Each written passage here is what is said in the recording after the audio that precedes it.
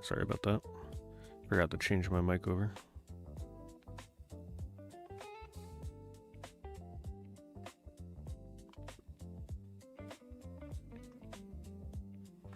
I was just saying how this looks like a bouquet of flowers. So the next time you gotta give someone a bouquet of flowers for whatever reason, put together a cheap bundle of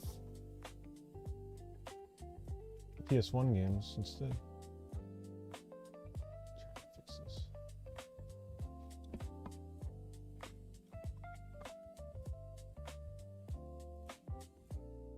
Yeah, future Valentine's gifts.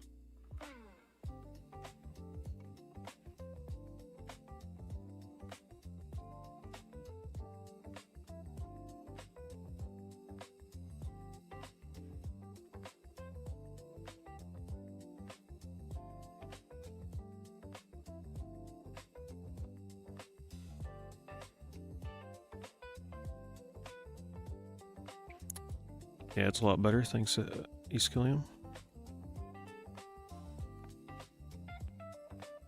More active lifestyle helps as well, you know?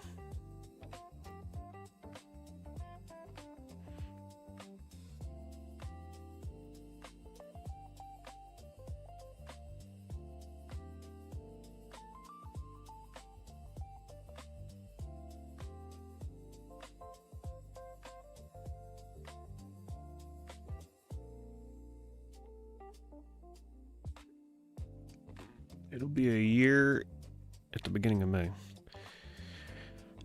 But yeah, you should just try walking.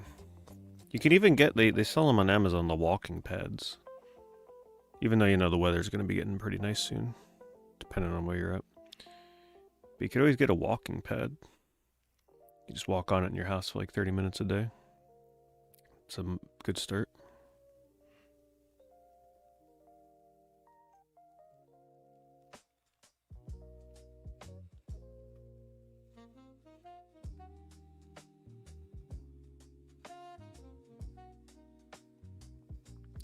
So there's apparently an Ocarina of Time full-on remake coming by the end of the year, by the way.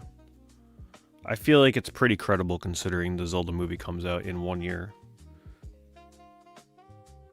I'd believe it.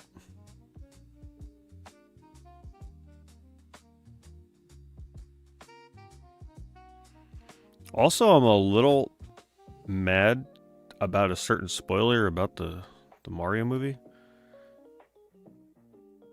If you have not been keeping up with Mario Galaxy spoilers, you should stay off the internet until you go to see the movie, okay? That's all I'm going to say. If you're unaware of the bombshell spoiler that they released a couple days ago, you should try and keep it that way. There's a huge spoiler that they released. Don't even look at a movie poster for the movie, because apparently it's on there. It's like, I'd say it, but you know what I'm talking about if you've seen it. If you haven't seen it, I'm not going to say it because I don't want to spoil the fun for you, but I'm pretty mad they revealed it right before the movie comes out, not going to lie.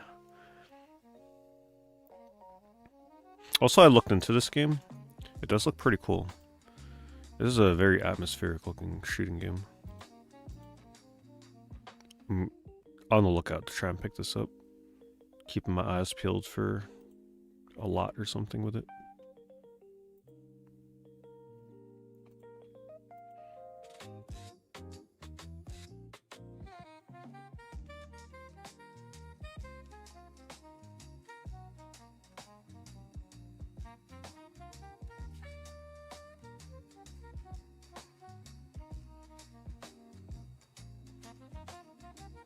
Today was an off-day cruise. Yeah. Let's just say that there's going to be a pretty big character in the next Mario movie, which has ramifications for games as well. It's good news, don't get me wrong, but I just wish it was kept a little more quiet. Is that a hidden foot I see? You didn't think I'd miss that foot, did you? Told you. Eyes of a hawk. I just saw the one toe. I'm like, oh, there's our first foot of the night.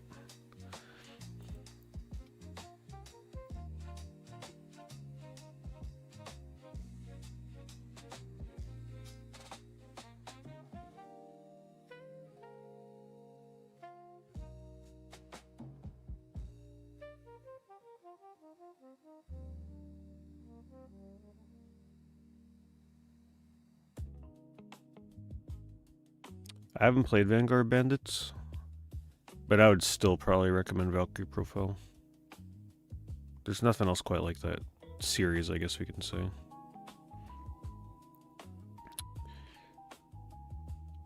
Even if you don't like certain aspects about it, you'll probably love other aspects of it. It's kind of hard to hate the whole package.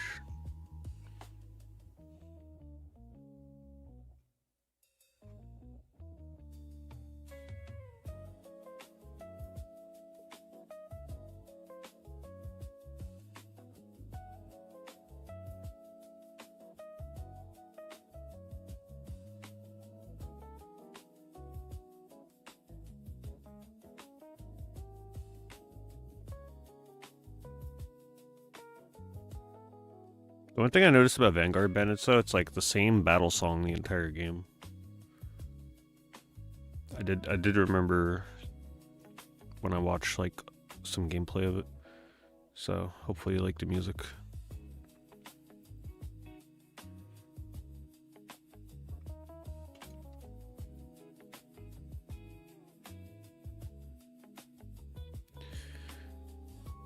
Not a terrible lot. Mark Echo's Getting Up. That's like a $30 game these days.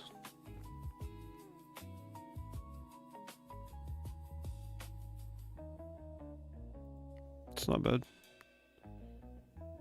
The shipping kind of makes it a little less enticing. But if you were in the market for Mark Echo's Getting Up and several of these other games, it's not terrible. You could also try and be sneaky and throw them an offer. This is not something you see every day, but you can throw them an offer on the auction. And if they think, gee, this is not going to get any bids because it has no bids and it's ending in 20 minutes. If you throw them an offer of like $45, they might actually take it if they get notifications to their phone.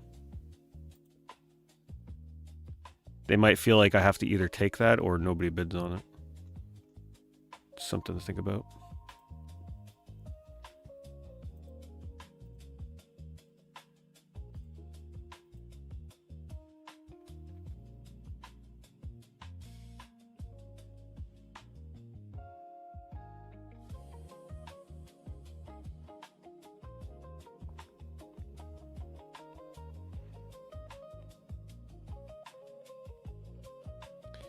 Finally able to find Pokemon cards in stores. Turns out the resellers only care about money. Okay, so you're saying that the new Pokemon set is actually findable in stores? Because there's no big hitters? That's shocking.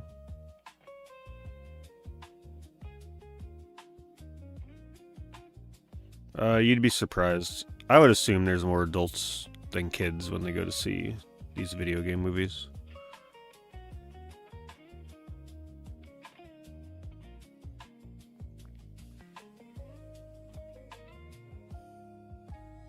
But that's why they make so much money. They target both demographics.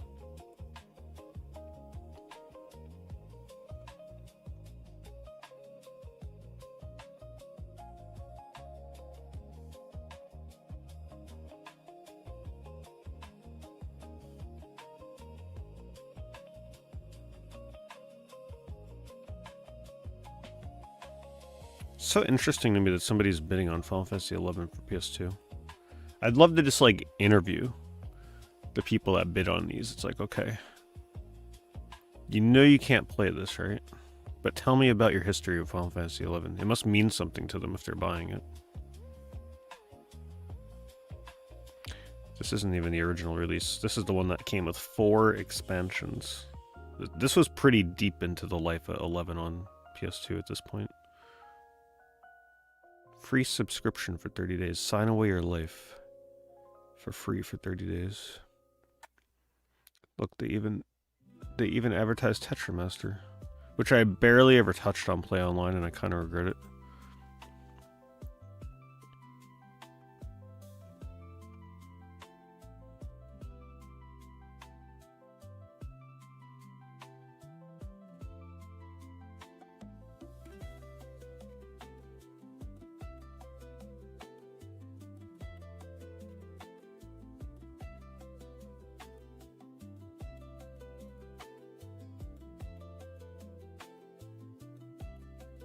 The heck?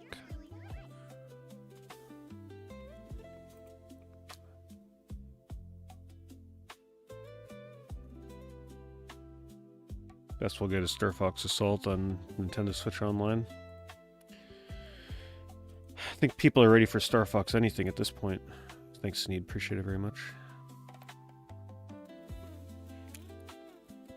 I was looking at this. I'm like, what am I looking at here? How does that even happen? Oh my god. It's like a welding iron or something had to like scrape this cart. How do you actually bend the plastic like that? That's crazy. Like acid was poured on this or something.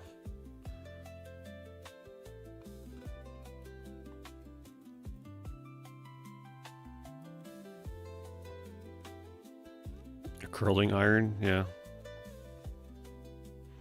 Hello, Rogelio. Newest set is perfect order.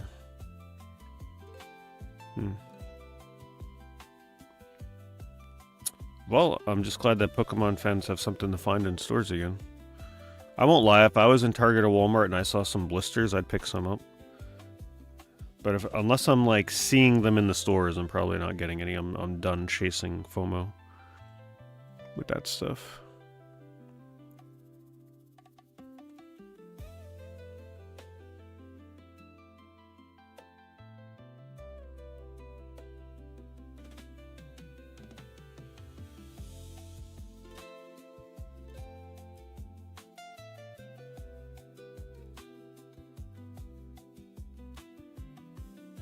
How do I like Leaf Green? Oh, that's great. For sure, if I ever go back to play the original games again, I would just choose Fire Red or Leaf Green. I think that's the way to go from now on. The originals are still cool for the nostalgia, though. But these are definitely the better games.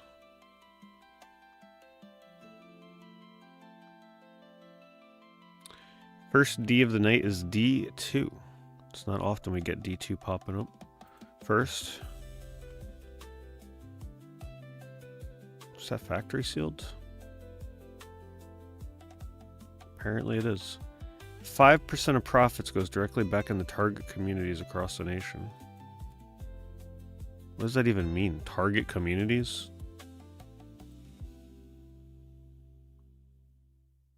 A sealed D2, where 5% of your purchase goes to Target. I think the seller should take 5% of their sale and walk it over to Target and just hand it to a cashier or something.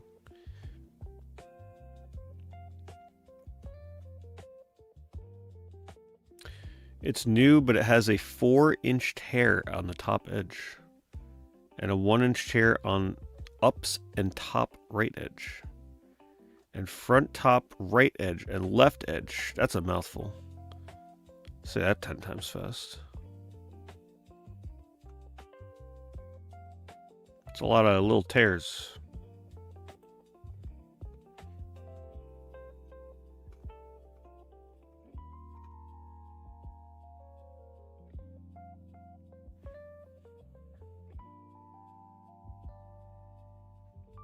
Hello, honey squids. Hello, Ethan. You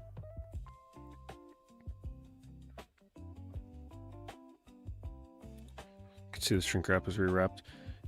Yeah, it's a little confusing because of that Target sticker on the back. Makes you wonder how that got there. Weird history.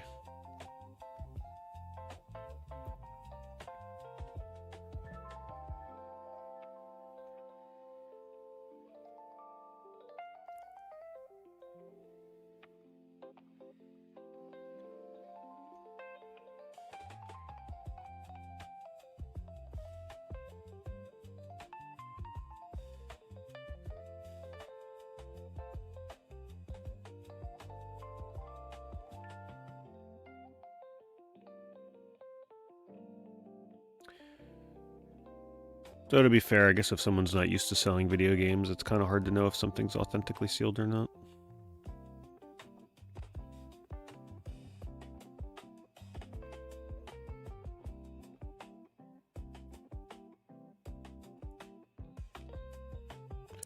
"1,001 touch games. I wonder if any of them are actually good.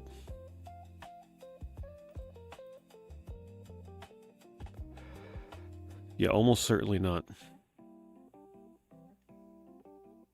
Are you really getting 1,000 games in here? I highly doubt that. There's no way.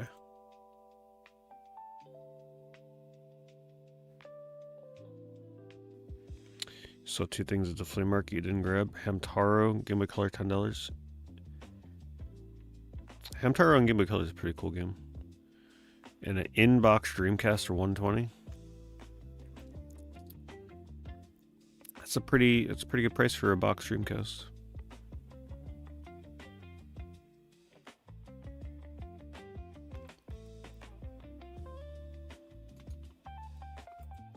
No bids for Echo Knight. It's a little dirty. Ooh, that looks really dirty. Now I can see why there's no bids, because 100 would have been a pretty good price. Is it the plastic though, or the insert that's affected? It does look like the insert is water damaged.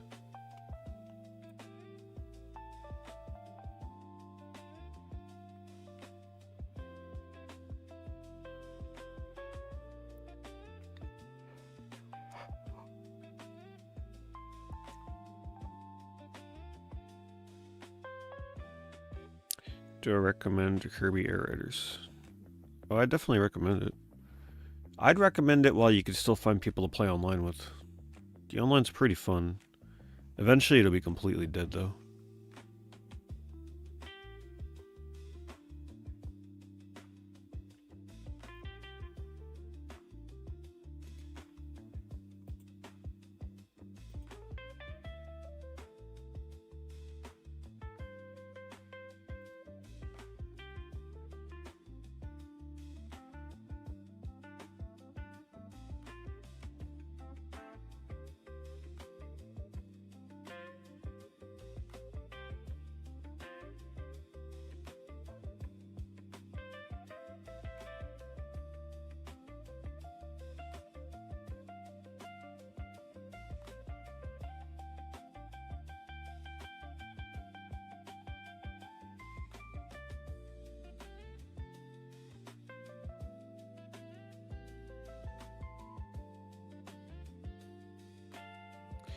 Am I excited about the new Mario Galaxy movie spoiler game?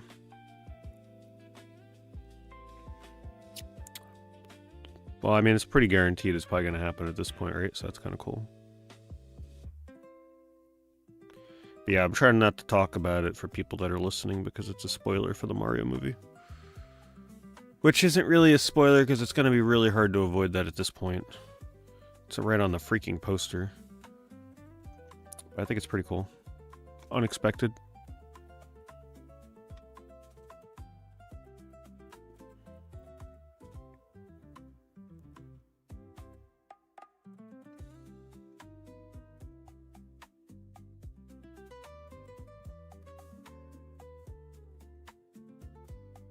Imagine how amazing it would have been, though, if they kept that under wraps until the movie came out.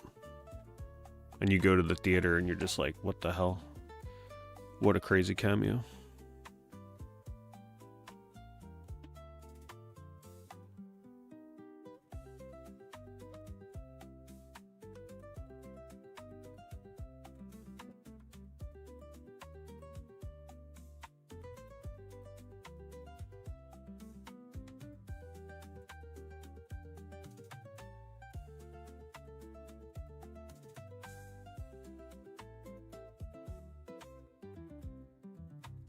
Looks like Lost Soul Side is getting cheaper and cheaper to the point where I'd maybe buy it soon.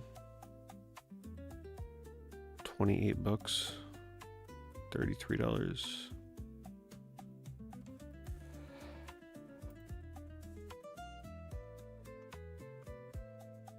By Black Friday, that's definitely going to be one of the $19.99 games. Maybe even $14.99.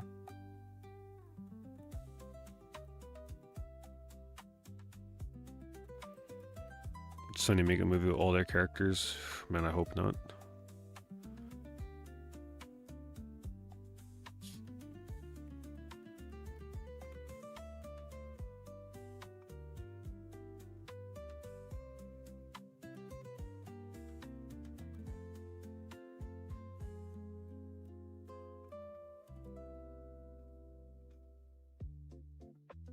The only one I feel like would be pretty epic to see in a theater would be a God of War themed movie. I feel like that could be pretty theater worthy.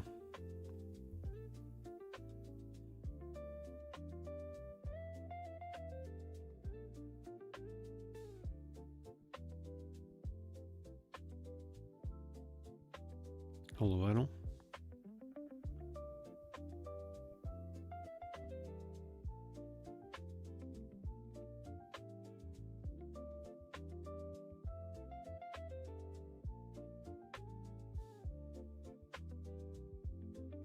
This here, 55.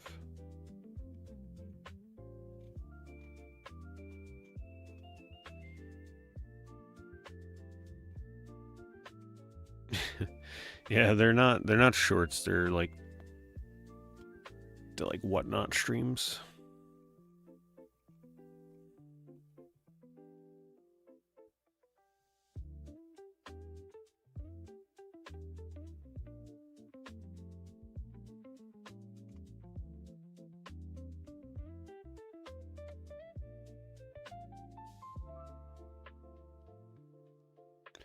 Is it just a competition of who can make the ugliest PC boxes? Like, seriously.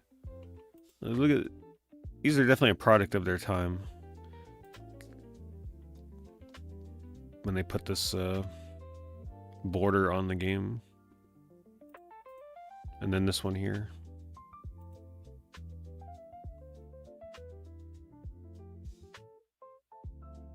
Still doesn't top my favorite, though. That one from Australia, the Hot Picks.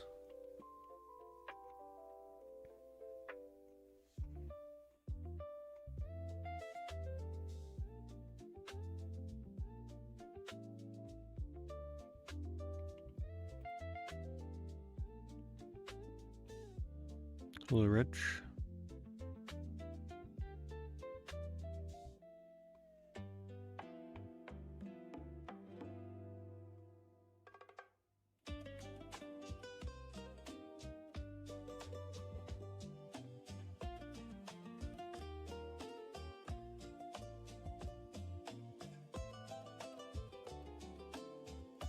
Okage just celebrated its 25th anniversary in Japan. People in Japan were like begging for them to re-release this game. Because apparently in Japan they never got the PS4 re-release that we got.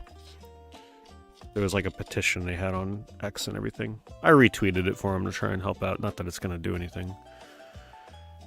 We know that that's not the kind of game that would have any kind of demand for a re-release.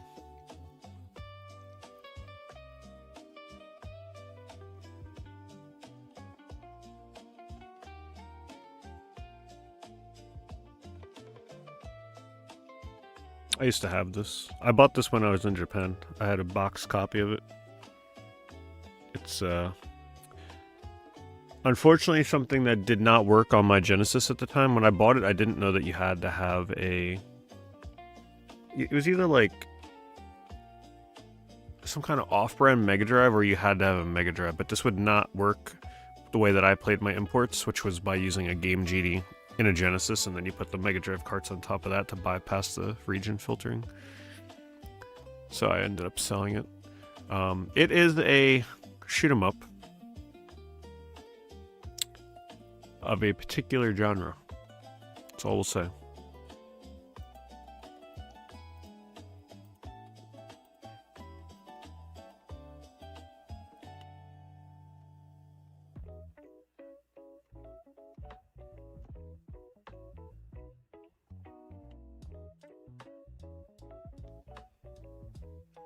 They never fixed Okage on PS5 now. So if you want to play it, you still have to play it on a PS4.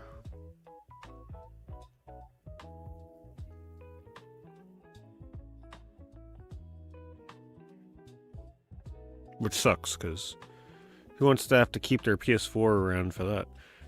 Of course I keep mine around for PT as well, but it does kind of suck to have to keep a console around just because of like 2 games.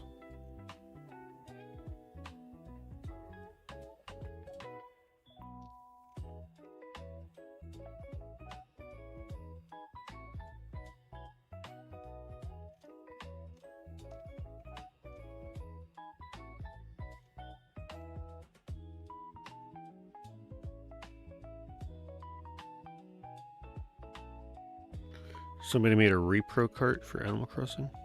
So that's what I'm going to want to try and get.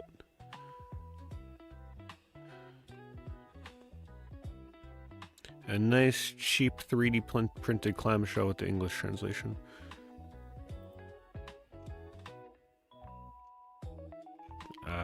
The ATV game must have been on the previous page. Unfortunately, if I go back to the previous page, it's gonna... The order of things gets all out of whack because it like reloads what was on the page.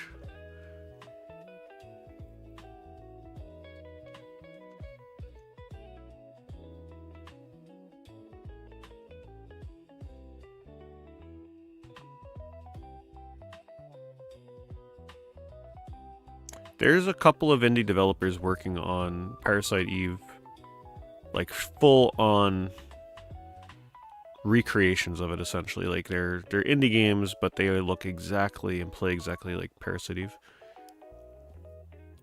So you gotta leave it up to the indies to take care of it.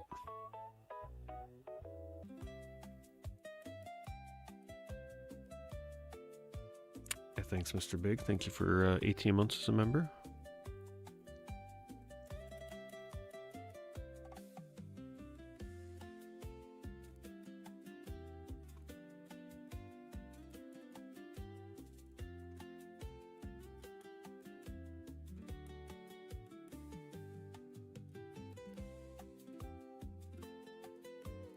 Yeah, I didn't know it was... I mean, I knew it was a thing, Prince Charmander, but I didn't know that they rolled it out for me yet.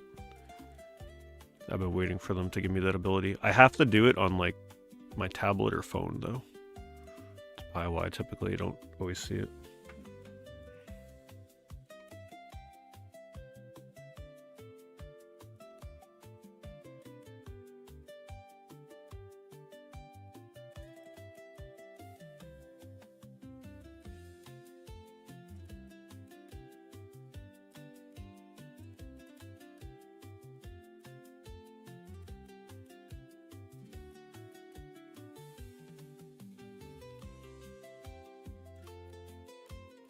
Favorite game to hunt for? Like one particular game? D. Because there's so many sizes and variants that the cases and stuff come in. You never know what you're gonna find.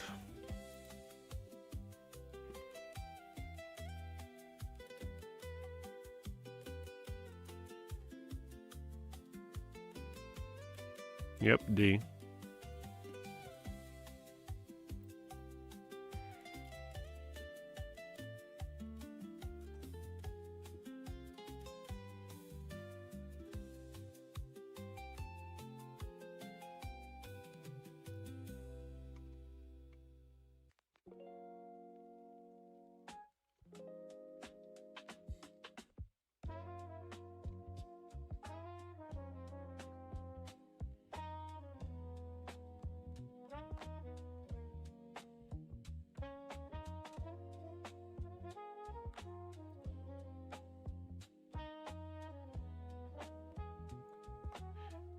If you've never heard of D until now, you're in for a treat. Track down your favorite version and give it a try.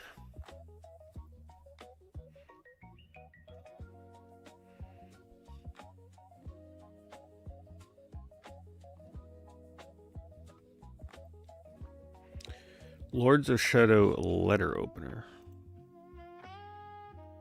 Oh, I see it. That's cool. You know for damn sure if it didn't have that backing card, nobody'd know what that sword is from.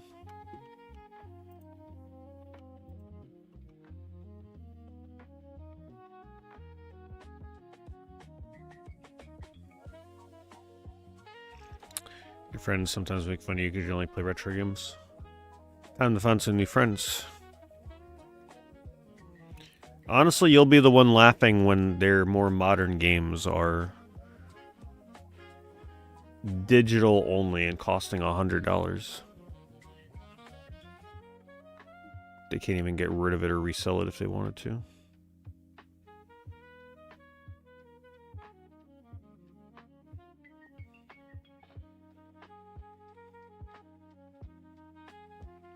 Let me guess, your friends are the type that they make fun of you to play Foy.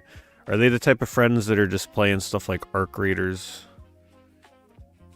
Fortnite, Call of Duty,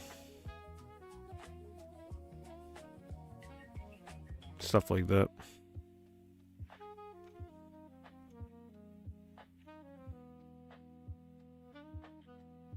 It's understandable if friends like that make fun of somebody that only plays retro, because in their world they only revolve around like a few games, right? Like they're always just playing the latest and greatest, and that's all they play, which is fine.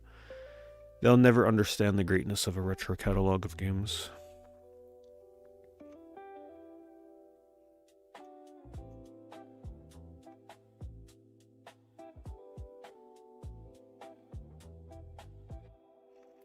Okay, so they make fun of you in a fun way for playing retro games, but they play a bunch of retro games too. They play RTS and new indie games. Well, hey, that's better. That's better than what I had in mind. If they're playing new indie games, at least they ain't gone too off the deep end, right? If anything, if they're playing indie games, that means that they're practically playing retro style games.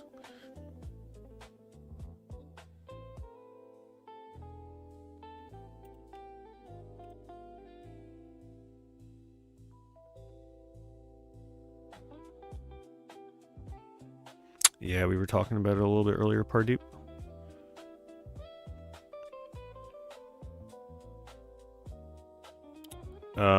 I haven't seen any comments yet about it, Rosewater. I mean, it probably is. I could just tell by touching it. It's a high quality repro. Honestly, it's such a high quality reproduction box. I think someone would easily pay like money for it if I were to get rid of it.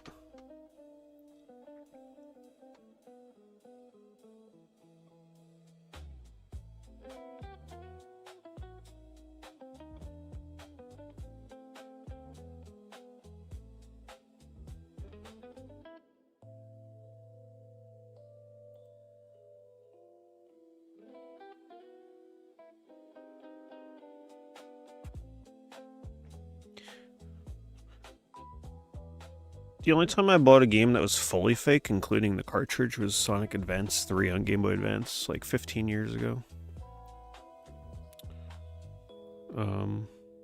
Got it in the mail, and I thought the manual was so hilarious I didn't even want to get rid of it. It was such a terrible fake. It was just a good, like, look at this artifact of a fake game. It was just kind of fun to see the effort.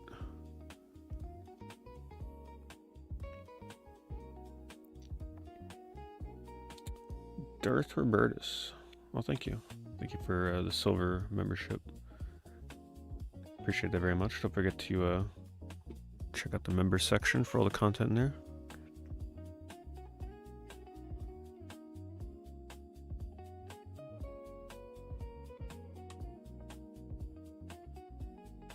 Managed to get Blades of Time under 50 pounds. Oh, I've been wanting to try Blades of Time. That game looks cool.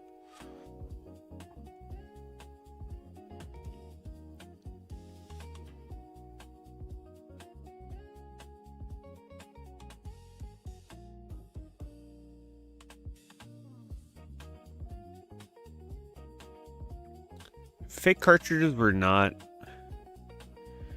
prevalent back in the day, but they were always a thing, because I remember back in the digital press days, there were always people that were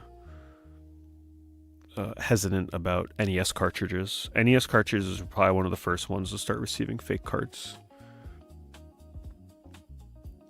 But it wasn't really a big concern, 20 years ago, but they did exist. Because back then, people didn't really have really good label makers and stuff. The ability to print high-quality labels.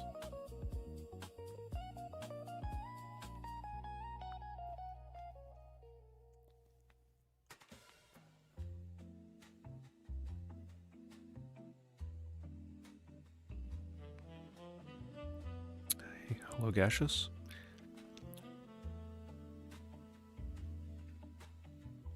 Thanks, Robertus.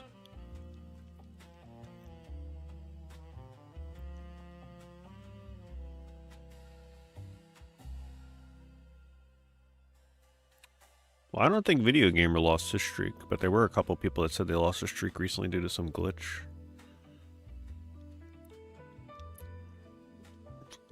Yeah, it was actually 200 NES games. I think it was.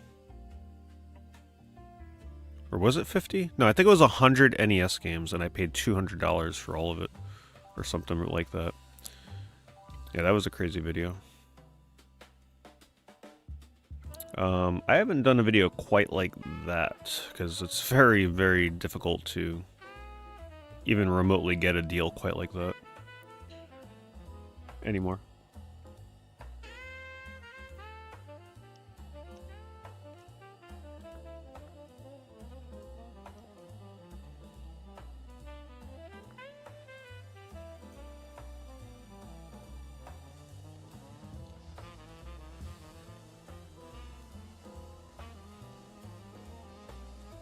First time you got NES games was 20 at once. Yeah, I miss the days when you used to be able to scoop up like a couple dozen NES games for next to nothing.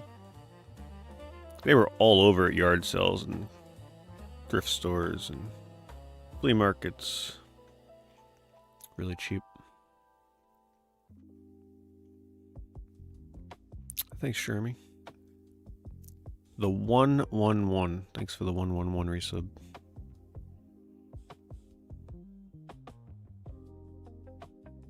Get the glasses cam. Honestly, if I ever bought like those meta glasses, I would go to more things like flea markets or yard sales, because we're still in that era where not everybody recognizes the meta glasses as recording. Even though I think when you record meta glasses, a light comes on, but let's be real, everybody just blocks that out. Right, like you find a way to block it out, get a little black piece of tape or something.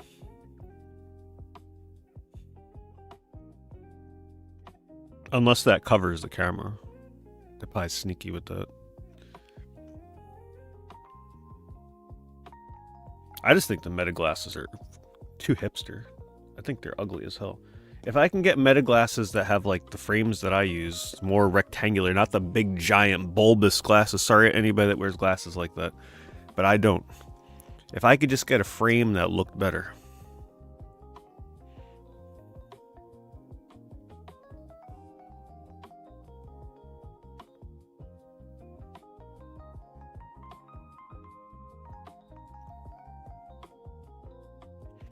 Spyglass is hidden by a floppy hat. How would that work? The hat like flops down in front of the camera or something?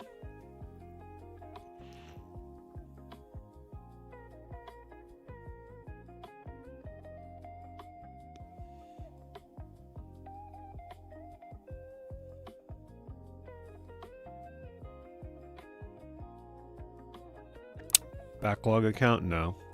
No, I'm too lazy for stuff like that. I keep my backlog in my head. Oh, look. Here's an NES slot. Something like this back in the day would have cost like under $100. No joke.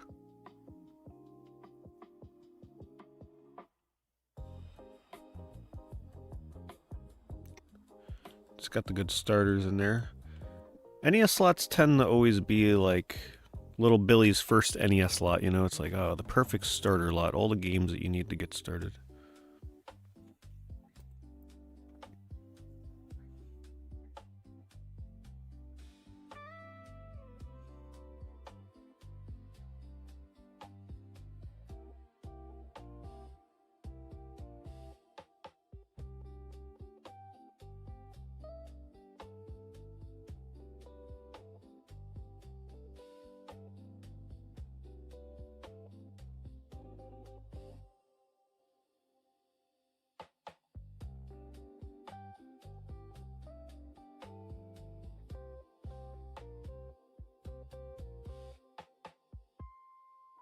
You're reminded of playing Hydro Thunder in my streams. Yeah, Hydro Thunder Hurricane was a classic. I wish that wasn't the last one we ever got.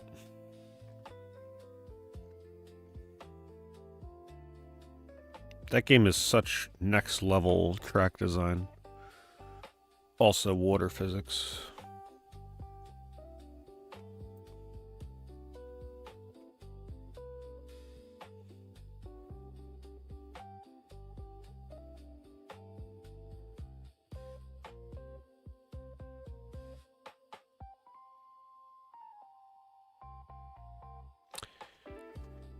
The PS2 version of the Warriors was delisted. Maybe that's why it's going up in price these days.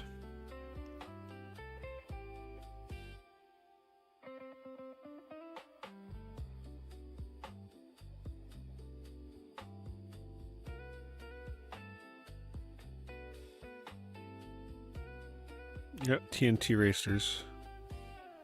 TNT Racers is also a Xbox Live Arcade classic. At least for the 20 people that played it.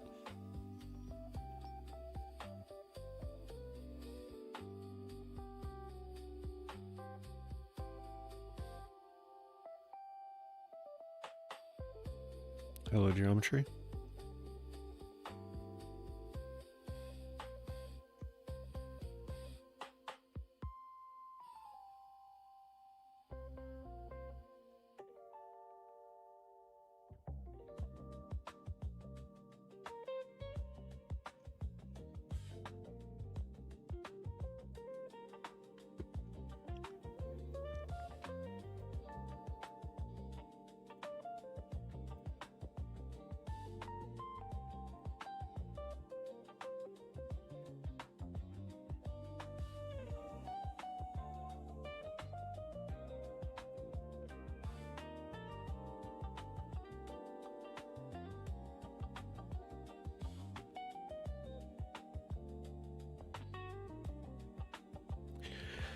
Breath of the Wild is 10 years old next year. Oh my god.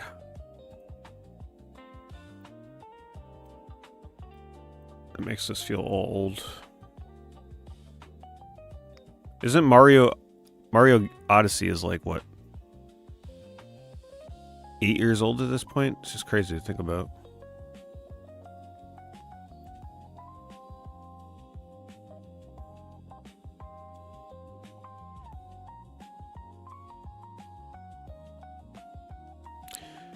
Jurassic Park Classic Games Collection is getting delisted at the end of this month. I do think the physical copies of those are easy enough to find where it probably won't do much for the physical copies. But still, that's nice convenience to have. Pick it up digitally.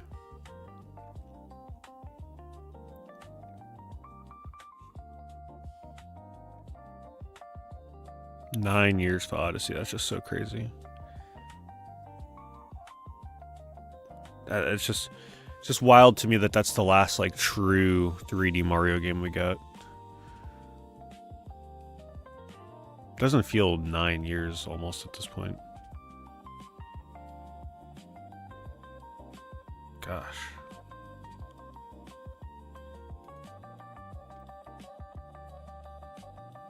Hello, Duncan.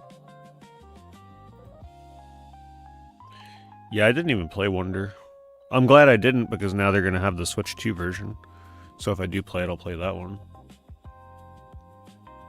I don't count Wonders. To me, mainline entry Mario game is when they release a new 3D platformer.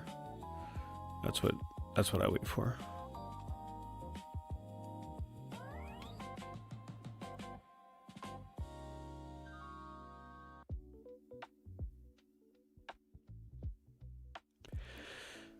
Hello, Soccer.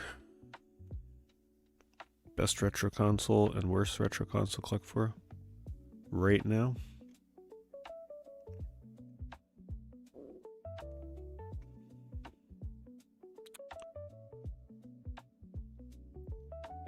Well, I think the PS3 and 360 are both at like really low price points right now. So if you consider those retro yourself, I'd say those are pretty good for the moment. A lot of the games under there are the cheapest they've been in a long time. The worst is probably the usual suspects, but probably something like Super Nintendo maybe, as always.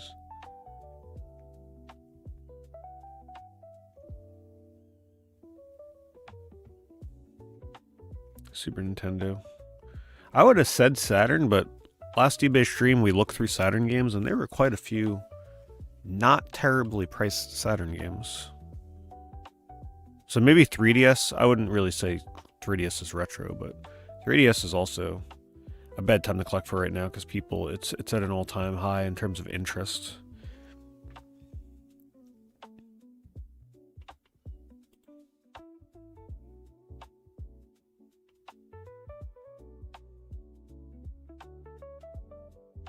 I didn't play the Switch 2 edition of Xenoblade Chronicles X because I also heard about weird upscaling issues or something. I'm waiting for them to like patch it once before I play it probably. Some people say it looks fine and there's no issues, and then other people say it's terrible. So I don't know who to believe.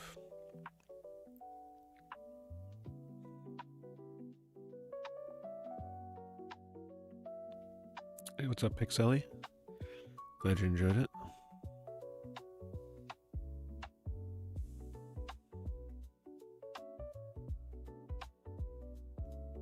What made for the recent 3DS interest? I think it's just a lot of Nintendo fans that kind of miss the... Because think about it, right? For all these years since the original Game Boy, Nintendo fans were always used to a dedicated handheld, right? Like true portability. And then that, you know, that kind of ended with the Switch. That thing is not as portable as a 3DS is. It's portable, but let's face it, that thing ain't the easiest to throw in your pocket and take with you. And I think a lot of people just kind of miss the true portability of the 3DS and the DS and such. Plus the 3DS has just so many quirky Japan-style games on it that we're just not really getting as much anymore. So I think there's just so many contributing factors to people kind of getting nostalgic for that era of Nintendo.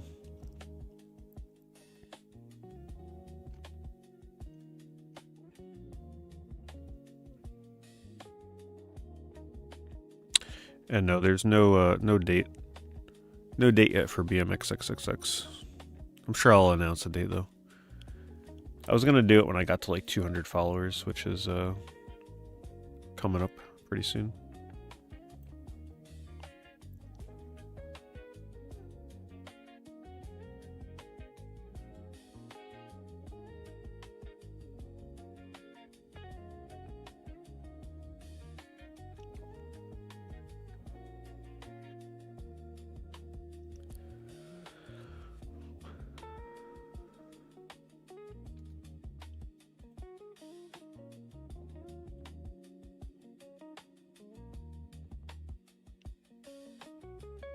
Also, I'd say one of the worst consoles to collect for right now is if you're going for complete in box original Game Boy.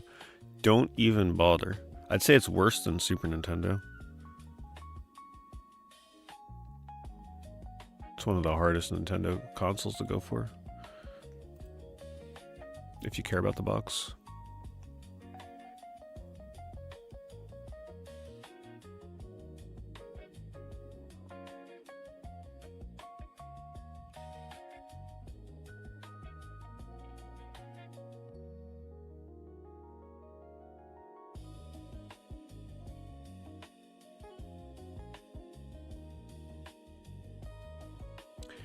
Legendary Axe. I think I tried playing that a long time ago. It's pretty neat. I'm glad you got it. Sounds like that game's pretty expensive these days.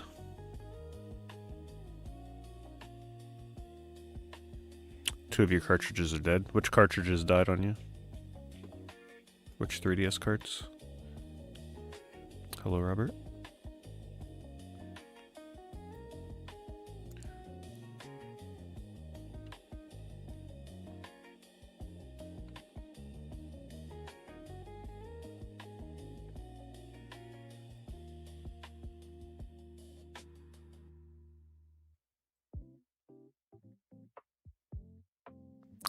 Oh, come on, Trekkie. You can buy it and play it for like 1 minute just to say that you played it.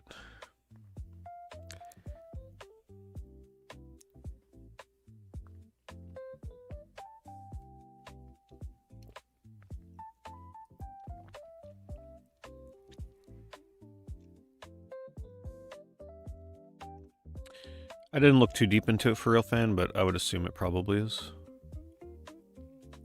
It's just the texture of the box is just too off.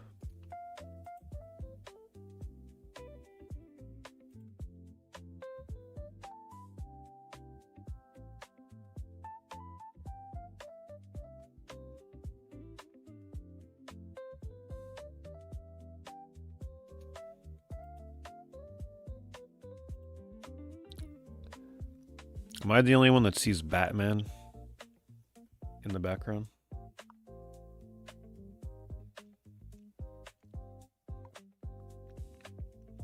Once you see it, you can't unsee it. And Arkham Asylum is in this lot, just saying.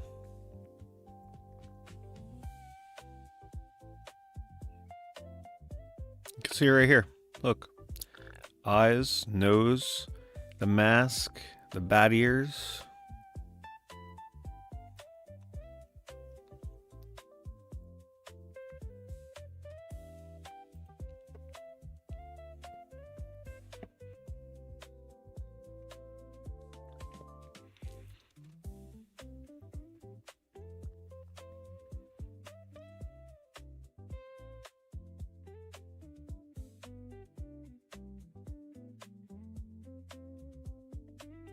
How is Screamer overall?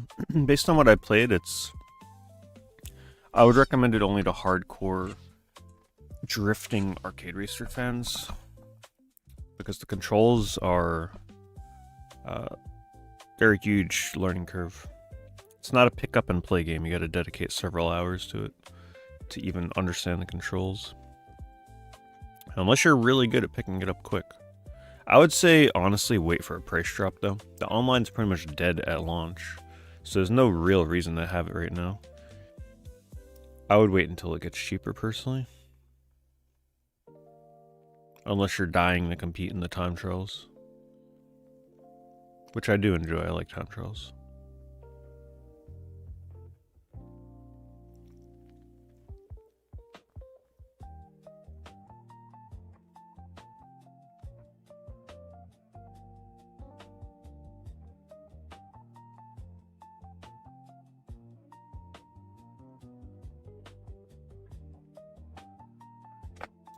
Yeah, Max will probably be streamed soon-ish on Kick. I was gonna do it at 200 followers, you know, as like the goal.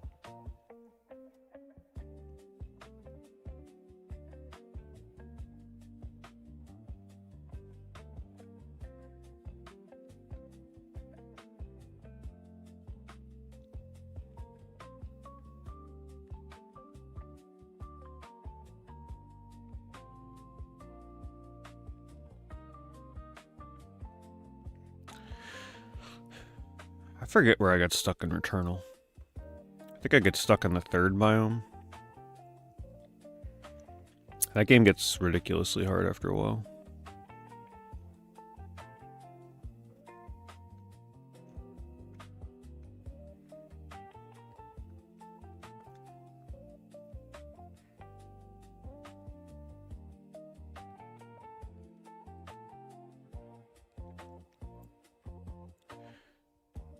Hardest game I beat was that Ghosts and Goblins, Ghouls and Ghosts, whatever the hell. I can never remember. I always get them mixed up. The Resurrection game that I played on Legend difficulty on my first playthrough.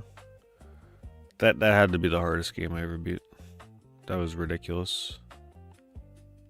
Playing it with the original Pro Controller too, which was even worse.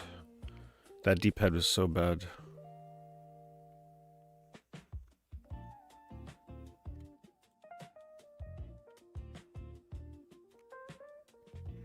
I couldn't give you tips for Biome 1. I haven't played Returnal since it came out. I don't remember much about tips for that game, unfortunately.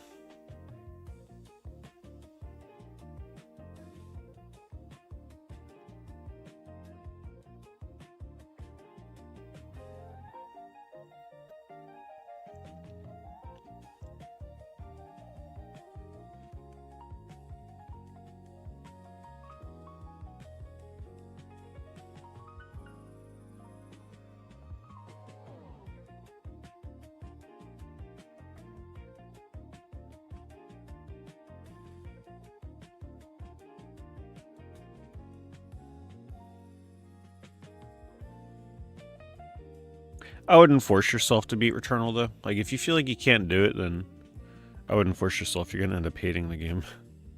Nothing worse than trying to brute force beating something like that. Just play that Saros game, and who knows, maybe that's like what you want Returnal to be.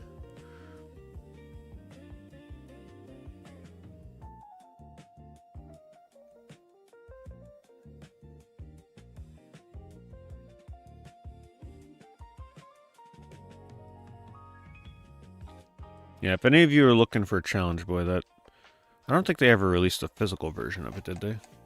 Let me get the right name for it.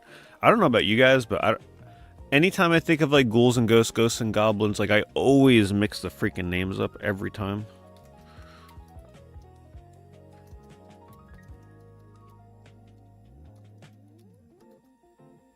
Ghosts and Goblins Resurrection.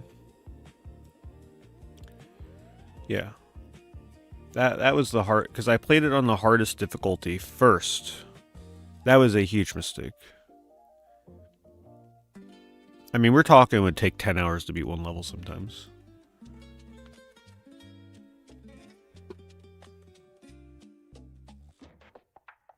And I played the Switch version with the Pro Controller. And for those of you that remember the Switch Pro Controller, that D-pad was terrible for precise platforming. And something like that, where you gotta like look left and right really quickly, or crouch and like do all these crazy things, where sometimes you need to jump but quickly look behind you so you can shoot behind you as you're jumping to the right. The Pro Controller was just not fit for that stuff.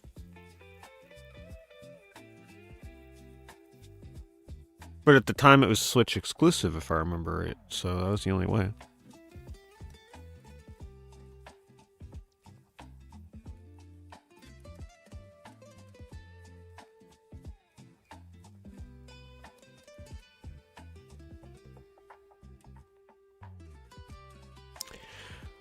Yeah, that was probably the most I've ever cursed playing a video game. Ghosts and Goblins Resurrection.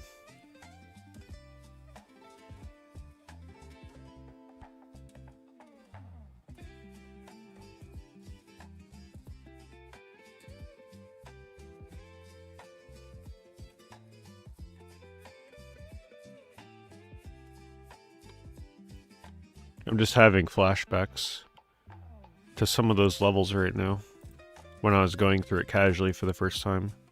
Eventually I went on to quote-unquote speedrun it, and by speedrunning I mean, like, you know, do my best to beat it as fast as I could. I think I got my time down to 38 minutes. Being able to beat that game in 38 minutes is not terrible. But I will never forget my first playthrough of that.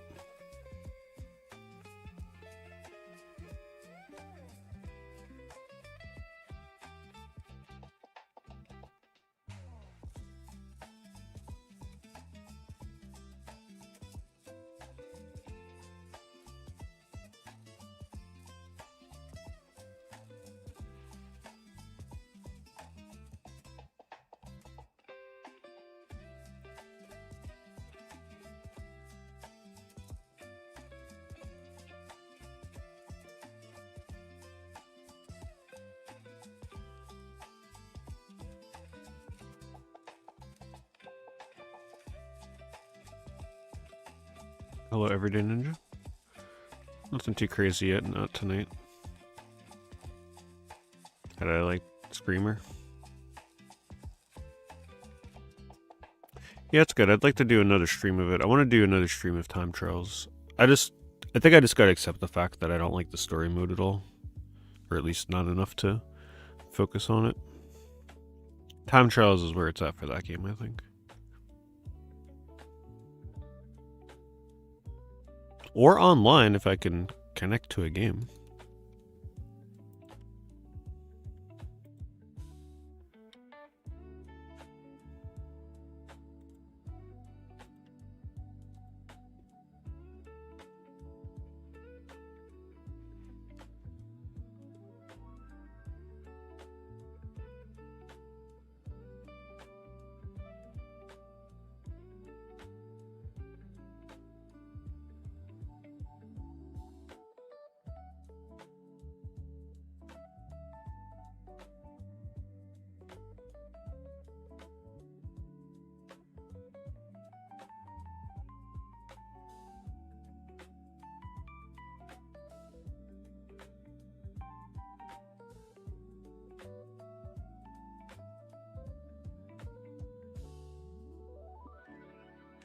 Those are all cases, there's no games in there.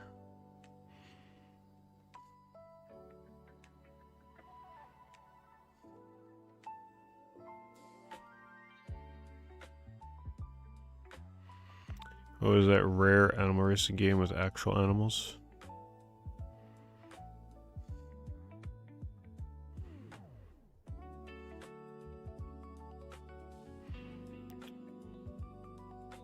You mean the one that's on PS1?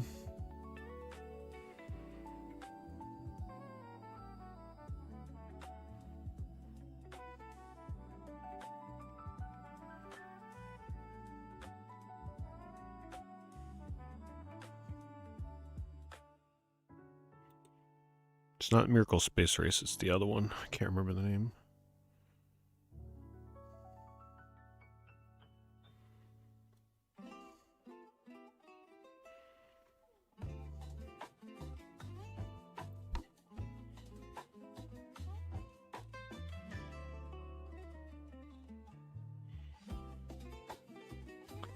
Let me see if I can find out.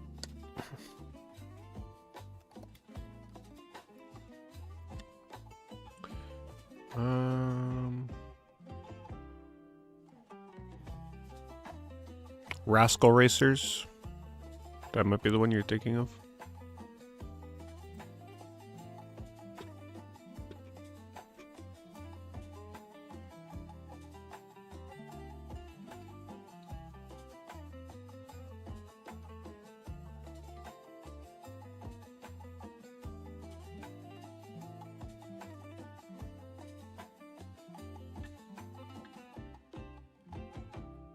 Sonic Dark Brotherhood.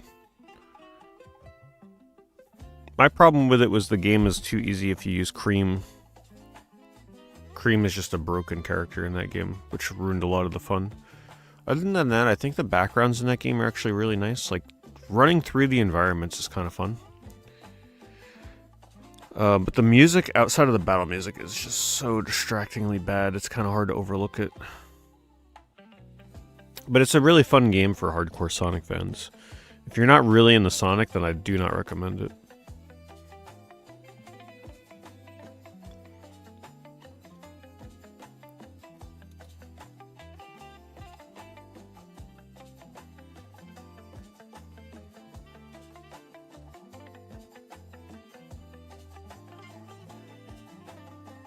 Hello, Adam.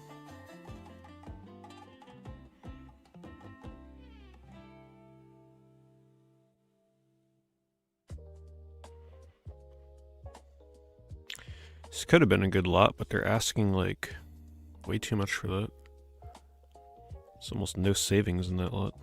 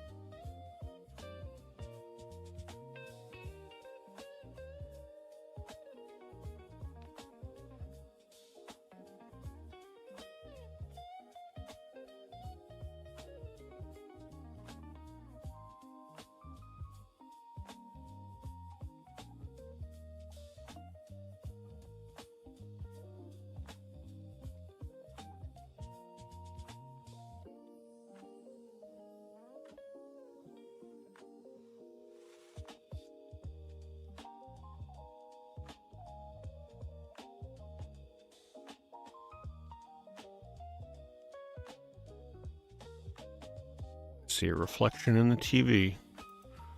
That means we gotta come in and inspect it. Looks like they're doing laundry. Hopefully.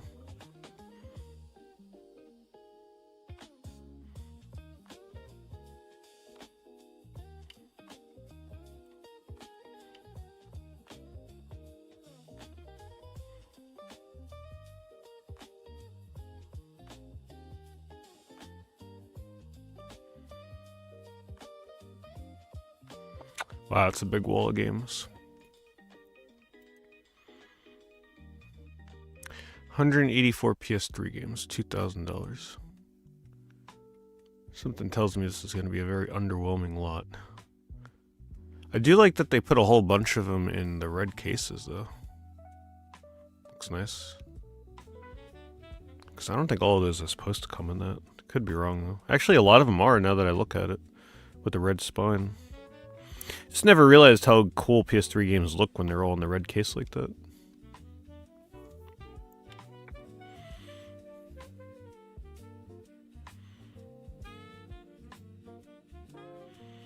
I actually think I would have preferred it over the clear.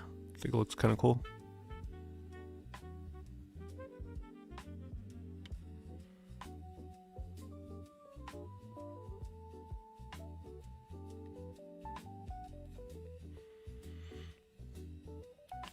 Cool lot, but nowhere near $2,000.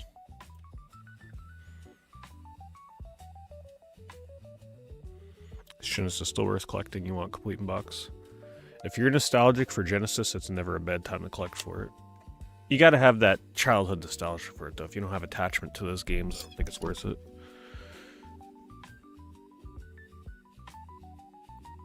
There are some very expensive Genesis games, though, so you gotta really know what you're looking for first. Plan ahead.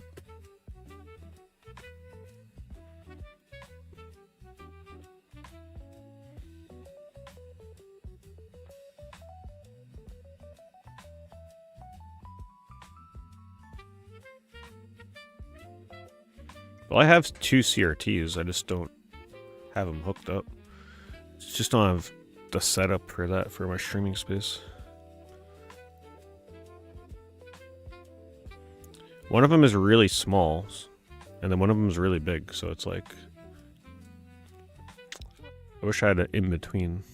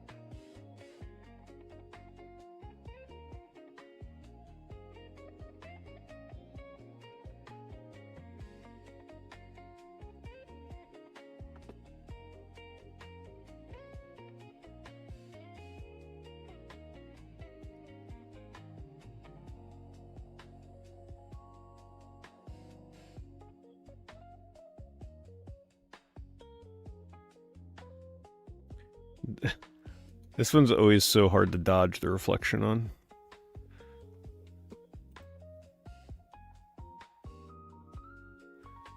Wait, what is... Oh, it's a picture box. I was going to say, what is he taking... How is he taking this picture? You can still see him, though. You can't escape the Master Chief helmet reflection. Gets you every time. I tried selling mine all those years ago. I did sell it, but I remember the reflection is... You can't avoid it. It's getting you, no matter what.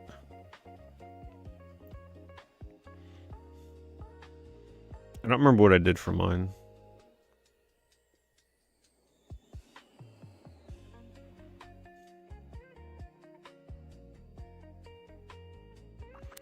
Super high prices for new games and consoles makes you rethink what expensive for retro consoles really is. It's an interesting thing to think about, right? When the normal now is to spend $70, $80 plus on a new game, sometimes not even including tax. It makes you rethink the prices on retro games, doesn't it? It's like, man, would I rather buy a $80 Sega Genesis game or an $80 modern game that'll be $40 in a few months?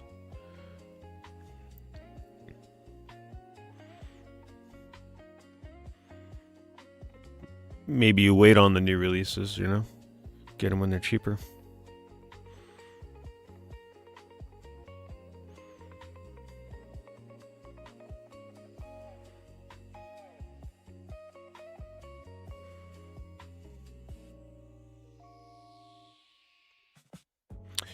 So they're re-releasing Blue Reflection. Sadly, as a digital-only release. They're doing a Blue Reflection compilation with the first two games and then like two other games that I think were mobile games. But it just shows you the bleak future that we're in when an obscure JRPG that normally the only way people would buy it was physically is getting a digital-only release.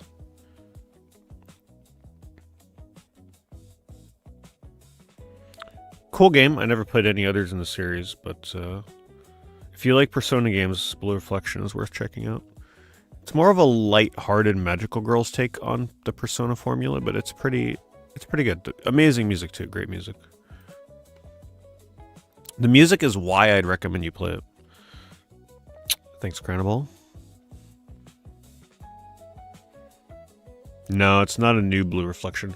Well, technically it kinda is, because I don't think we got the mobile Blue Reflection games. So that's kinda new for us. Yeah, digital only. Time is an ocean in a story. Yuri Lowenthal.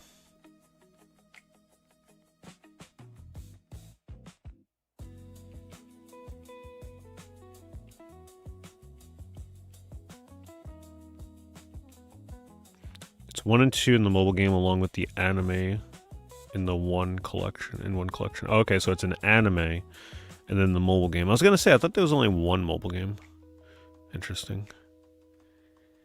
Yeah, I'll probably pass on that. The only reason I'd buy it is for the mobile game.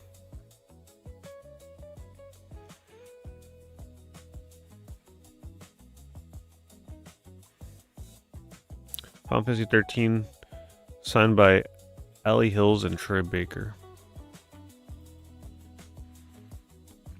Honestly, this price isn't terrible, because if you go to get their signatures, these days they're typically at least $40 for one signature.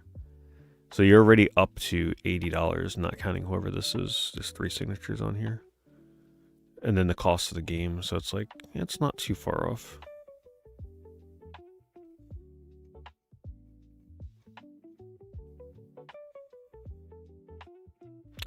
The Voice of Lightning. Ooh, that's a pretty good signature. She's kind of hard to get an autograph from. She's not as prevalent at conventions as the others.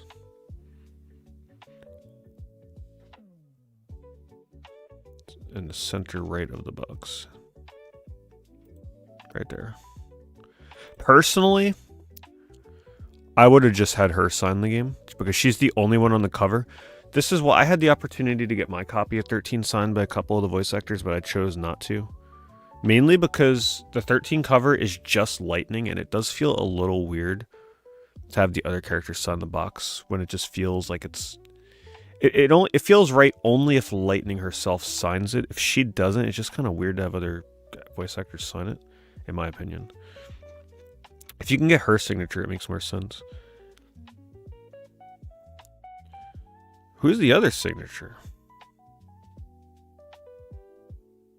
Top of the case includes a personalized inscription. Oh, no. A personalized inscription that reads to Sean. We got any Seans in chat? There's also an additional small marker initial in the far right. Possibly a quick flourish. Nah, that ain't no quick flourish. That's a third smaller signature from a staff member or another actor.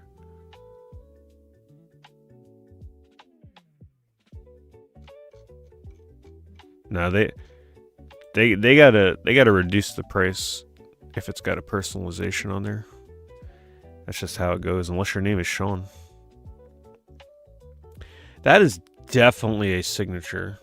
It looks like Liam O'Brien. Let's see. I'm just like making that name up right now. It sounds like someone. Yeah, Liam O'Brien, Final Fantasy. That is... He does... Caius. Okay, yeah, that's a bit of a... I don't want to say lower tier, but not a main character. Look how small his signature is. It's like he didn't want to sign the game. He's like, let me find the most inconspicuous, out of the way. If I paid a voice actor to sign my game, I'd be pissed if that's how and where they signed it. That's ridiculous.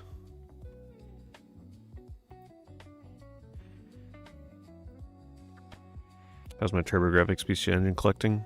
I don't collect TurboGrafx anymore. I got rid of my TurboGrafx games a long time ago. I switched to PC Engine long time ago. US TurboGrafx was just too insane even back in the day.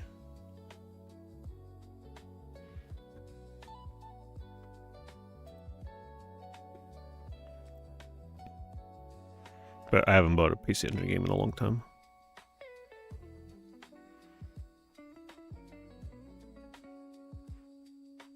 Maybe that's why he signed... You know what? Maybe that's why he signed it in the bottom right corner. Yeah, because he wasn't in the original 13. So he's like, you know what? I'll sign it for you, but I'm going to, like, not try and take credit for the work I'm not in. Some people got to do a better job of researching. You can't have a voice actor sign a game that they're not in. That's just weird.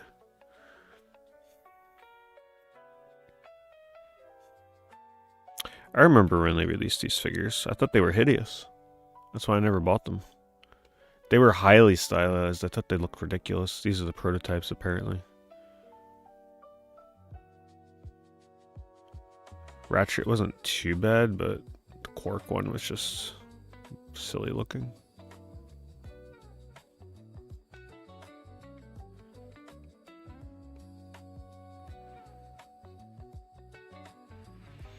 How do you go about deciding to trust if the autographs are real or not? That's on a game-by-game basis kind of thing. A lot of times you just gotta get it signed yourself. Or sometimes they'll come with proof of like a picture of them getting it signed or a certificate. If it's multiple signatures, that's a hell of a lot harder to be like, yeah, that's not real.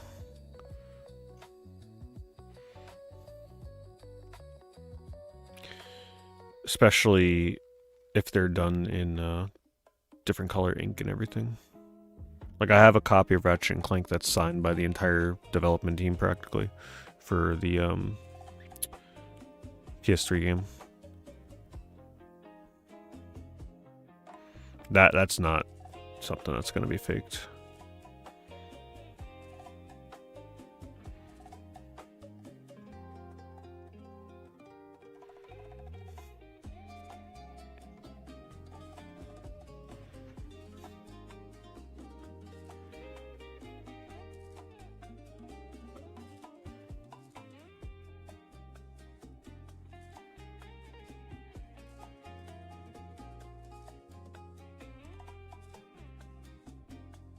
No, I don't do comics.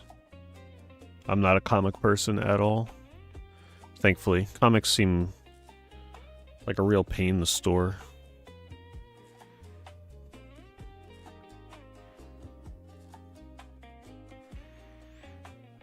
Comics are also a kind of weird thing to collect because it's like if you actually get into collecting rare ones, you're not even going to want to look through them because you don't want to damage them. So it's like they just sit in a bag their whole life.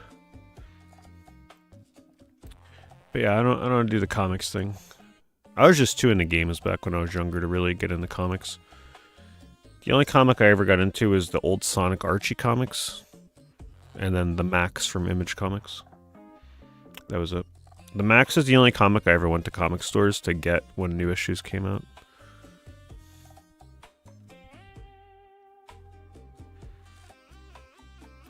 Hello, Matt.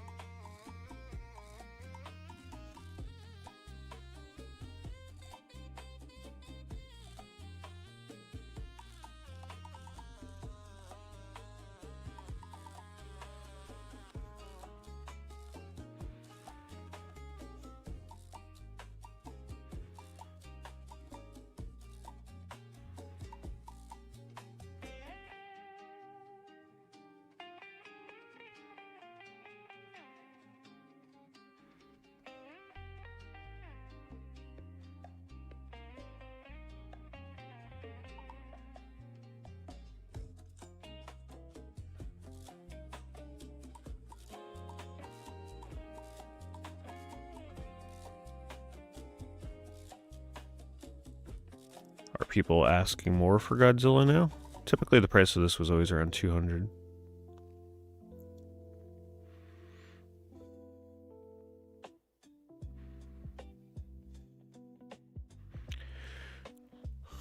Which HD console do I think I would have liked the most when I was a kid?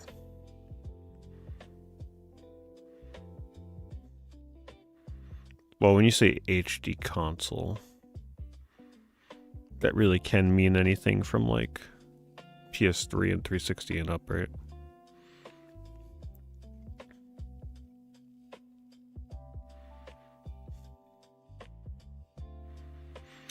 So this is cool and all, but the display just isn't fancy enough to warrant $2,500.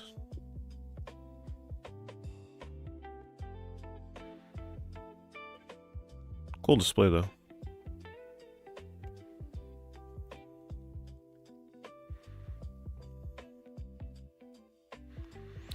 Pokemon GBA prices will not ever decline, no. No, the Pokemon maniacs are gonna make sure that never happens. So if there's something you want now, I'd just get it now. Pokemon is in a different league from other games. There's other factors that determine the prices of those games.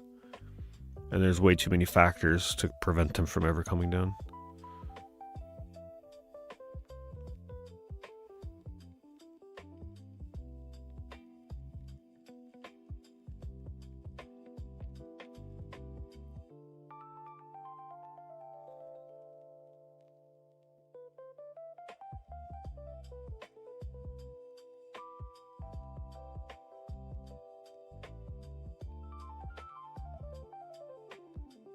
Saw a PS3 version of Godzilla. Learned it was the PS4 game on a different system. Yeah, the PS3 version's a little different. I forget the exact differences. That one that came out in Japan.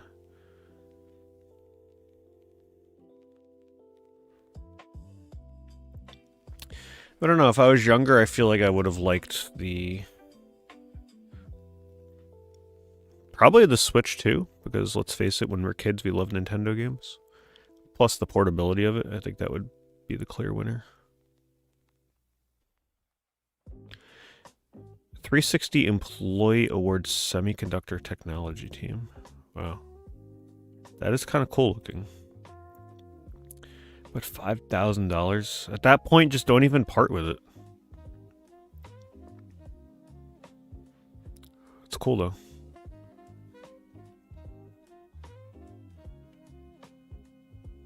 I guess they're looking at this as their employee bonus. I don't know if this is the original owner.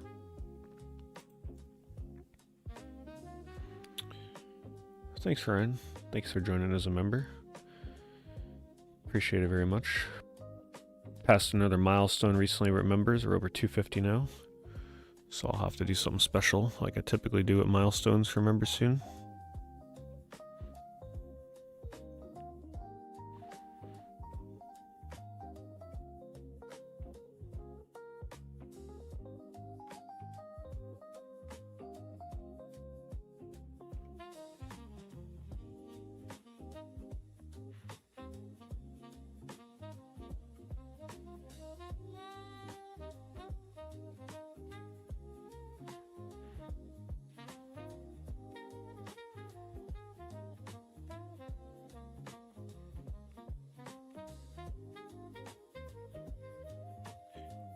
Timon in Murasaki, a visual novel game. You know, I have been reconsidering playing visual novels.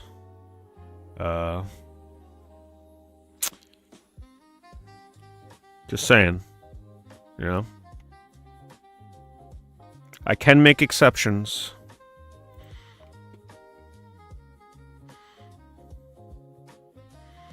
Panzer Dragoon or to launch store promo poster. That's actually pretty reasonable if you're a big fan of Panzer Dragoon. This is a actual promo to store display. It's not one that was like in a magazine or something. Just stick cardboard, you know, the cardboard stock. I'll post a link for this seller actually, in case there's a Orta or Panzer Dragoon fan here that wants to frame that. Put it up on the wall. Looks like they got some cool ones. Dragon Quarter and Gauntlet Dark Legacy. You know there's a Dragon Quarter fan out there that wants a poster, right? Oh, come on now. It says it's a visual novel. Sure, there's lots of reading. Lots of reading to be had.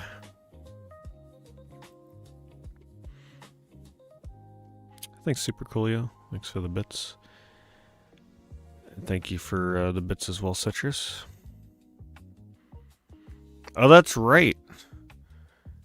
That's right. They're getting rid of combos in like 2 days.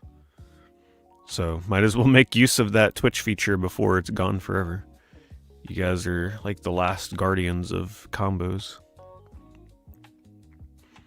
Enjoy the little animations in the chat while you can, because they're getting rid of that in 2 days.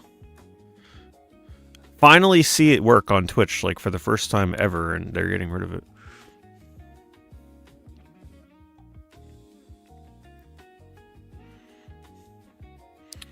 Orta? Some people really like Orta. I didn't get into Orta as much as the original. And you know, I don't typically play pool games, but I will also make an exception for pool. This is also one of the more expensive PSP games out there.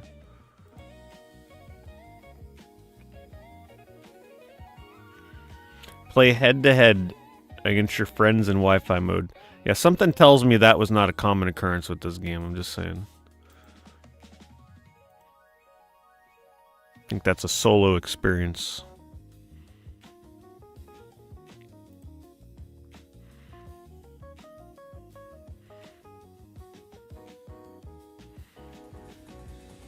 Oh, the Game Wave.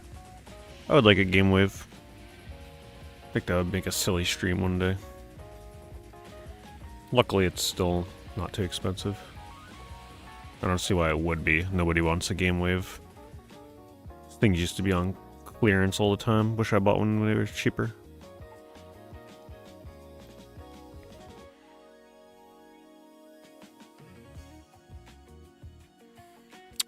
Amberg, thanks for the 63 months.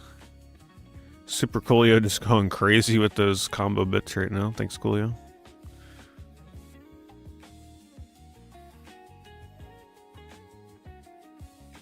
Game Wave, yeah, it's like a family console. It's sort of like, I wouldn't say the Wii, but it's something that you played with DVD remote controllers, and it had very family-oriented games, as you can see.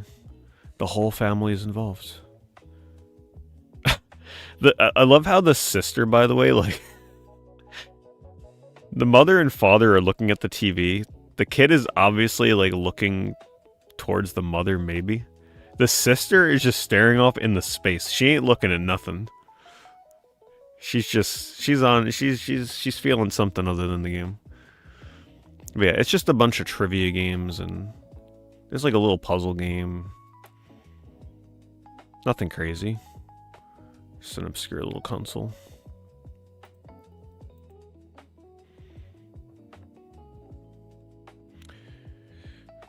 Erase to solve the mystery phrase. Don't cry.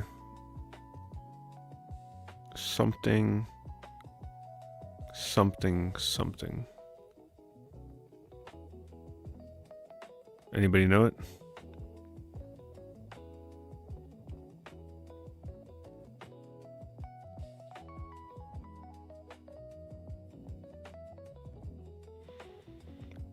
They got a Bible game. I don't think that actually came out. 4 Degrees Bible. I don't think that ever released. I could be wrong. I think that one never came out.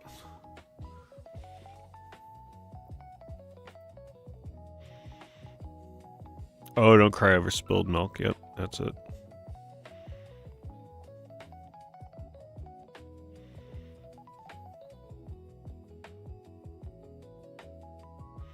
What is the Zebo thing?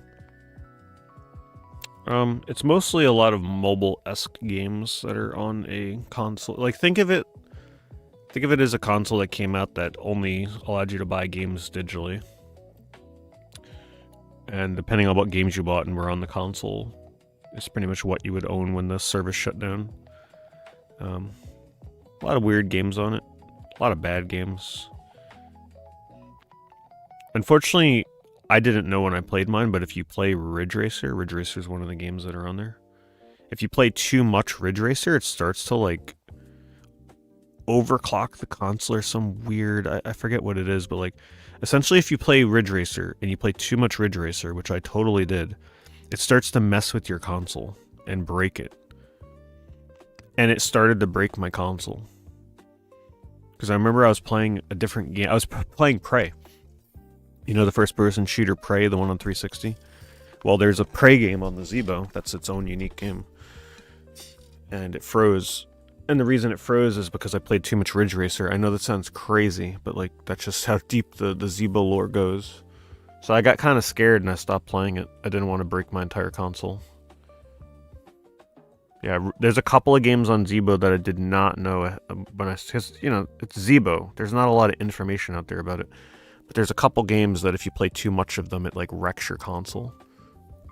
And I played a lot of Ridge Racer because I like Ridge Racer. So yeah, that was not good. And once you play it, there's no one doing it. You can't like delete the game. It's like the damage is already done.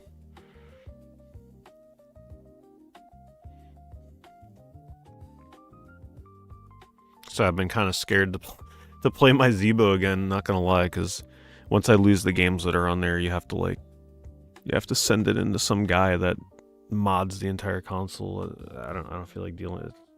I don't feel like going through that. So I don't even think he provides the service anymore.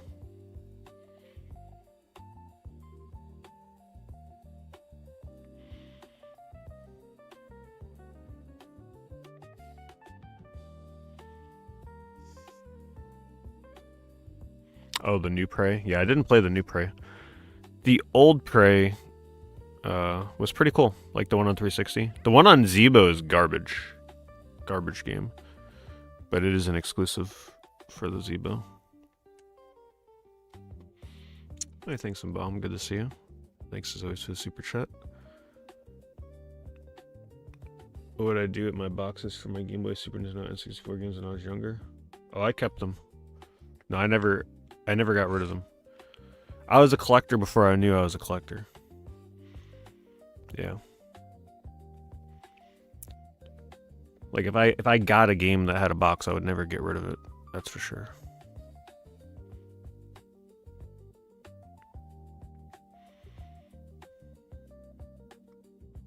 Just felt weird, right? Like, I don't know.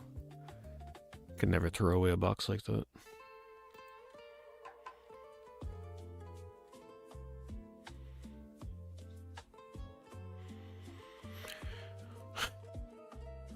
I remember one time, though, my grandma taped my boxes on some of my games. She took, like, Scotch tape and taped up my boxes when she was visiting. Because she didn't want them getting ruined, you know, like the edges and flaps and stuff. She did it to some of my Jaguar games and my N64 and I think maybe some of my Super Nintendo games. Wasn't a lot, but I look at it now and I'm like, I just look at it as a memory, you know? I don't mind.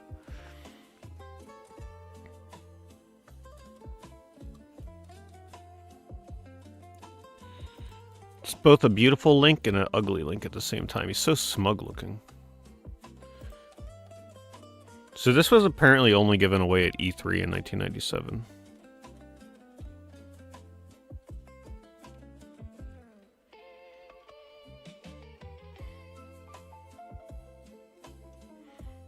They must have had a lot of them for sale though, because I always feel like I see more of them than there should be.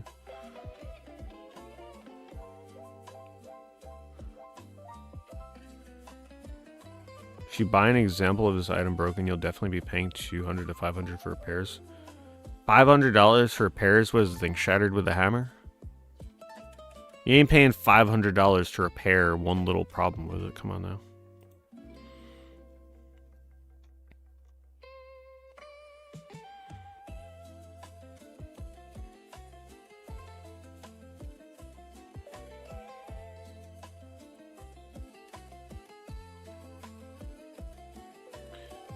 Oh, yeah, I got Sonic and Knuckles, yep, when it came out.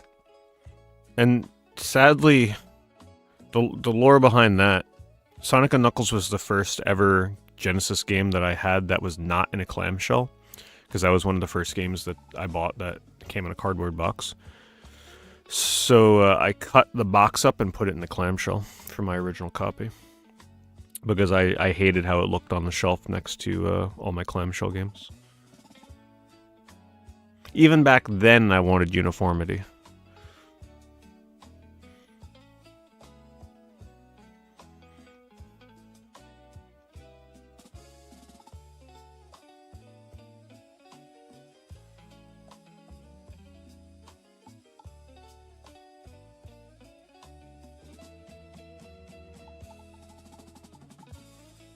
Do people still really pay almost $100 for Wii component cables?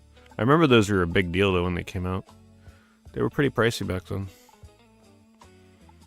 Especially the GameCube ones, boy, those probably still go for a ton.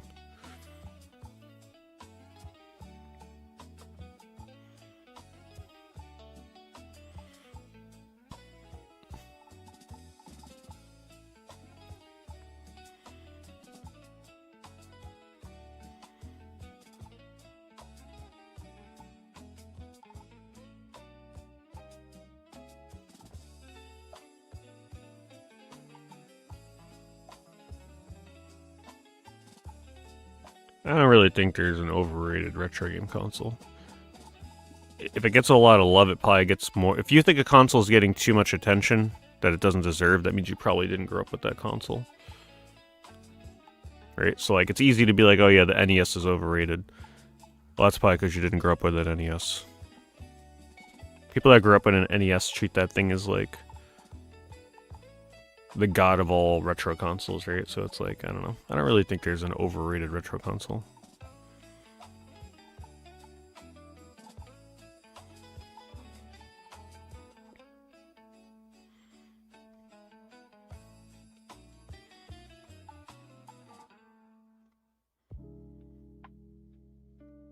Wow. Spyro looks really mad. Are they seriously still making Spyro plushes in 2020? Let's say 2020.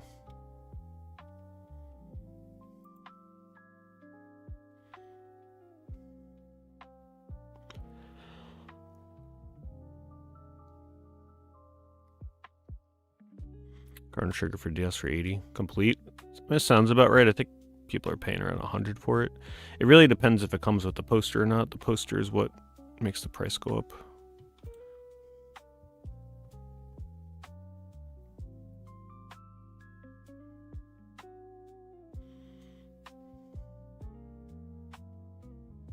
Hello, Leon.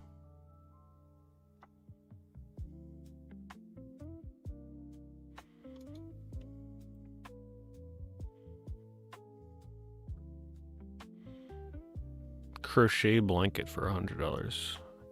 That is certainly a stylized Bowser.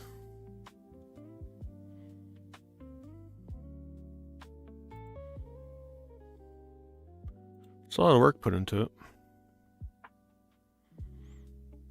I wouldn't say 48 by 48 is a blanket.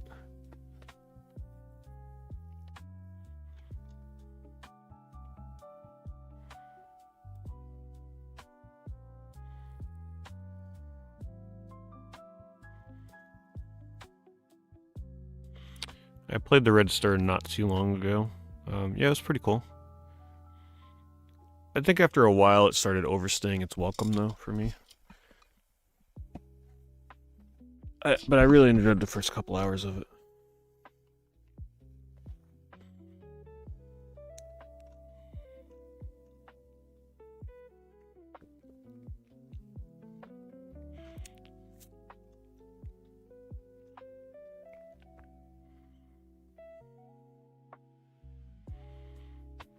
A remote control receiver for the CDI. Infrared receiver. Actually, probably is pretty rare. I'm not sure I've seen one of those in recent times.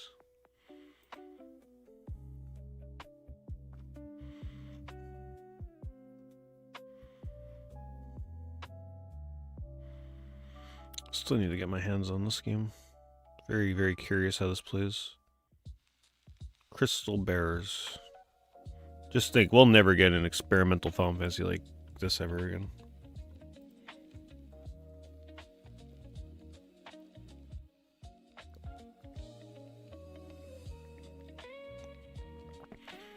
Chrono Trigger loose for 80? That I'm not sure. I don't know loose prices.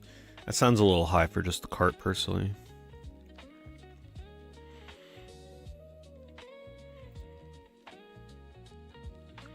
Hello, Maniacal.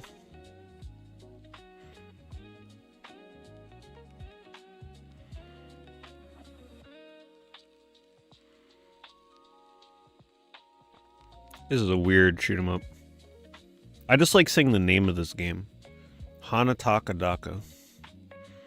Hanataka Daka. It's like the best name ever for a game. It's one of those really colorful, over-the-top shoot 'em ups. I think I actually bought this on stream like years ago during a very early eBay stream. I bought a copy of this. It was not $265. I'm pretty sure it was maybe like 50 or 60 at the time. Well worth $50, $60. I would not recommend it for that price.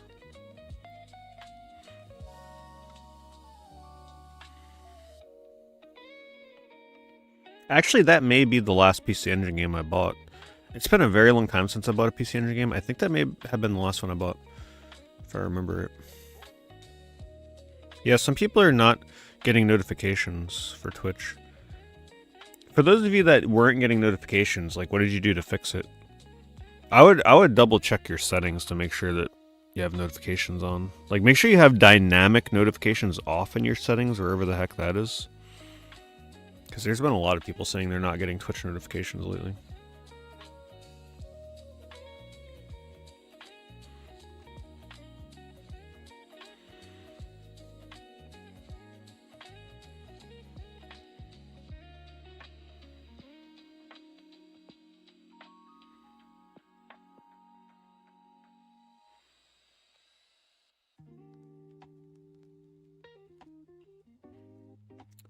I really like Kazekiri Ninja Action. I did a review of that a long time ago.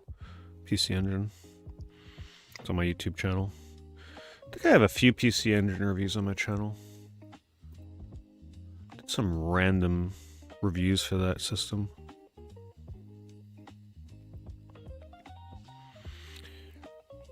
The Final Soldier games. Superstar Soldier is probably my favorite shoot 'em up on there. I also love the music in that game. Final Soldier is really good too.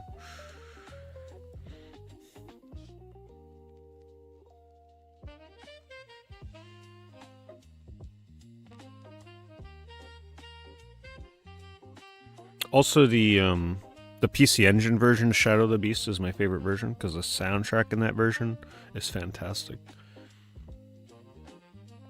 Best soundtrack for Shadow of the Beast. Shared by the FM Towns Marty version, but the Marty version and the PC Engine version have different sprites. I think the PC Engine version has the better sprites than the FM Towns.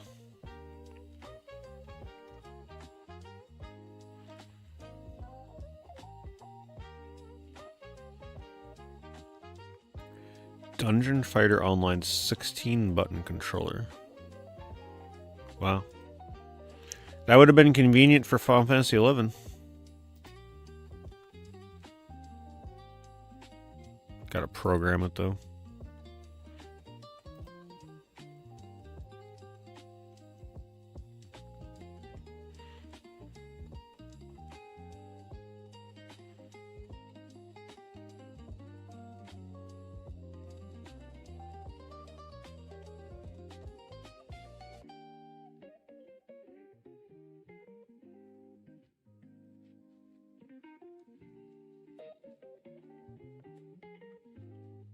Do one more page of rare.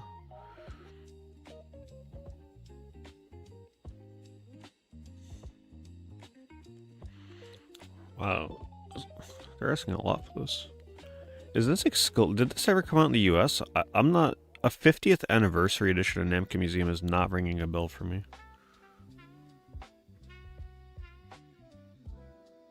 They released so many of these compilations. Namco Museum stuff. You have DS version. Did they actually name it 50th Anniversary Edition?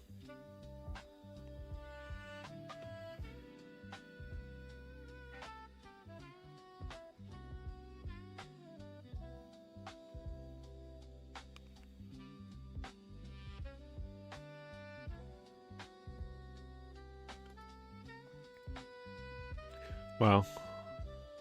That's actually kind of cool, I'm not gonna lie. That's a cool display. With the fake candles that you can totally just go to like Walmart or Spirit Halloween and get. With the steelbook in the middle. I like it though, it's cool.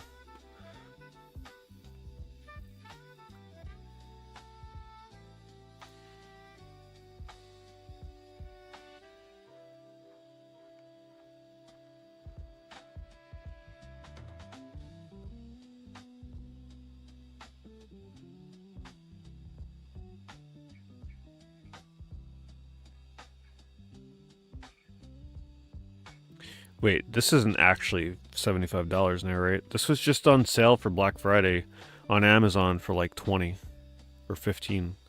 There's no way they actually want 75 for this now, right? This game did look cool. This is that really colorful looking Metroidvania game. Like super over the top visuals. I don't typically play Metroidvanias, but I would try this one.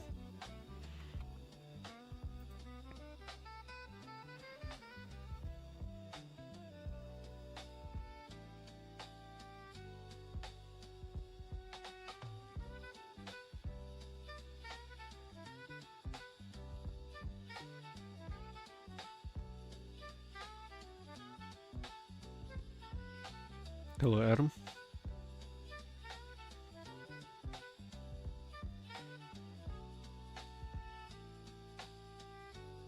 Oh, there it is. Aiden Chronicle 100 Heroes for Xbox Series X.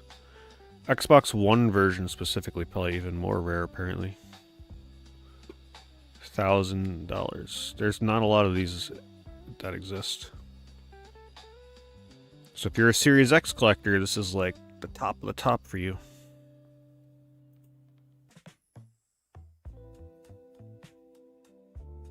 Steel Empire. Yeah, I remember this getting re-released a while back. Or, you know, released, rather. It was released by In Games, though, so it would have been pretty under the radar. You would have had to order it direct from their website, probably. Yep, yeah, it only exists because of the Kickstarter. They were kind of legally... Well, not legally, but they were sort of only obligated to make it because of the Kickstarter.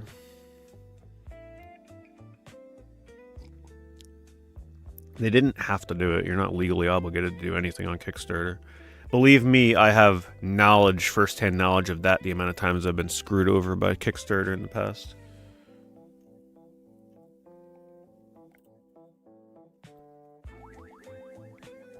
I've told the story before about Cryamore. The one where the developer went, like, insane. What a story that game is, boy. Holy smokes. I feel like I want to make a YouTube video on it one day. Just to reopen old wounds.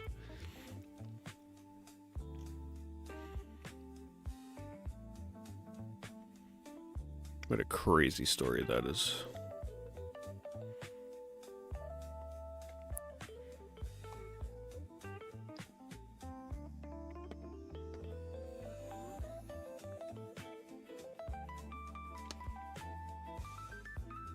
Yeah, Cryamore. Let me see if I can bring it open real quick. I have access to the Kickstarter page. So I have behind the scenes. But I'm not logged in. But I can show you. Hey, thank you, Koopa. Thanks for the kick follow. So this was one of the biggest things I ever backed on Kickstarter. Some of you may even remember this game. Now, you got to remember one thing. You might look at this game now and you'd be like, I don't see the big deal. But this was back in, when was this? When was the first update? Let's see.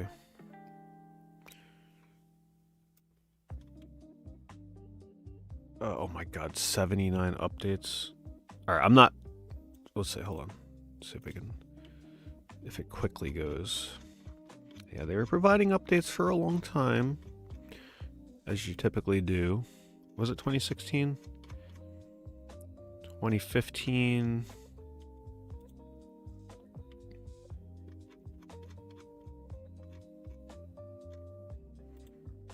(2014)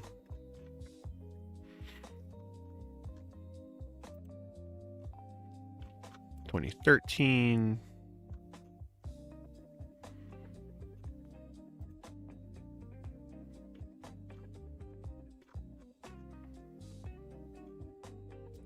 February 2013. Welcome, new backers. And they're still putting updates on this game as late as 2022. So, this was a huge deal back then, back in 2012, 2013. I don't even know, do they have a trailer for this? So keep that in mind when you look at this trailer. I'm gonna mute the music because you don't know where the copyright goes for that now. But like, you saw a trailer like this on Kickstarter and you were like, oh my god, like this blew everybody's minds. Right, with the hand-drawn animation. Are they gonna show the game? Yeah. So here's what they showed for the gameplay. Now, remember, this is before indie games really looked like this. Before indie games had this level of hand-drawn animation and backgrounds. I mean, there's a reason why it had $250,000 for backing on Kickstarter. It was pitched as like this Zelda-like game, right? Like this level of sprite animation, now we look at it and we're like, oh, I don't see what the big deal is. But this kind of animation back then was like crazy. It was very impressive. Because I look at this game now, you couldn't even pay me to play the game at this point. But back then I paid them because I was so excited. Alright, so like here's the menus. So this is before, they were showing super stylized menus. Indie games didn't really do this kind of stuff back then. So that was Cryamore. They earned apparently 500 backers, which wasn't that many. I was the 500th backer, we can look at it that way. And it earned $250,000. Now, it gained enough attention. Sorry, it had 5,900 backers. I don't know why it says 500. Oh, for just that tier. 5,900 backers. Atlas reached out to them to publish the game and help fund it. Could you imagine? And they still botched the release because the developers are crazy.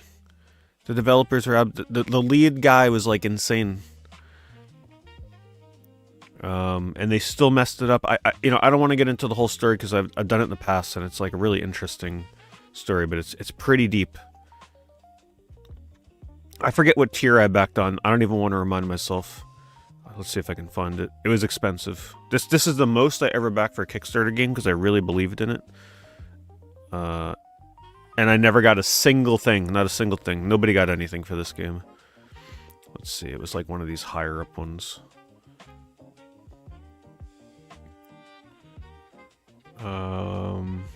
And there was a lot of stuff supposed to come with it. I think it was this one. Because it came with a freaking statue. Little figurines. You know me, I love my figurines and collectibles. At least back then. You get limited Kickstarter exclusive 9-inch resin casted figurines of the two main characters. Never got anything. 45 people backed that. I mean, heck, I might even back this one. Let's see. Plus, Kickstarter only physical version. No, I got this one because a physical version of the game. Of course I backed that. What are you kidding me? You're supposed to get a yellow case with 20 pages of color art book. Yeah, I didn't do this one. That's crazy. Yeah, $270. That's the one I backed. Never got a single thing. No, the game's never coming out. Essentially, the developer is just wacko. Look at all the comments. Look at 2,100 comments. There's people on here still demanding refunds. They still leave comments till this day. I like to come here every so often, so I remind myself to be more careful of very crafty scammers. Also, this should be a Netflix thing. I think I'll encourage them to explore this. They would make a good Netflix show. The making of this game. Oh yeah, the guy apparently says he's making Crime War 2.0. It's totally not happening. Yeah. Yeah, people still come here to this day and talk about the game in the comments section. Yeah, I went through this on stream once. We went through all the updates because one time I was like, oh, let's see what's going on in this old Kickstarter game that I backed. And man, it was a huge rabbit hole. Canceling the campaign, Atlas proof, please watch. It gets so deep. It gets so crazy. Like, he's showing receipts about Atlas and, like, how Atlas supposedly screwed him over. And, like, Atlas gave them money and they couldn't come up with anything for the game. It was crazy. Entertaining, though. Very entertaining. And then there's, like, some... I can't even get into the whole thing. It's... Oh, man, it was insane. It was crazy. So yeah, look.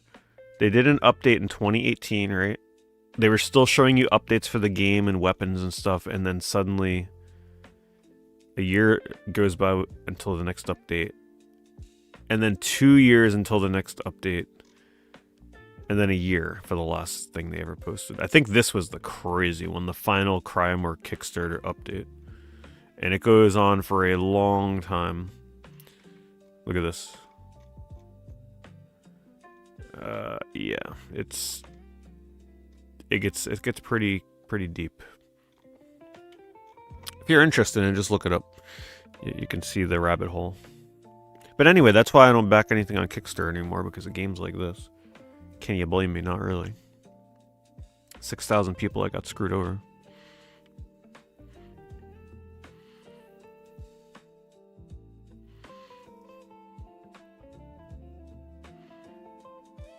No one made a video about it because in order to make a video about it, you probably would have had to have been a backer back in 2012, 2013.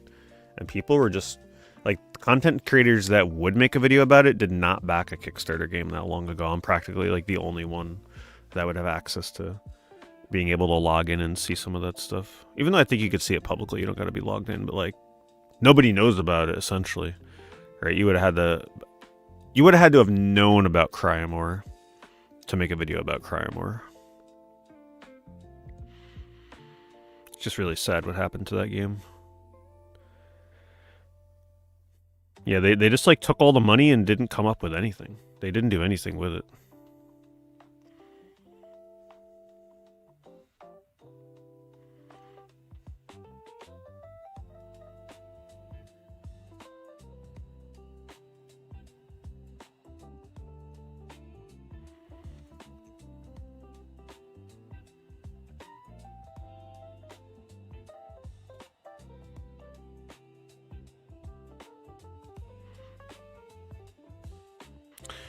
Yeah, there's a lot of lore with it that I completely forget, but, like, there's a huge story into, like, what happened with Crime War.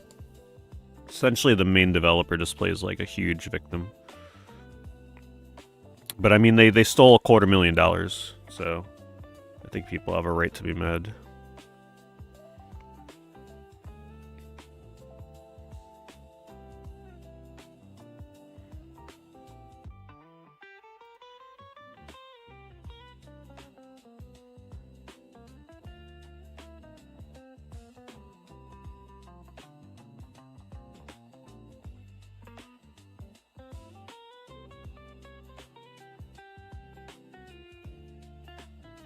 I backed some random stuff on Kickstarter.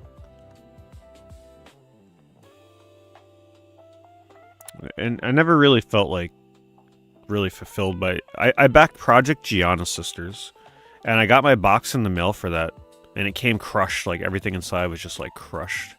And the physical copy that they gave me was just garbage. It was like, man... I was kind of done at that point with Kickstarter. With their half-assed rewards that they give you.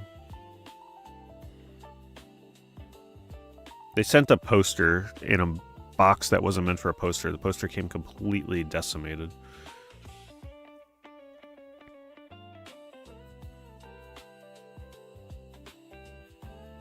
And I didn't even end up playing the darn game. By the time I got it, I didn't even care about the game anymore.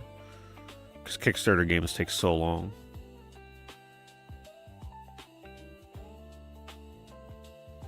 And the physical they sent me was on a thumb drive. So it was like, okay.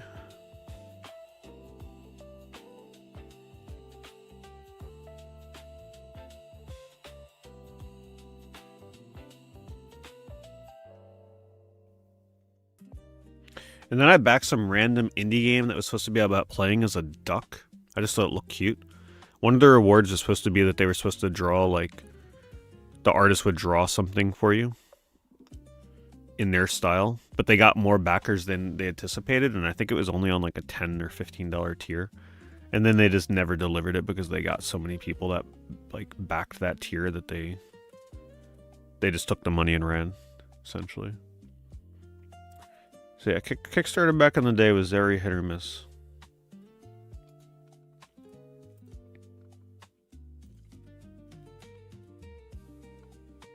The heck is Sega City? Sega Blast.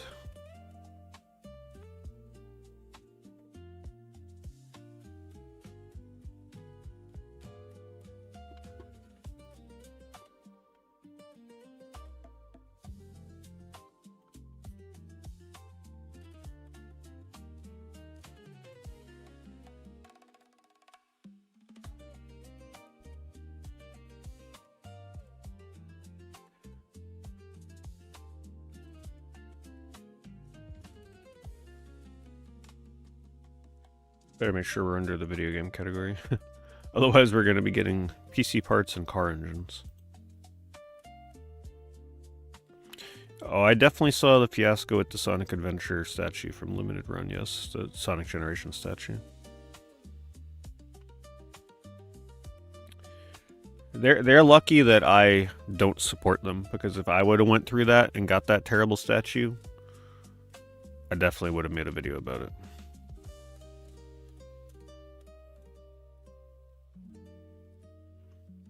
But I don't buy a Limited Run. I feel bad for the people that waited over a year just to get that terrible statue.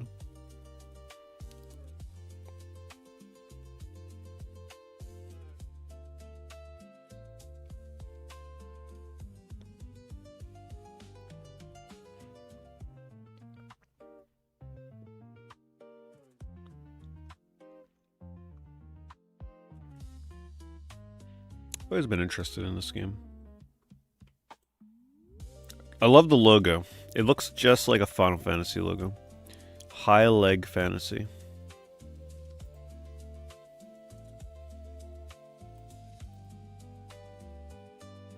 Just a normal RPG. Nothing different about it.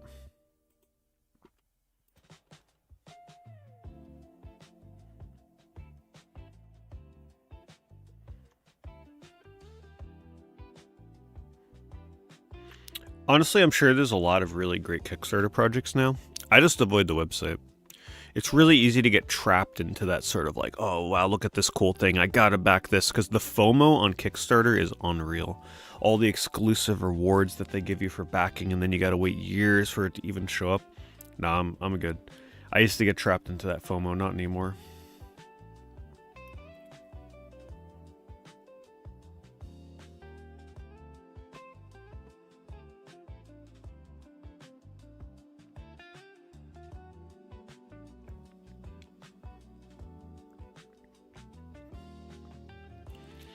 Well, I wouldn't pay for a Toys R Us Sonic statue. Those things are too big.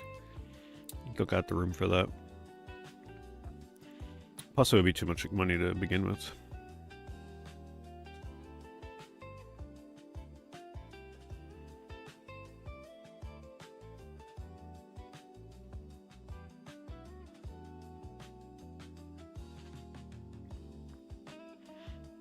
Last collector's edition I bought, Last Guardian.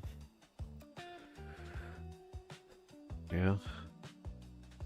I'm so glad I don't do collector's editions anymore. Under extreme circumstances, maybe I'll get something like Last Guardian.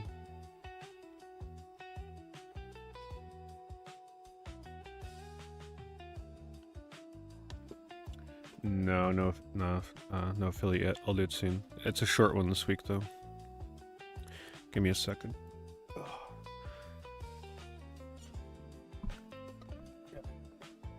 Get a tissue. Got blow my nose.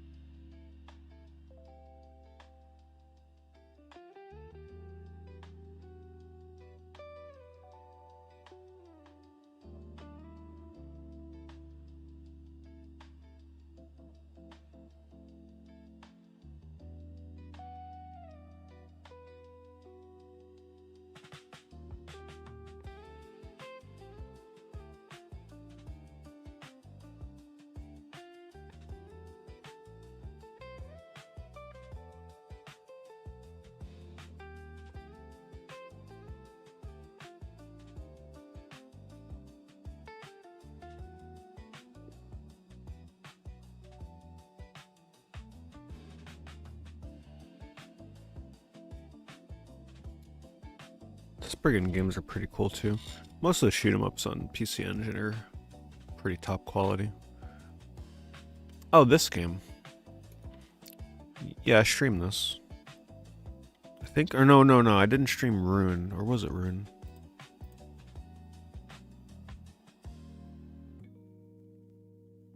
No, what was that other PC Engine game I streamed that was like a weird dungeon crawler? I can't remember the name. There's video of me playing it on YouTube. If I see it on here, I'll know.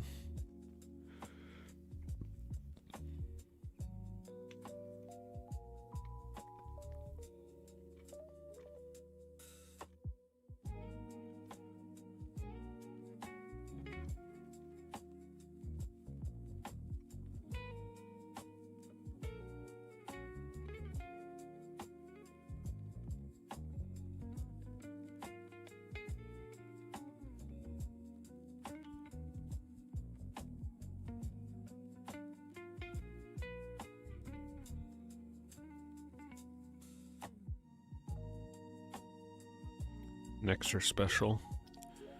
Nexter's a cool game. I don't think I played this one though.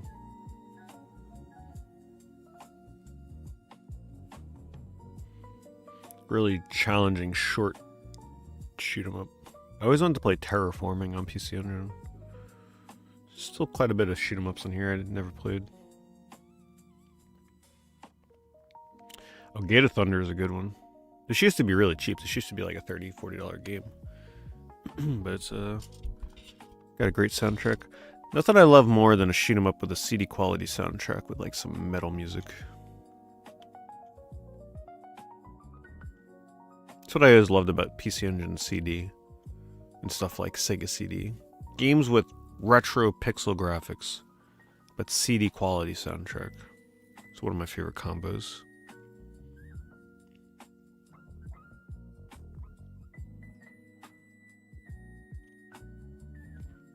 busted. This must be a PC engine, or it must be a visual novel.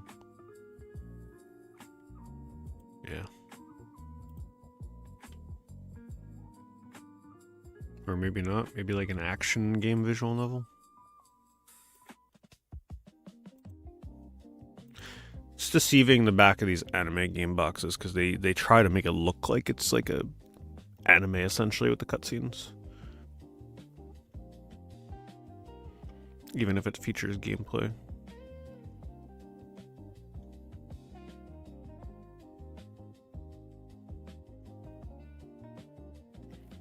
PS2 games I don't own that I want to buy? Yes.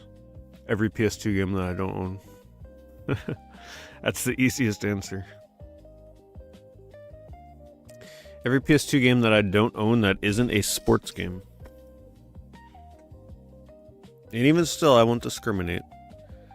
Sports games deserve to be bought as well. Just not on purpose. I don't know any of the stores, like, actual names. The only thing I'll recommend to you is, when you're in, like, Akihabara and stuff. That is a tourist trap for sure. Just enjoy what you're looking at. Don't expect the best prices anymore. But the one thing to remember about a lot of those places there is that there'll be stores on top of one another. So you'll be in, like... You'll be in a tower, and there might be like 5 or 6 floors, and on every floor is a different store. So just remember that. Don't just walk in and look at like what's on the first floor. Sometimes you gotta walk to the back or something and find the staircase, and there's different stores the higher up you go.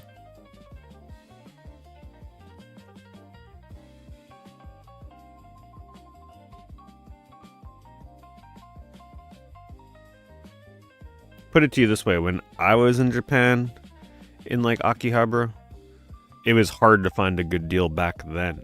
Now, it's probably impossible. So you go there, now you just go for like the enjoyment and looking around. Don't expect to find anything crazy, price-wise. But you'll still have a fun time.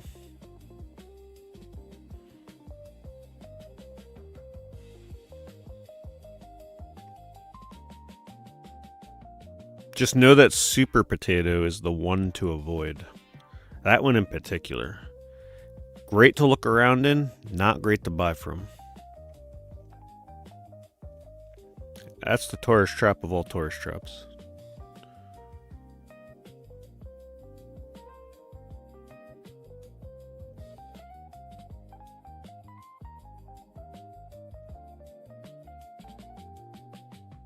They re-released this game on PS5 digitally recently, but I think they were charging $25, which I think is obnoxious for a obscure, ancient PC Engine game. It should be way cheaper. City Hunter. Cool looking game, but like, there's no business of that game being $25. Should be $7.99, $9.99.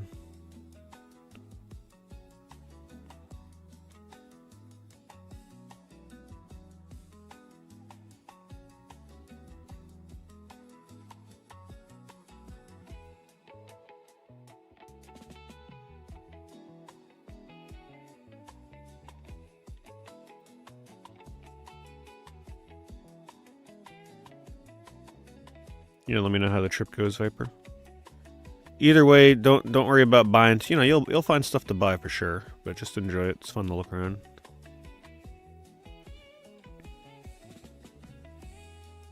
Just the one thing you got to know when you're in Tokyo and Osaka, any like touristy area, if you find games there, they're almost certainly going to be the same price that you can find them for on eBay most of the time. Most of those stores are very aware of what the games are worth on like US sites like eBay at this point, and that's probably what you're going to be paying. So as long as you have that in mind, you'll be fine.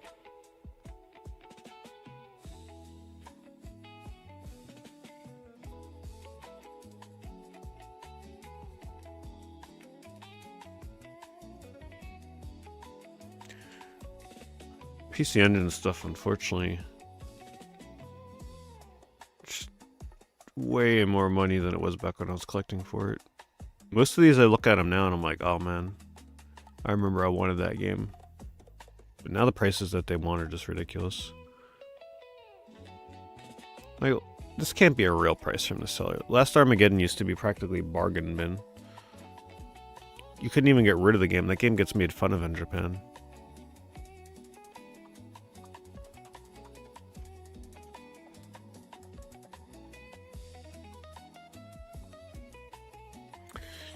Alright, let's do affiliate.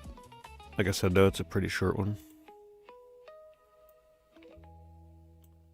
This is for March 15th to March 21st.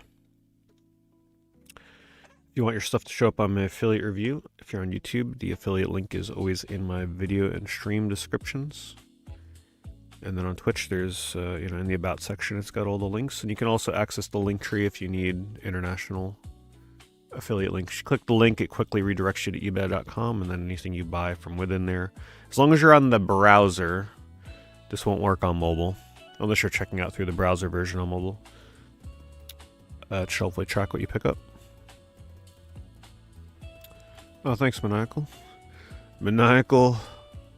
I don't know if Maniacal's excited for the affiliate or he's just excited in general. But thank you as always, Maniacal. Really appreciate it. Yeah, I'd most look at random Surigaya. Surigayas are pretty good.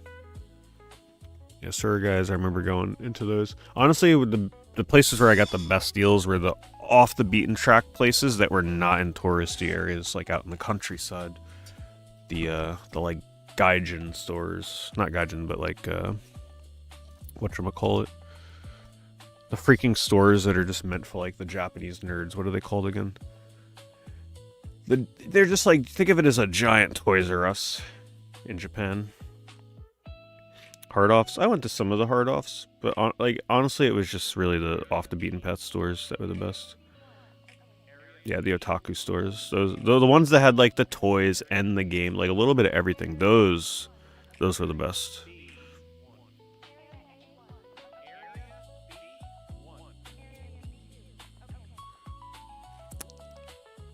The Area B one. I like Maniacal's way of thinking tonight. He starts high and then he like gets an axe and cuts it in half. It's like he's chopping it down. Thank you again, Maniacal. Thanks for the 500 bits. Yeah, he's got his cup of wine, that's for sure. Shit beer and decent beer. Alright, so now we see how beer affects him. We're starting to see the strategy. What do I think of the mascot cafes? I didn't go to any of those. I think I went to one Gundam one. I didn't really do the themed cafe thing too much personally.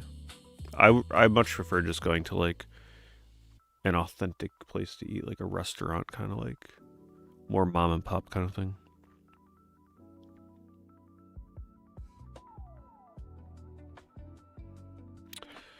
The older camera I'm using in the videos, is that intentional? No, it's all I got available. Making do with what I got, you know. Buying all these games, I can only afford such a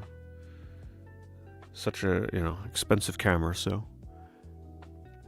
it's what we do. Make do with what I got.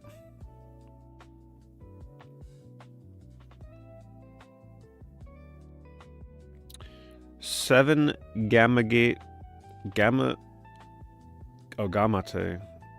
electronic handheld tabletop console games, set of 7. Looks like Bovine is starting us off here.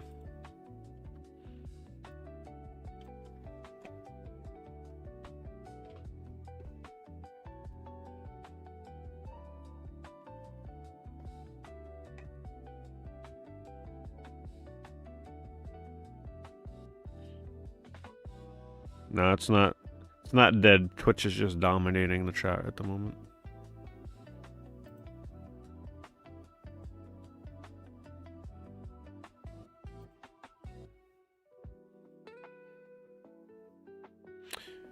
This Gamate seller you bought from is the most BS scammer you ever run into. What happened, Bovine?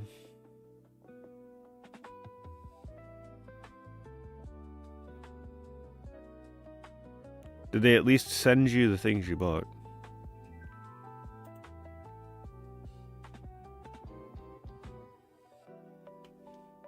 They're a speedy shipper, Bovine. What are you talking about? There were no bids. You bid 40, then raised to 100. Last second bid was 102. Then you got a second chance offer for 100. Oh, yeah.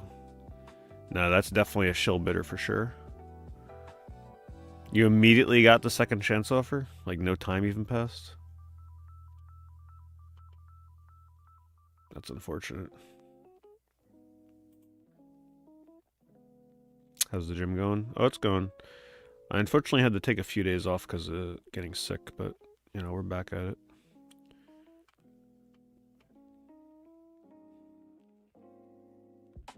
Star Wars, Darth Vader, Tiger Electronics, Rebel Force laser game. Man, when Bovine goes deep in electronic handheld games, he ain't kidding around.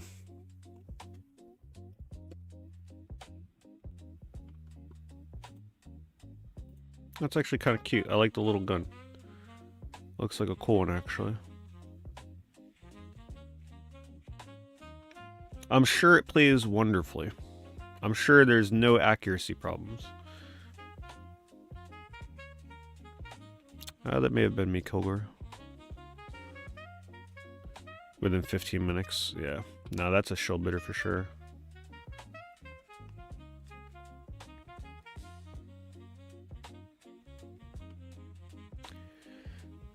PS2, 6-game lot tested, Naruto. Oh yeah, this is the one that I linked for 30 bucks. This was a pretty good deal. Glad somebody here got it.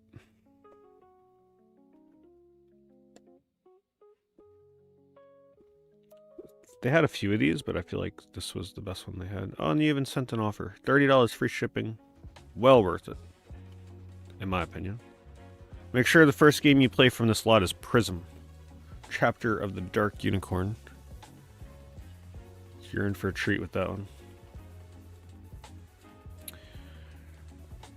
And there he is. He's got the buzz. Thank you, Maniacal. Thanks for the 5 sub gifts.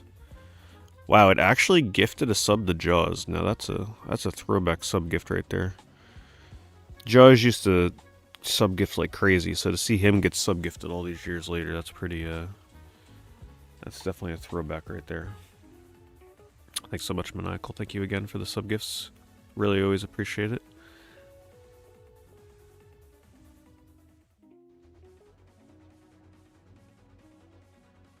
Philios for the Sega Genesis Complete in box for 51.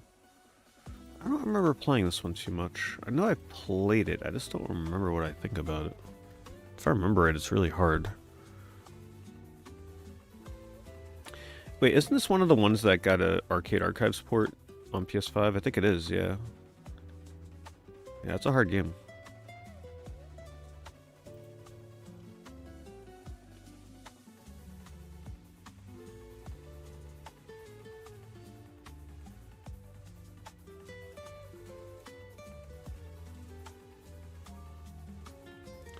Famicom Disk System, Mario Brothers 2. Murasame Castle, a box instructions flyer.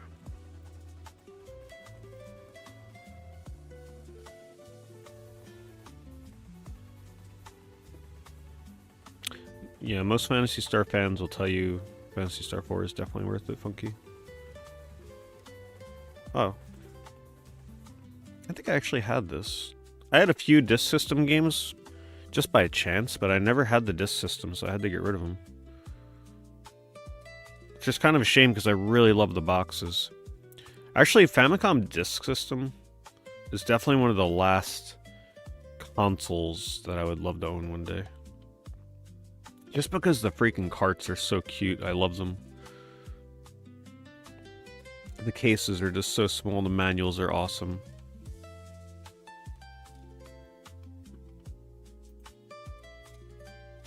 It's got the Milo and Otis game. That the more I think about Milo and Otis, the sadder it makes me, knowing how cruel that film was back in the day.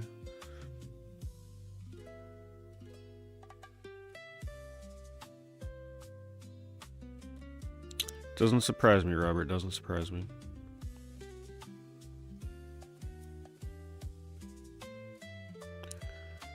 Arca CD. Arca. I don't know what an Arca is.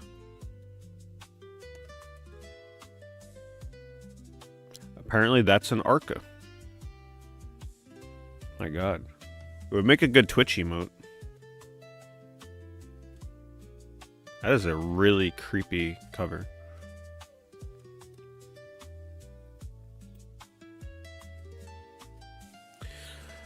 Arca in his most engaging, emotionally draining, and confrontational album to date. In Arca's wedding of voice and electronics, Garcia most closely resembles Bork. Concentrates experience of love, longing, delusionment, and isolation. On Reverie, he builds a dreamlike state of being through a combination of carnivorous, shuffling percussions and synths. His mournful vocals foregrounding a dark, dissonant backdrop. I feel like this is written by AI. The Baroque digital abstractions were augmented for the first time by Arca's sensual vocals, raw incantations in Spanish that navigated a path between the industrial and the sepulchral. Damn, that is some crazy words in there.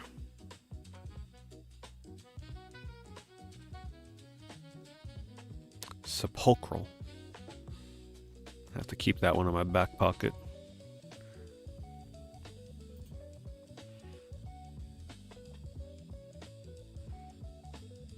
$10 replacement belts for the original Xbox DVD drive, same day ship out. Nintendo Pokemon Pokewalker pedometer.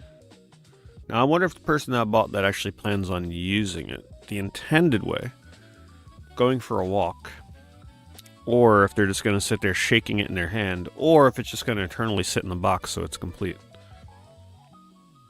with their game.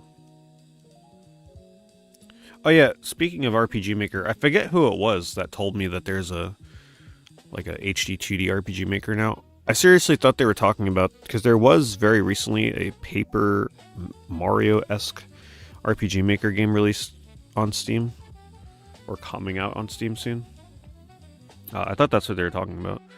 But they actually are talking about a new version of RPG Maker that uses HD 2D visuals, which I don't know when it'll be out, but they showed it. It looks pretty cool. Yeah. It looks pretty nice. So I'm sure that'll probably be out by the end of the year or next year or something. So I'm sure I'll work on an RPG in that at some point when it comes out. My game?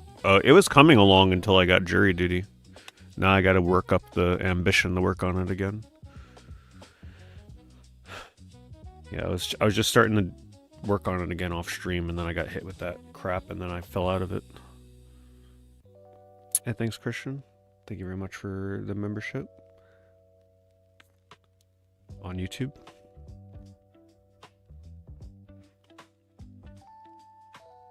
No, I won't be getting that, Socrates. I'll anticipate the reviews, though, see what people say. Game Boy Advance SP Black tested working with charger in 7 games.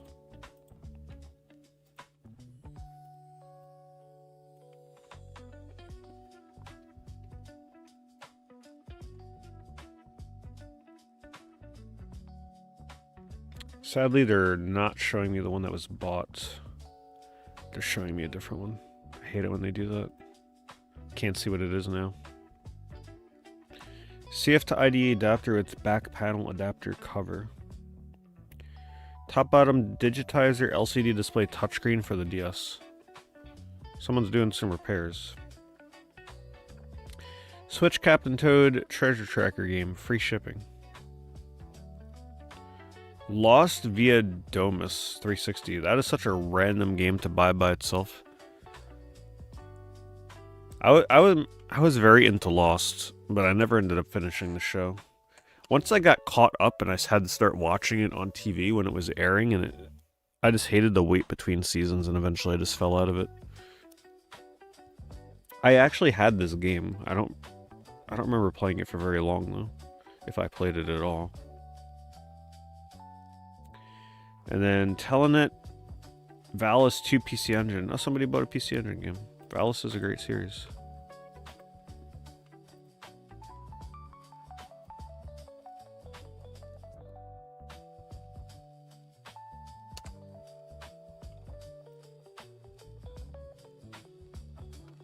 Can't go wrong with a Valis game. Not sure I ever played this one specifically, though. But anyway, that's the affiliate. Like I said, short one this week. I'd say the purchase of the week. The Arca CD. Yes, indeed, the Arca CD.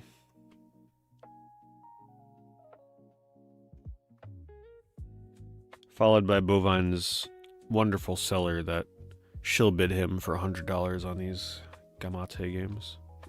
Or Gamate, I'm not sure how you're supposed to say it.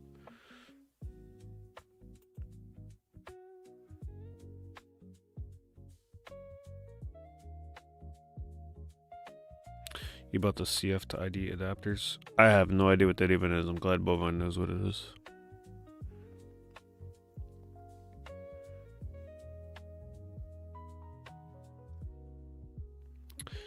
Let's see. Let's look up. Let's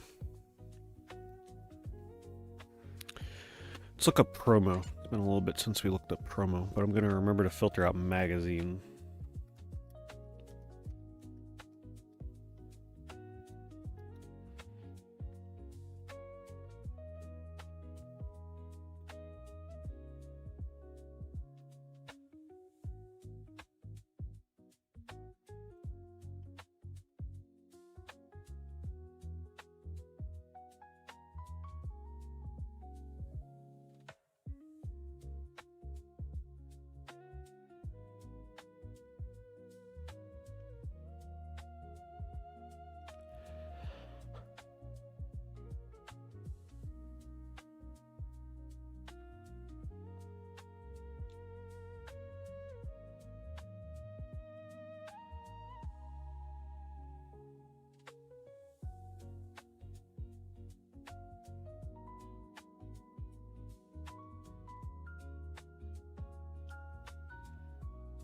Man, I knew I should have bought more of these at that convention I was at. Someone there had a box of these. Brand new in the bag. They were only asking like $15 each. I should have been like, I'll take 10 of them. For $10 each. Just so that I have a stockpile of PS2 shirts. Oh, maybe they'll be there this year. Buy more of them. But at the time when I bought it, I think I thought they only had one, and then after I bought it, I saw they had a box of them. New old stock.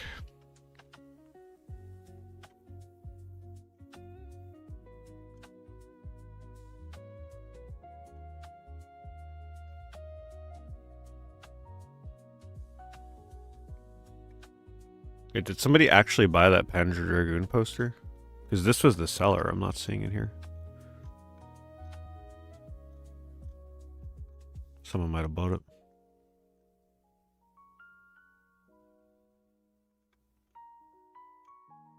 Unless it's on the next page.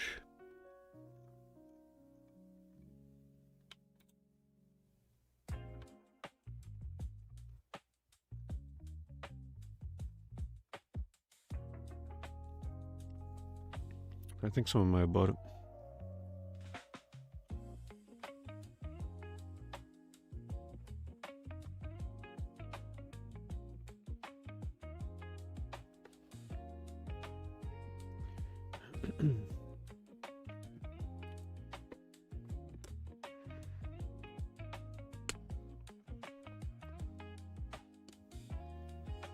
Do you have like a certain seller that you always buy from Maniacal for your stuff from Japan?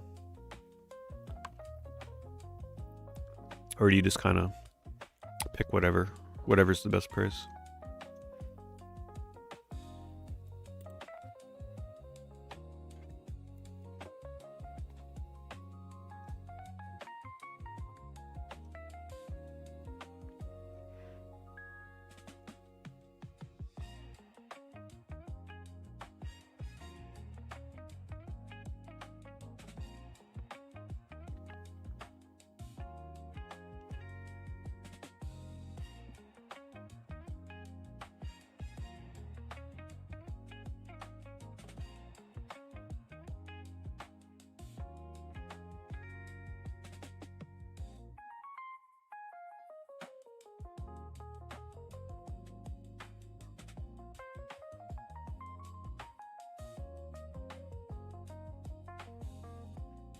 Final bosses are still very cheap when maxed out with all stats and items. I think the one that annoyed me the most was Lost Kingdom on GameCube.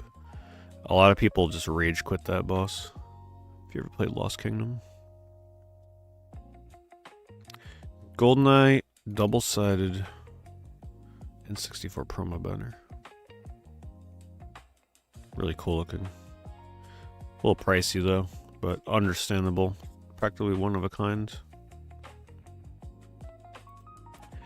If you're looking for the right buyer.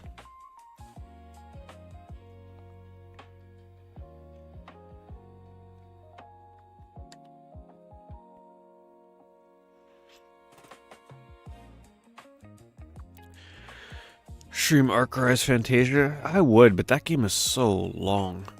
That's like a 50-hour RPG. Those are usually pretty... Like, I'd be okay with streaming it just to be like, okay, let's check it out, and like, you know, people can reminisce about the game, but I don't think I'd finish that game.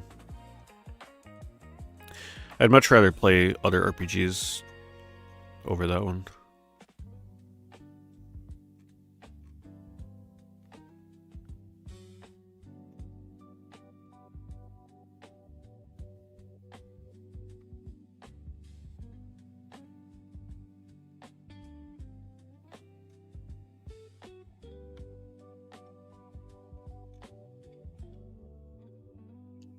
Sly Cooper hat. That's kind of lame looking. That's way too minimalistic. Seriously? I almost have a hard time believing that's even official. That's it? No logo, no nothing? I don't know about that one.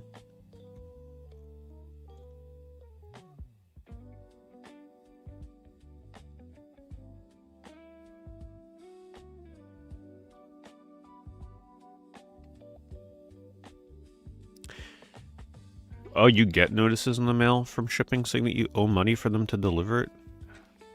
So they're having you play customs? That's never happened to me before. But I haven't bought imports recently.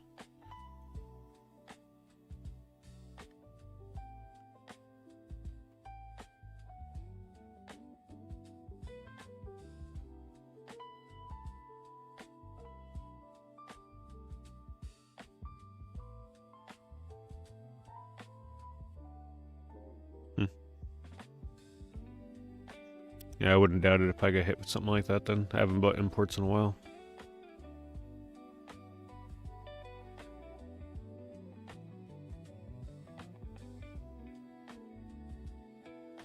The heck is that?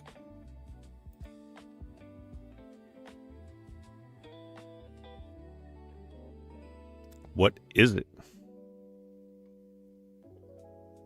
Ultimate Bundle TV Display Store Promo Decoration only? Huh? Is it just like a figure? I guess so. It's not very clear what it is.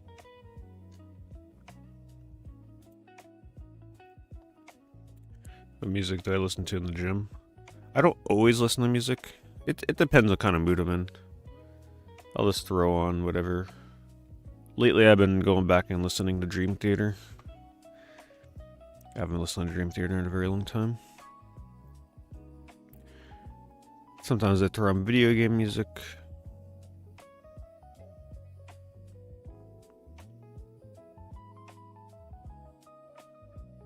But sometimes I throw on bands that I used to listen to back in like high school. It's like whatever.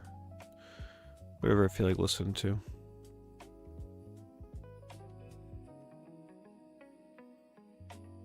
I have this poster. It's a cool poster.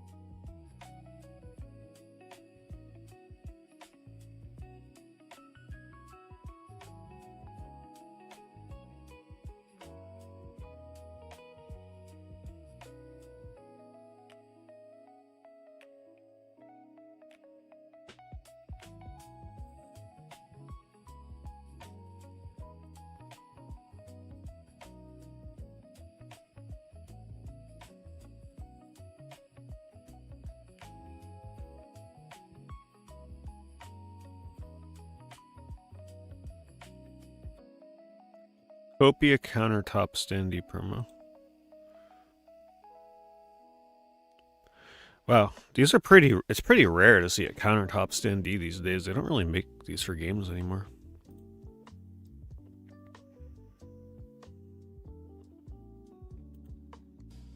Personally, I think it's kind of ugly, but it matches the style of the game, I guess. Not to say it's an ugly game, but it's a pretty minimalistic looking standee. I also think Ditto looks. I'm not a fan of the Ditto character at all. I'm willing to look past it to play the game eventually, but I hate the Ditto character. I think it looks silly.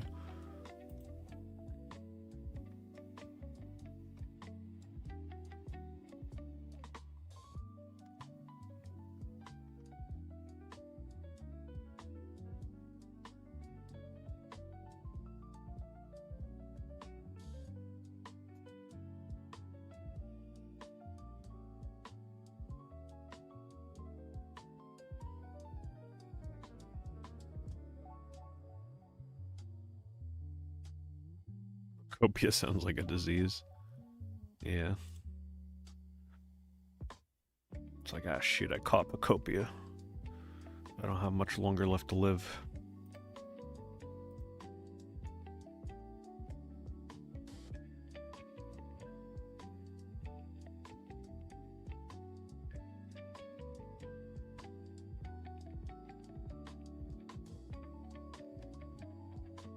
Damn, you picked up 13 Super Famicom games. Awesome.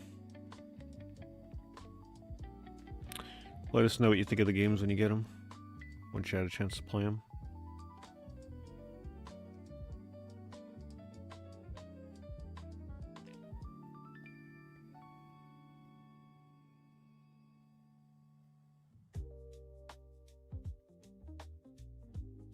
What the heck is this?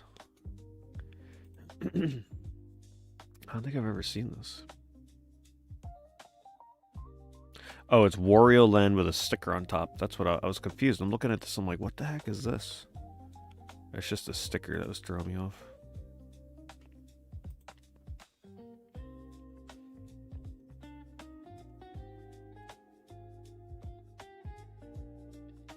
Hello, Kim Dream. So do you guys think we're ever going to see another Little Big Planet game or a Sackboy game? The downfall of Sackboy needs to be studied. He was on the up and up. He was ready to become the PlayStation mascot. And then Astrobot came along, which I'm not mad about. I do think Astrobot is the better mascot. But I do miss Sackboy. I was a big Sackboy fan.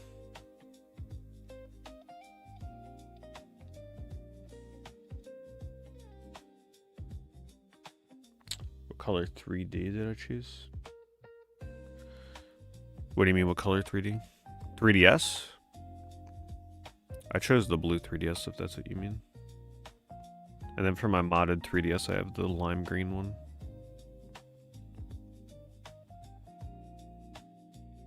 A Smite iPhone case. It's really a shame what they did to Smite 2. Smite 2 was such a letdown. It's just Smite 1. It's the same game. Oh, analog 3D. Oh, just the black. I bought it in the second release. I didn't buy it initially. Even if I had the option, I still would have bought just the plain black one. I don't really go for limited colors on consoles.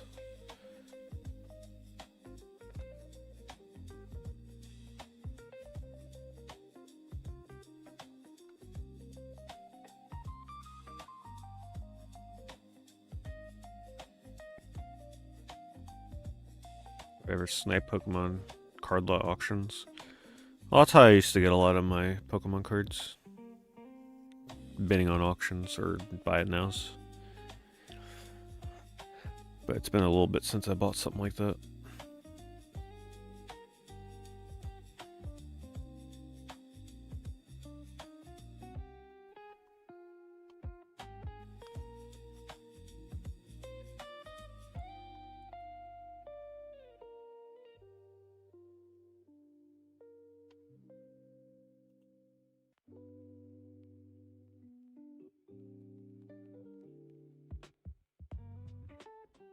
Yeah, they dropped the 2 from Overwatch's name. It's just called Overwatch now.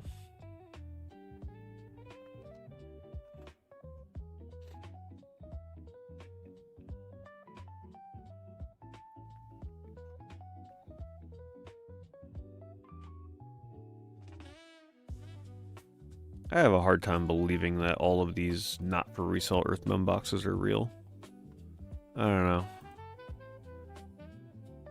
These were pretty rare back in the day. Now all of a sudden there's a ton of them popping up. How do we know this isn't a repro that was made 15 years ago that just has normal wear on it now that they're trying to pass as authentic? I have a hard time believing it.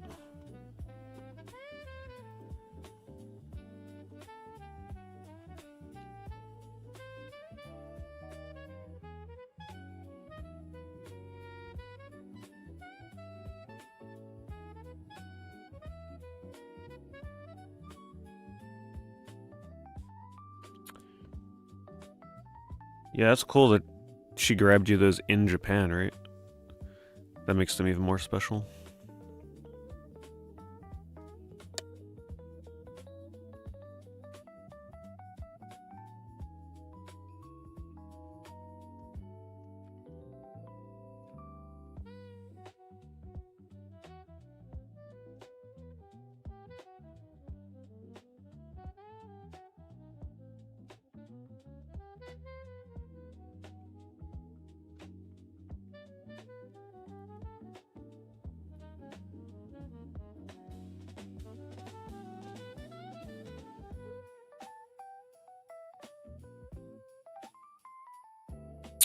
Super Nintendo World merch. Yeah, that'll be fun to look at. Hopefully she's keeping some of it a surprise. Honestly, if I went to Super Potato, I'd probably just get a shirt there too. It's a cool tourist trap. Their prices are a little crazy.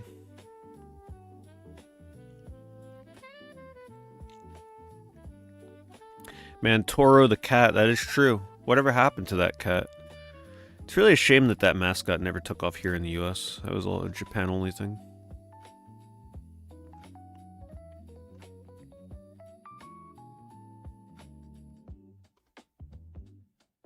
They used to push him heavily in merchandising, like from McDonald's in Japan, too. Remember there was an ad campaign where it was like him, Parappa, and I think Chocobo? Used to get a lot of merch released together. No, the white cat, Toro.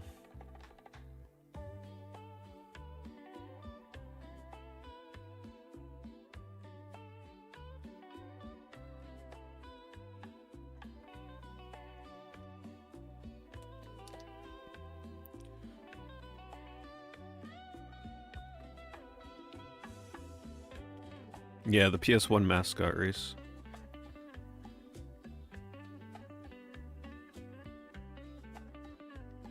You know the original PlayStation mascot? I actually passed it by earlier. I meant to bring it up. I could find it again. Does anybody remember who they wanted to make the original mascot for PlayStation? I could be wrong on this, but I remember reading this somewhere. Let's see if anybody in chat knows. It's really not what you think it was. Yeah, Polygon Man.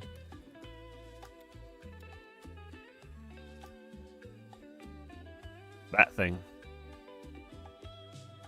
Honestly, I think it would have been a pretty cool mascot. I guess this is the only piece of merch he ever got.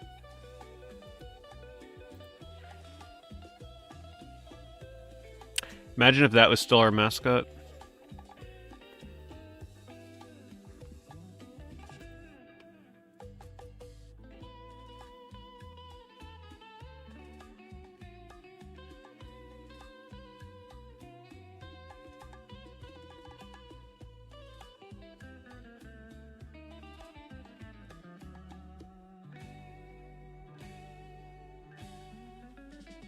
Mega Man Kellogg's Applejack's promo trading card.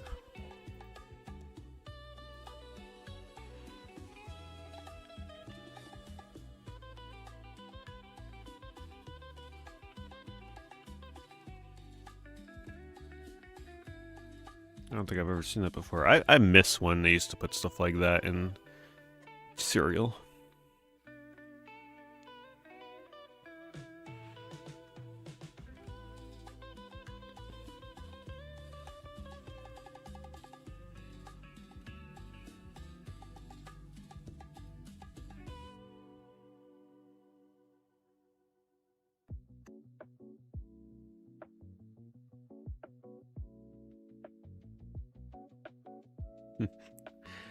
So was she like going through the game stores and you were telling her what to find, and she was just trying to see if she could find it in real time?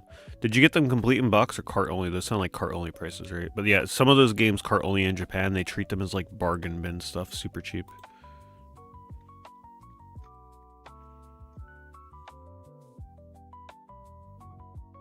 I have this poster.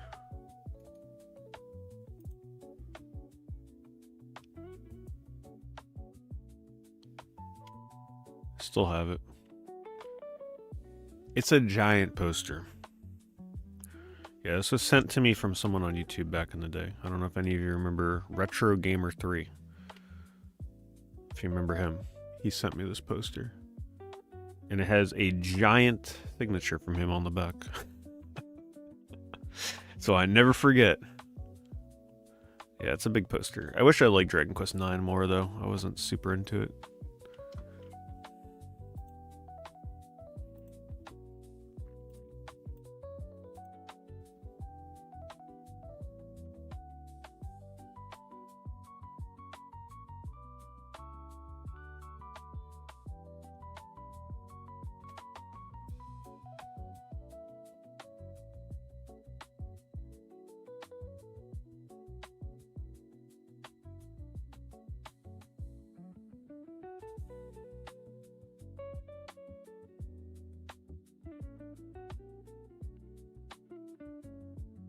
Yeah, I think he still makes videos to some degree, actually. I think he does, like, game development stuff now. Like, a lot of, like, fan project kind of things.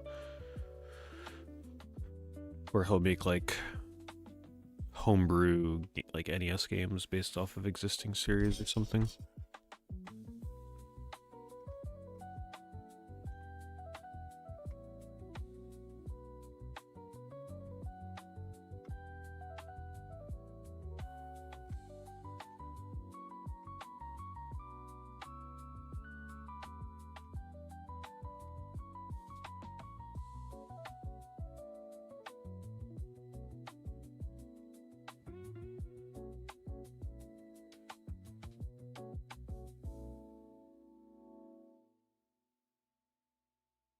Sunset Overdrive hat. Alright, where's those Sunset Overdrive fans? Put your money where your mouth is. Everybody's always like, it's the greatest Xbox One game of all time. Okay. Is it the greatest game of all time on the Xbox One enough for you to wear this hat? I didn't think so. Didn't think so.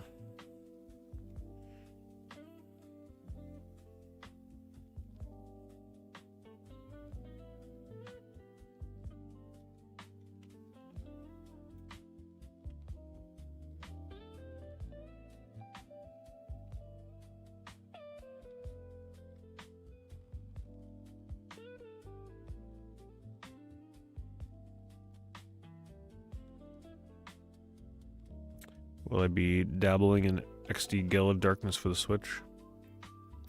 I'd like to check it out. Personally, I hate playing like rental games like that on the Switch. I hate the fact that I can't like actually own it. I have to have Nintendo Switch Online to play it. But I have always been curious about the game. So I'm sure I would consider checking it out on Switch Online. Hopefully they release it soon. Actually, I take that back. Hopefully they don't release it soon. I don't feel like playing it right now.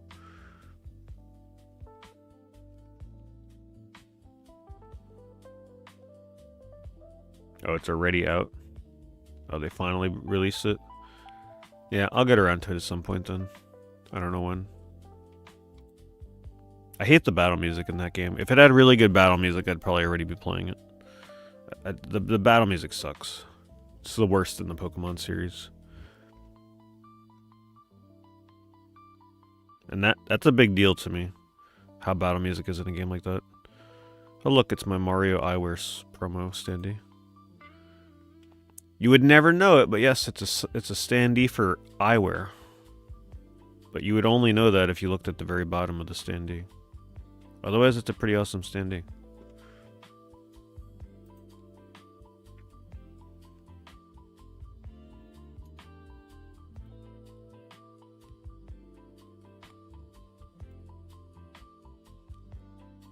That's a cool poster.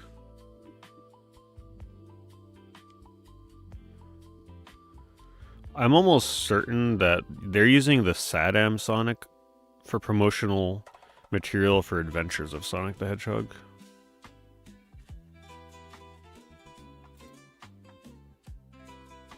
Awesome poster though, I've never seen that. Hello, Snorlax.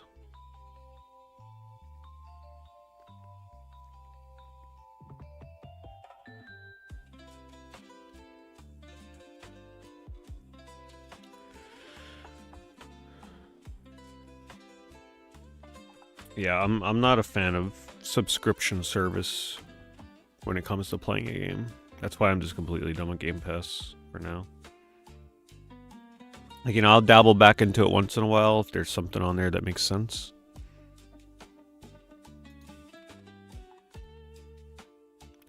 It's a cool Gran Turismo poster. For a mega fan of the game.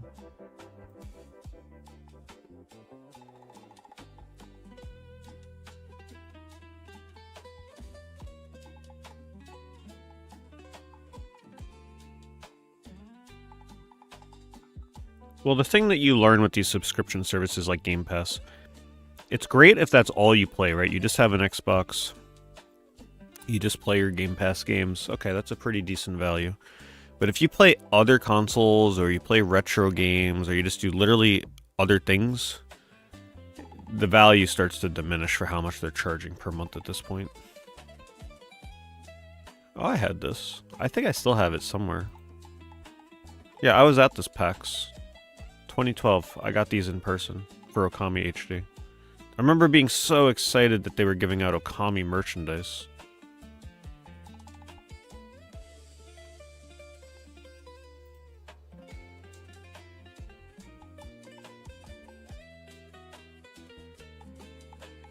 Alright, where's all the Stranger Paradise fans? See, this is how you root them out. This is how you root out the real fans from the fake fans. Oh, Stranger Paradise is an amazing game. Alright. Let's see you wearing this hat. Where's your Stranger Paradise hat? I want to see you walking around in public with this on.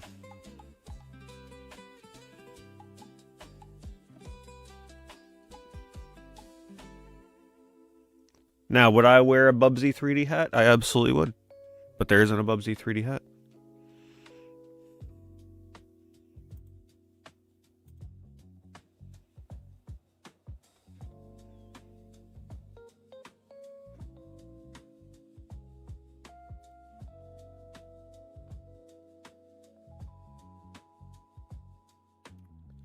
I should look up hats.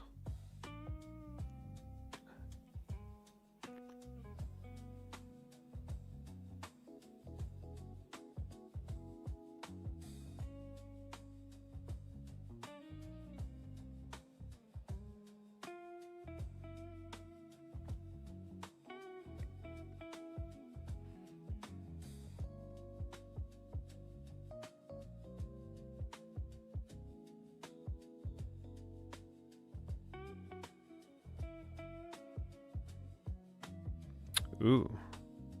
I love lenticular cards. We need to bring lenticular back. Come on now. I don't know why it's a dying thing at this point. You'd never see lenticular anymore.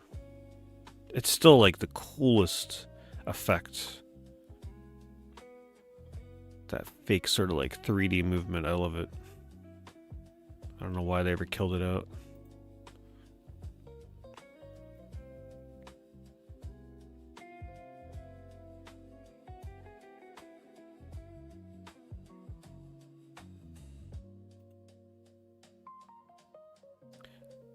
Yeah, we need to bring back lenticular, and then we need to bring back, I always forget the name of it, we've looked it up a couple times on stream, those like 90s 3D hologram stickers. Gosh, what are those things called? We figured out the name like a few months ago on those things. 3D hologram sticker. What are these things called? These things. God, these things are so cool. You know what I'm talking about. It's so hard to capture these in an image. This. Yes, this. God, I love these things. Holography. Pentagrams. You guys know these things. If you were in the 90s, you know these things.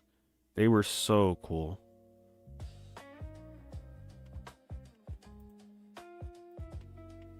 I almost feel like collecting these things. Get like an album or something and just like stick them in there. It's just, you can't really appreciate them unless you see them in person. In person makes such a huge difference.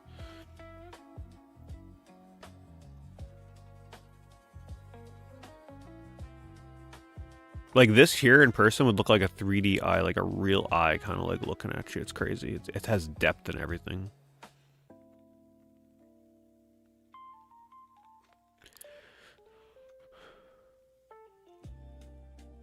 Phantagrams. That's the brand of that one. Toxic Crusaders. Michael Jackson.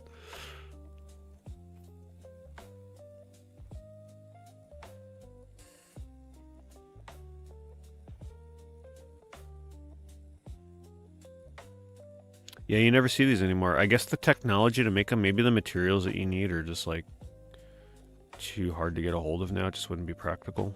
Who knows?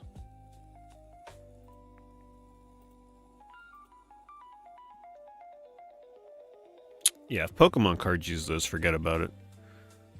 They'd make so much money. But then again, the kids are spoiled these days. They probably hate them. They want their cards to be like the most complex looking freaking artwork you've ever seen in your life. If you can't see like 20 other characters in the card art, they want nothing to do with it. It's like if you look at a Pokemon card and can immediately like see the Pokemon, no good. You have to like study it and stare at it and be like, "Oh, there's the head. Oh, there's the foot," because the art is so complicated.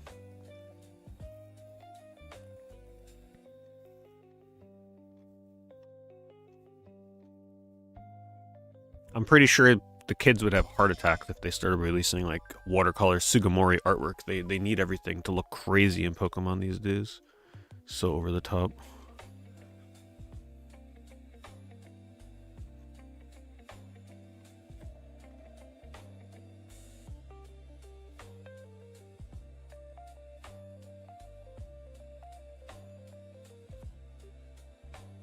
I don't mean the older Pokemon fans. I mean like the younger Pokemon fans that are getting into it now because they don't have the appreciation of the old cards that we grew up with, that older style artwork. I think most of them don't prefer that at this point. They want the complex full art cards now.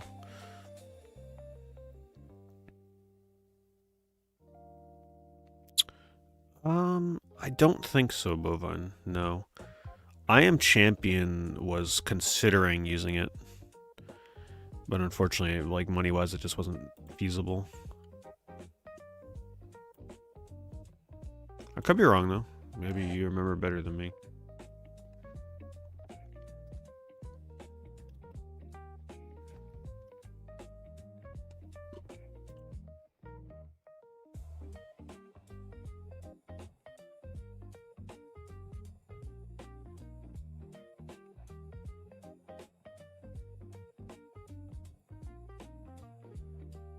Well, there's one card in the box that'll be holographic, but it's not that type of holographic.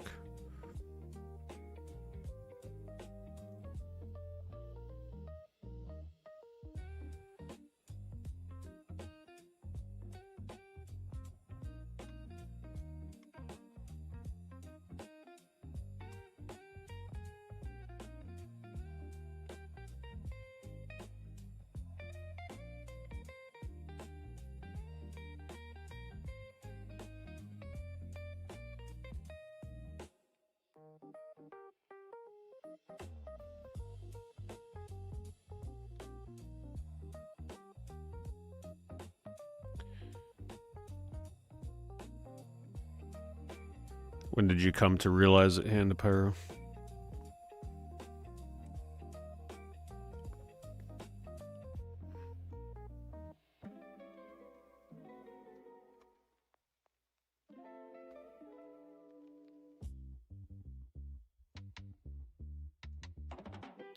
Yeah, I did upload a new video today, so don't forget to watch it before you all go to bed.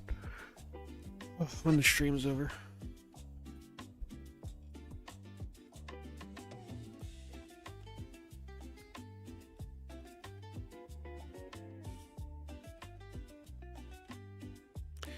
Development cartridge for Michael Jackson Moonwalker.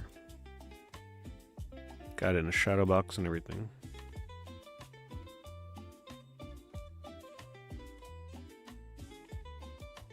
Can't comment on the value of that. No idea.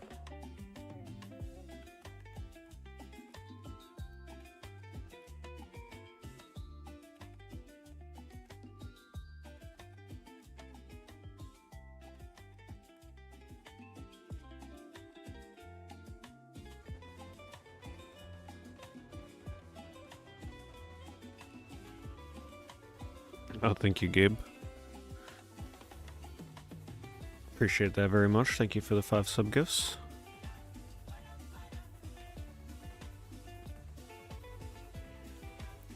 Hooking up the people with their emotes and ad-free VODs. Always appreciated. Have a good night, Cole.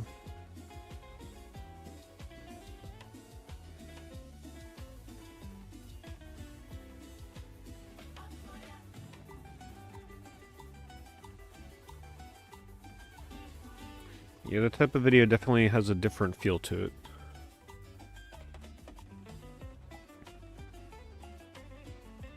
I feel like in order to be nostalgic over something like that, though, the person that does it, personally, I feel like had to have made videos like that in the past to really feel the nostalgia for it. If they just come out of nowhere and try and make a video like that, but they never did them in the past, because they weren't making them back then, it just wouldn't feel the same.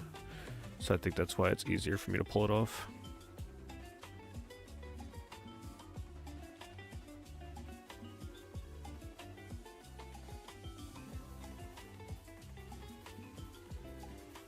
It would feel inauthentic otherwise, right? It feels more authentic on my end because it's like, well, you can go to my channel right now and find dozens of other videos just like that one, so it's like, it kind of fits right in.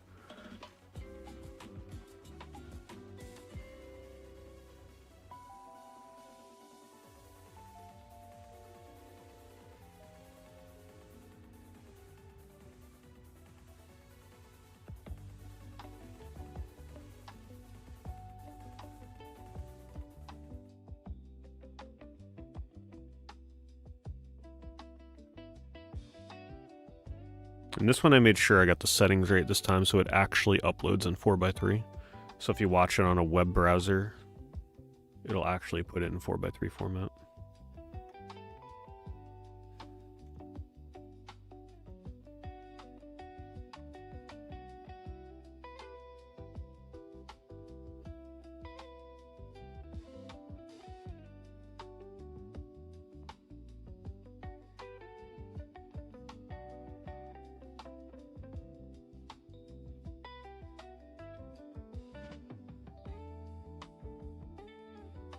Fully loaded custom Game Gear.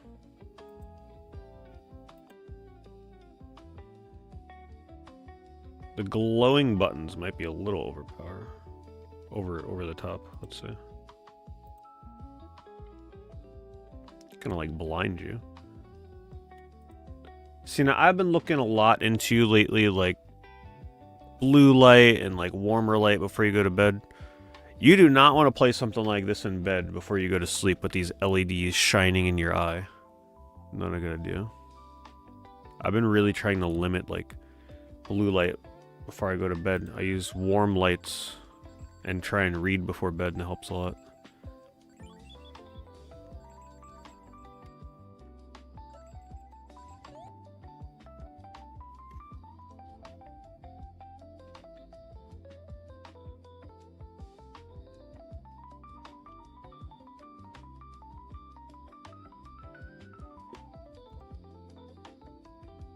Honestly, just getting a Game Gear that doesn't need a ton of AA batteries and dies in an hour is just...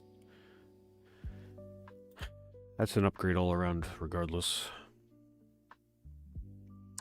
Hasn't made a noticeable difference. It has made a noticeable difference not being on a tablet or a phone or looking at a TV right before going to bed. Yes.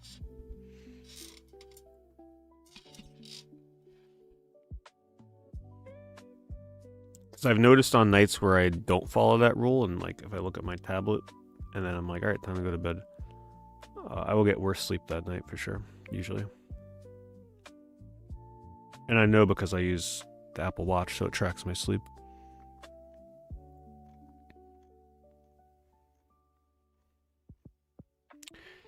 Trust me, for a week straight, try and get yourself, when you go to sleep, no tablet, no phone, no computer, no TV. Even try to avoid like bright lights in the bathroom or something. You go to bed, have it dark, and have a warm orange or like amber light. Dim, warm orange, amber light. And then read a book with that light only. Do that for a week straight. You'll see the difference.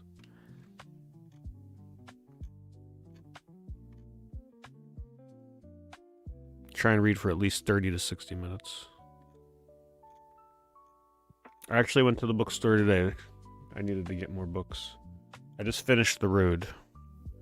The Road was good. That book went by very quickly. Oh, I picked out 3 random, completely different books. I don't know. I just asked AI for recommendations based on what I was looking for, and it recommended some things to me. So I got Neil Gaiman. I was gonna get Coraline. I was gonna read Coraline because I'm like, all right, let's find out why everybody loves this Coraline game that goes for $100, $200. Man, do you know how much they were asking for Coraline? For like a 120-page book? $18 for a paperback. Like, I'm like, man, more people would read today if they didn't have to break the bank to buy a book like that's crazy. A book like that back in the day would have been like $6, $8. $18? But it wasn't just Coraline. There were so many paperbacks where I picked it up and I'm like, oh, I'd be interested in maybe reading this at Barnes & Noble. $18, $20, like unbelievable. I could see if the book is, 300-400 pages, whatever. Maybe then. But some of these books are like 200 pages or under and they're asking $18. That is crazy. Anyway, so I picked up, I don't know if any of you read it, The Ocean at the End of the Lane. Neil Gaiman. Just sounds like an interesting book. A lot of people are saying it's like I can read you the back of the book so you can see. I'll read you the back of the book of each one I got.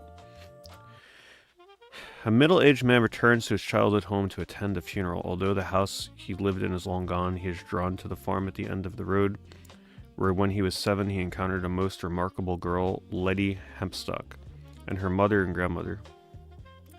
He hasn't thought of Letty in decades, and yet as he sits by the pond that she'd claimed was an ocean, behind the ramshackle old farmhouse where she once lived, the unremembered past comes flooding back. And it is a past too strange, too frightening, and too dangerous to have happened to anyone, let alone a small boy. So it's apparently like an odd combination of like a dream and a nightmarish kind of setting. I don't know, it just sounded interesting, and it's not that long of a book.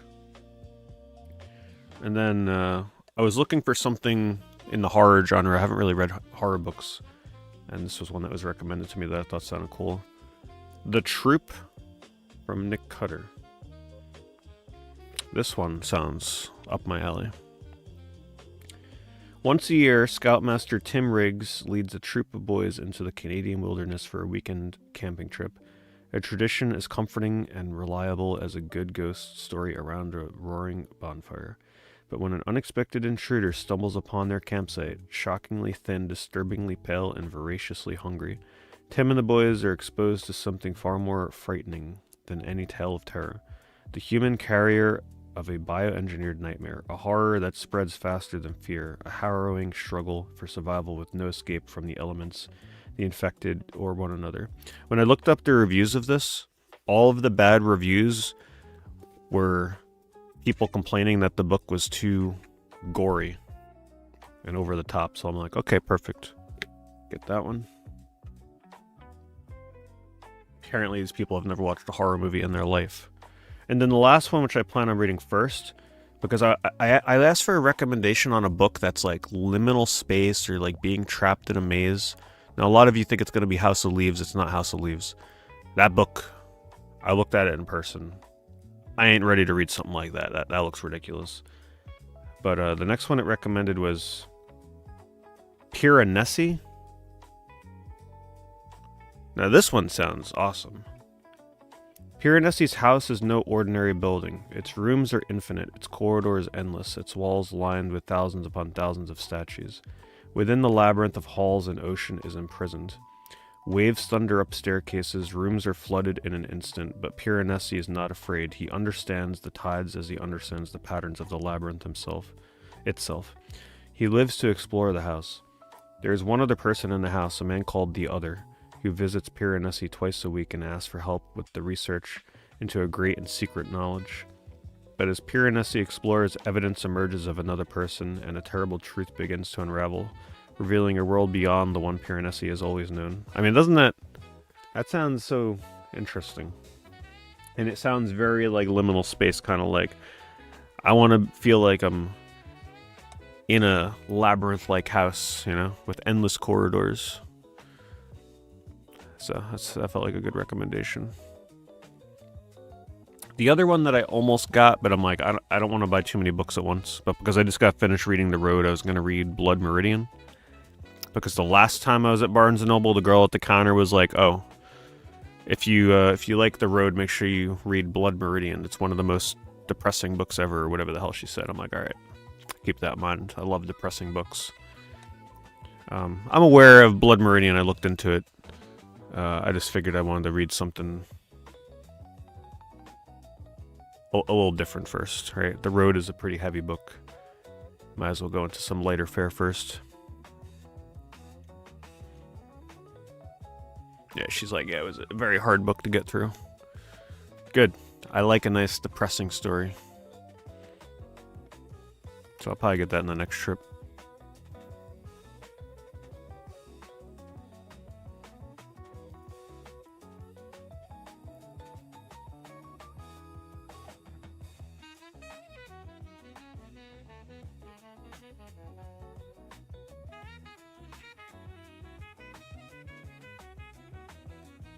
That's up on YouTube, Nick Kramer. Yeah, there was like some music problems.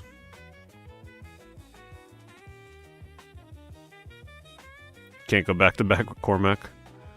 I feel like I could have. I just wanted to read something from a different writer because his writing style, I actually really enjoyed the writing style on The Road. I loved the lack of quotes and like the way that characters talk back and forth, and also just like the formatting. It made the book go by very quickly. I wish more books were written in that way.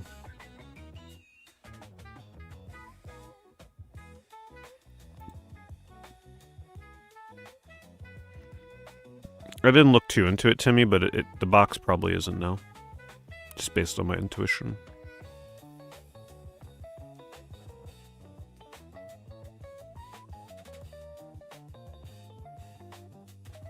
Well, I don't know what the trendy booktuber stuff is. I don't know. I just went on Grok and told it what I was looking for, and then it gave me recommendations. And then I went to the bookstore and decided which ones I wanted to pick out. There was another one I was close to getting called, I think it was called Earth Abide. Post-apocalyptic. Like, The Road put me into a post-apocalyptic mood. And that was one that was kind of sounded like it was up my alley. Like, more of a grounded reality, post-apocalyptic. No zombies, no mutations, just people that are trying to survive in the apocalypse.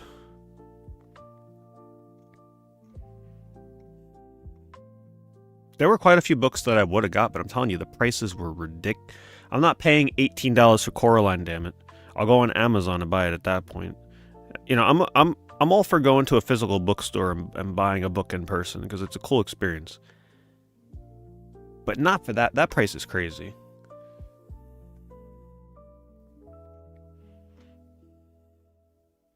In a book I'll finish in like a day. Yeah, no thanks.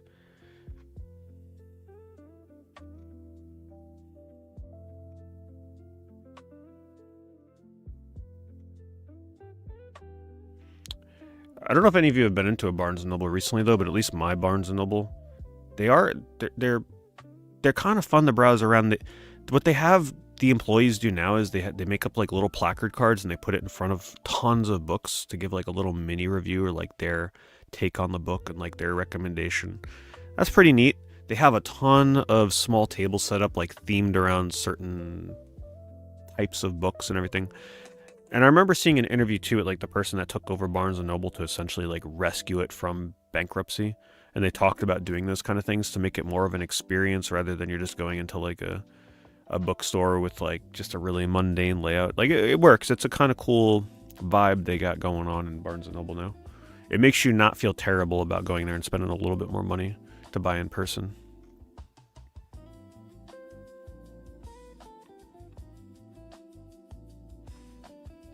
Yeah, that is my goal. I'm trying to read more books. I pretty much try and read anywhere between 30 to 60 minutes a night. So it takes a little long to get through books because of that. And I try and only read at night before bed. Because then you condition your brain to relate reading to sleep. So if I start reading during the day, it won't condition my brain. It'll make me tired during the day, so I'm really only trying to read right before bed. That's the way to do it.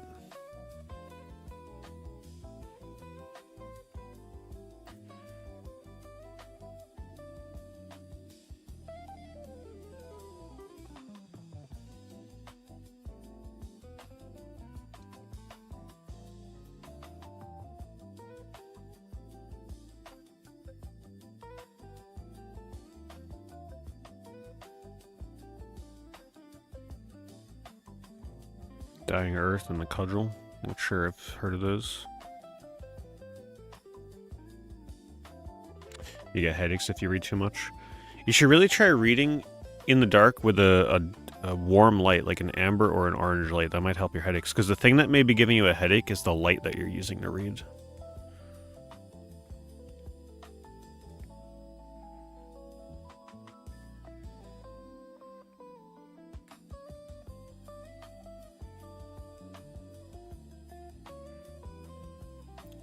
Take a look at what PS1 games are selling for.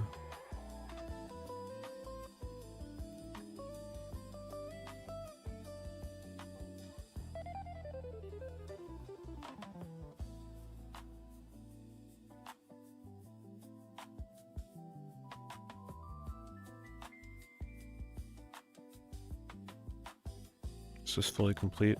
It's one of the last PS1 RPGs that I need.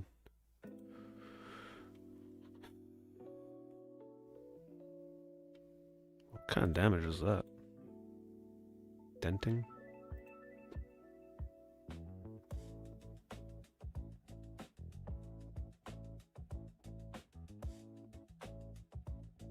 Oh. Yeah, it's a mint one. They even got the freaking paper inside of it. Everything's sealed. Yeah, I can see why that one sold.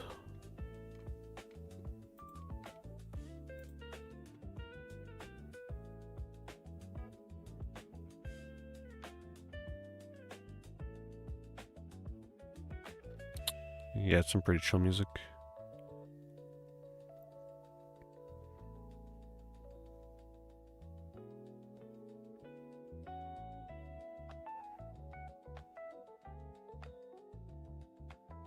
Oh, jeez, first edition books. No, luckily I don't like hardcover books. Thankfully, yeah, I'll never get into that. I like paperback because first of all, it's easier to hold. They're lighter, but I also like. I know this sounds weird, but I can't buy used books because I have this thing with books where I need a mint copy, white pages, like corners are perfect. And I like to see damage being done to the book as I read it. Yeah. You know, I don't purposely crease spines or anything like that. But I get some form of satisfaction seeing, like, wear around the book as I go through it, you know? So that's why I can't take the hardcovers because you don't get really to see that wear.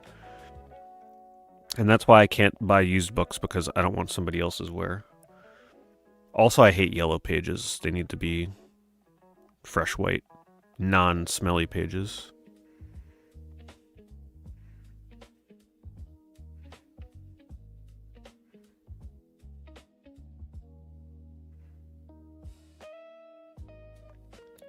$150 PS1, PS2 memory cards for $300.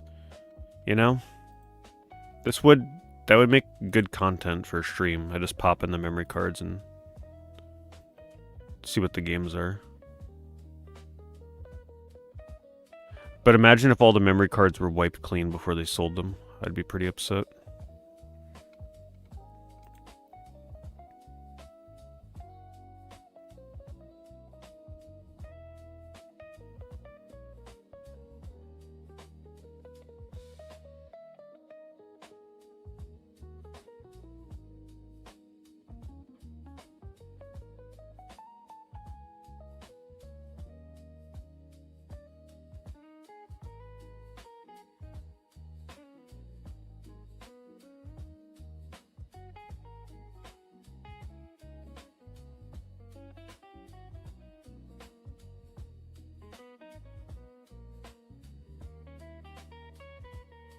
Wow.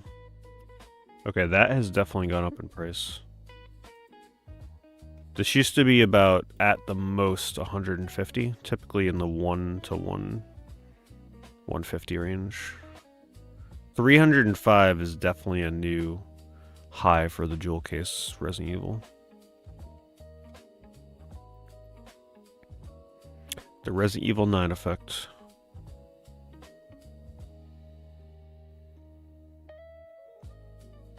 Somebody did bid on that copy of Echo Knight with that water damage that we saw earlier in the stream.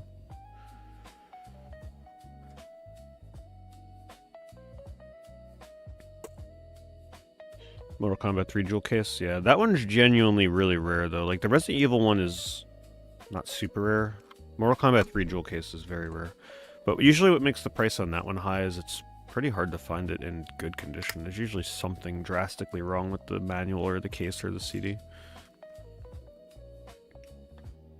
This person paid $180.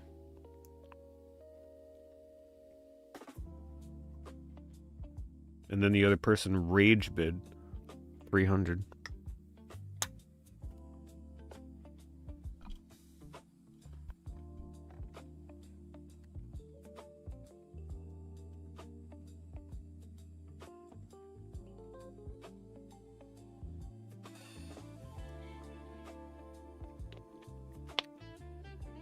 What did the sealed long box sell for? I don't really pay attention to sealed prices. New Pokemon pinball table. Yeah, I haven't really looked into it. I don't typically look at super expensive pinball tables like that.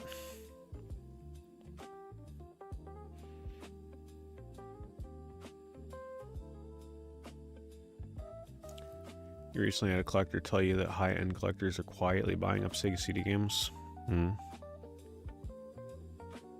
haven't heard anything about that. I feel like Sega CD is already pretty expensive, so I'm not sure why they'd suddenly focus on Sega CD. I do feel like there's a lot of undervalued Sega CD games that are kind of like exclusive.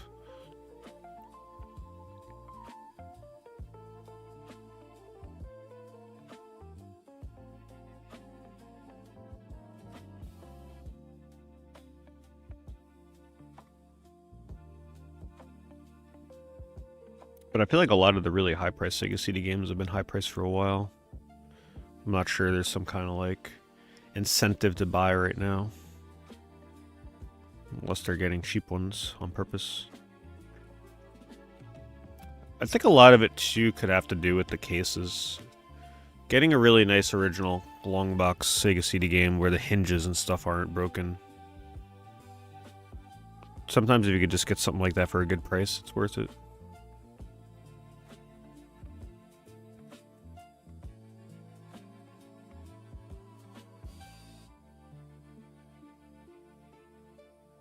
Kitty on your lap. It's an interesting translation. Well, to be fair, there is a kitty on her lap. So the name checks out. It's another visual novel kind of game.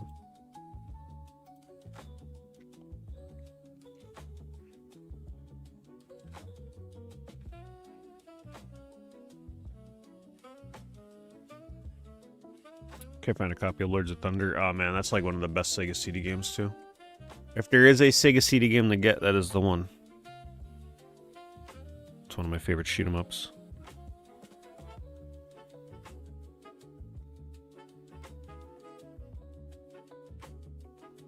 Hopefully your search finds you a copy of that game for not too bad of a price.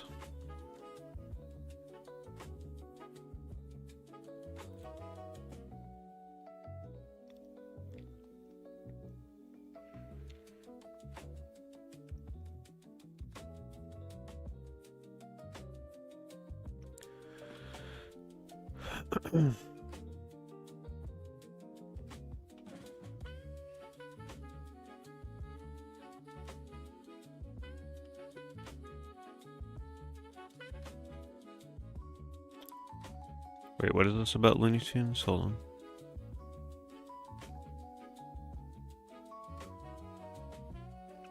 So is it a... So they're re-releasing Looney Tunes on Blu-ray? That's a pretty big deal. Are they fully complete, or are they leaving out, like, episodes to any degree? Like, is Pepe Le Pew in there? I highly doubt that. But if it's fully complete with everything, that's kind of neat.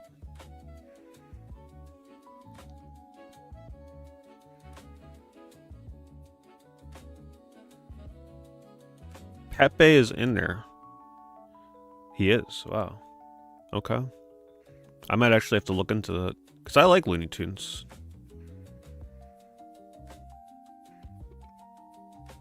But it just feels weird when, like, they leave out censored episodes and stuff like that. It's like, come on. It's a cartoon. Let's just, you know, historical value of it. Let's just get everything.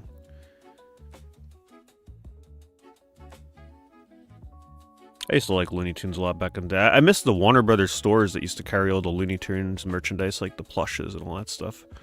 It was like the Disney store, but for Looney Tunes.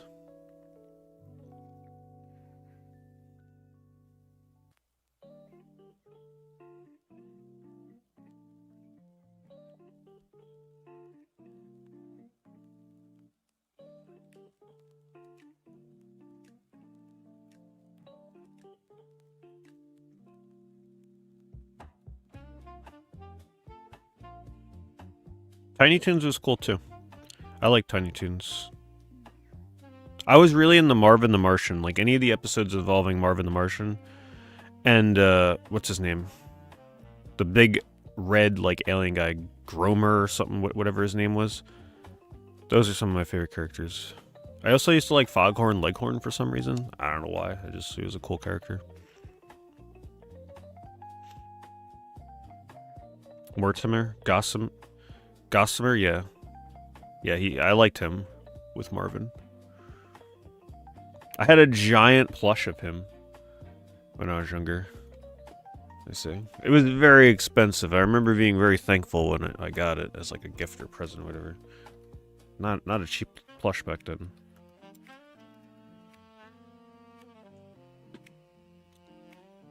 Let's see. I think it might have been this one right here. But it wasn't 10-inch. He was the bigger variant.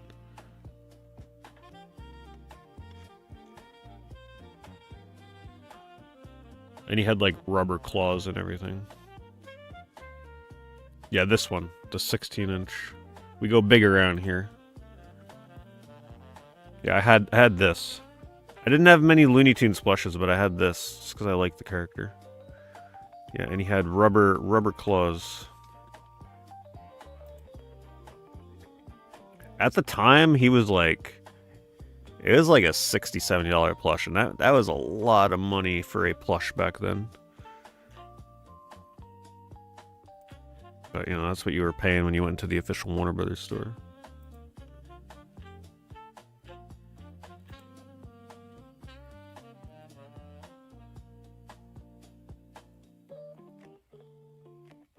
He got a sizable speaking role in the Looney Tunes show in 2011. I haven't watched any new Looney Tunes stuff. But yeah, if they're releasing old Looney Tunes, like I understand if there's some episodes they're gonna leave out because there's just something crazy in there. But if they're actually gonna have all episodes including Pepe Le Pew, then I would consider looking into it because I just want like the biggest, most complete collection that you can possibly get. I'd be into that. Looney Tunes is pretty nostalgic. I think that would be fun to watch.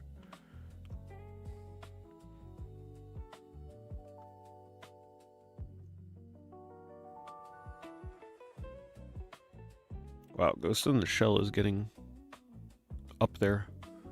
$250 plus $73 shipping from Canada. Oh, Canada. My goodness.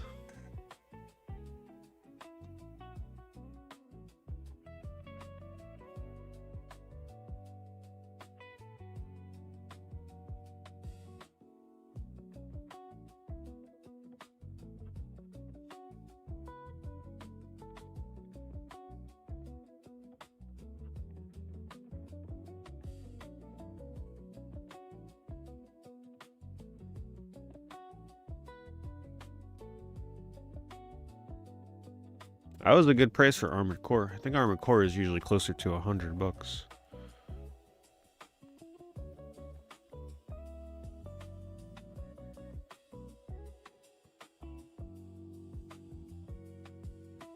Man, what is happening with Resident Evil right now? This is crazy.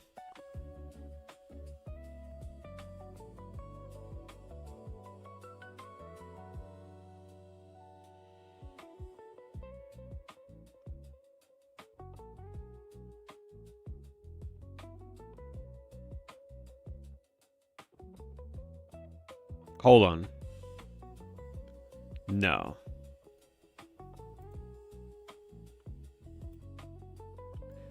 $75 for ET? Since when? What the hell? When did this ET game become expensive? When did this happen? Come on now.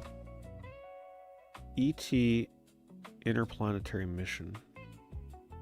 I'm gonna leave the ET out because I don't know, some people may say it with periods, some may not.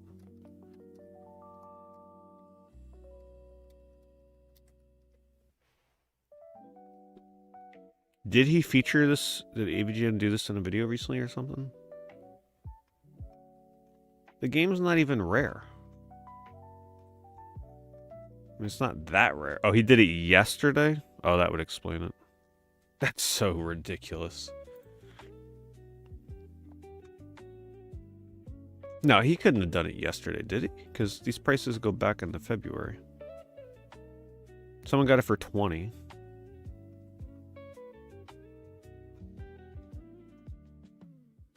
$40. $35. This is definitely a recent thing. $7 for the manual. Yeah, see, this is the price I remember. It was like a $10 game for crying out loud. Well, that'll have to come down. Something else must have happened. This must have been featured in some other way. That's ridiculous.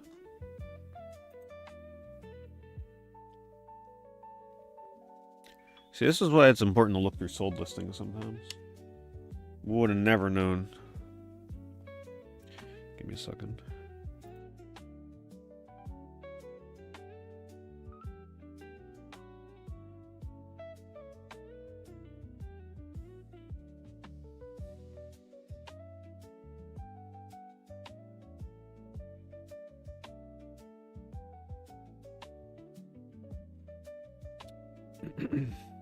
More congested tonight than the last couple nights.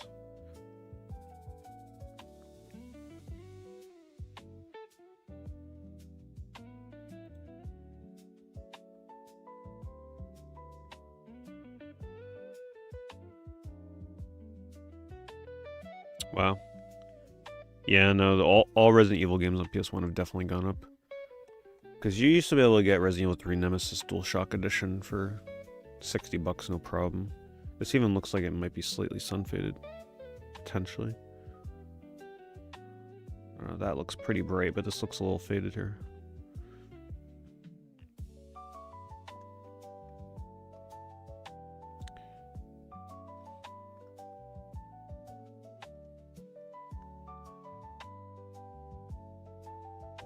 Short Circuit. I watched that when I was younger. Yeah, I remember liking it. I haven't seen it in a very long time.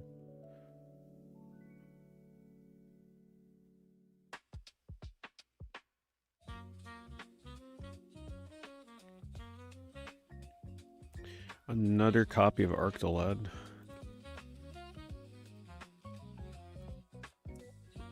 Also looks to be fully complete. See, I'd be okay. I don't mind a price sticker on there. That's fine. Terrible photos. Looks fully complete. People always recommend the first. People keep telling me I would really love the first two Arctolads, especially the first one, because it's so short. It's a super short game.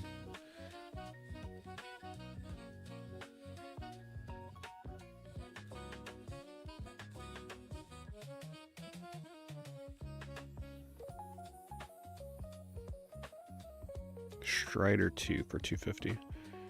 So some people may be unaware, but if you like the PS1 era games where they're like Klonoa, Tomba, Hercules, you know, the type that uses 2D sprites on top of 3D polygonal backgrounds, Strider 2 is also one of the few games that uses that effect. And to great effect. I mean, this game looks crazy good.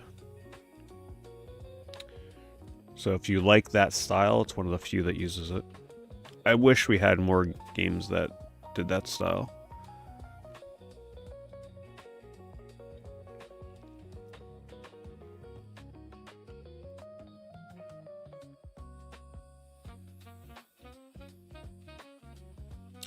I wouldn't worry too much about disc rot on PS1 games, Citizen Kane.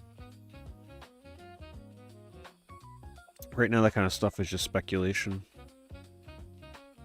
I think disc rot would only be happening to people that store their games in, like, extreme conditions.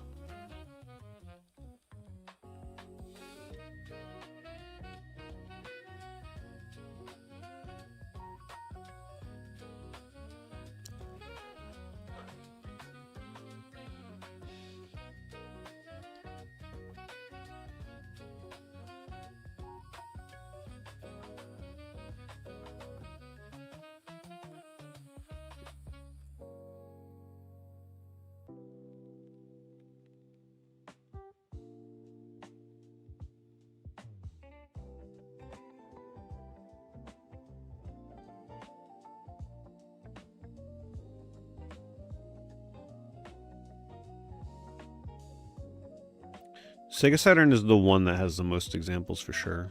Yeah. But we'll see. Right? If it starts becoming a common thing, then it's like, okay. Emulation it is for Sega Saturn, you know? But it's still very few and far between.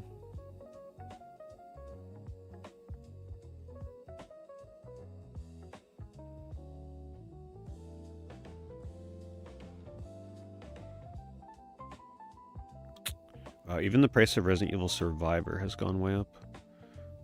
That used to be about like anywhere between 70 and 90, even as low as 60 sometimes. 150. Yeah, pretty much everything Resident Evil on PS1 has gone up.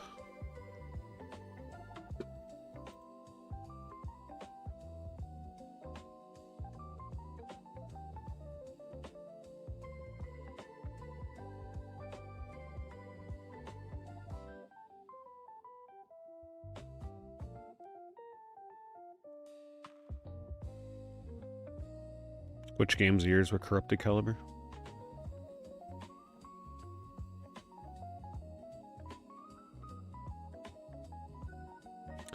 Dead Aim on PS2 has gone up a little bit as well, yeah. They used to be about $50, $60. I think it's like 80 to 100 now. Last time I saw it last week.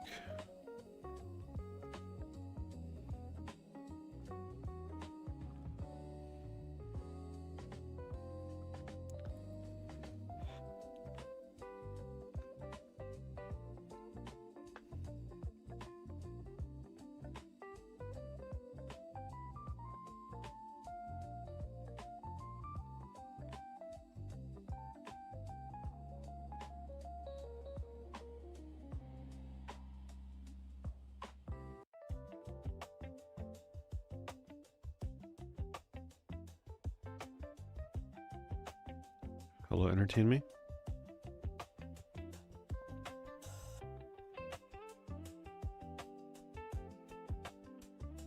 I wish they would have released more of these. How cool would it have been if like every major PlayStation character had his own branded memory card to collect? What if there were like 50 of these things to collect? You know how cool it would be to have the full collection?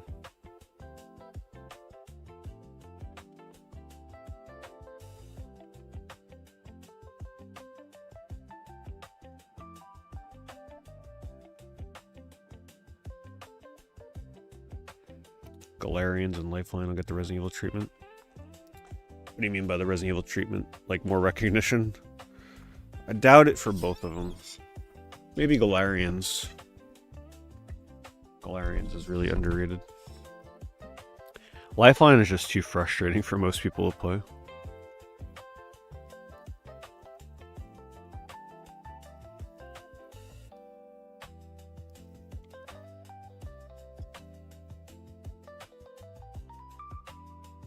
Have a good night, Hyper. Yokai Watch, known to have problems. Oh, really? Phantom Hourglass on Yoshi's Island and Strange Journey. Huh.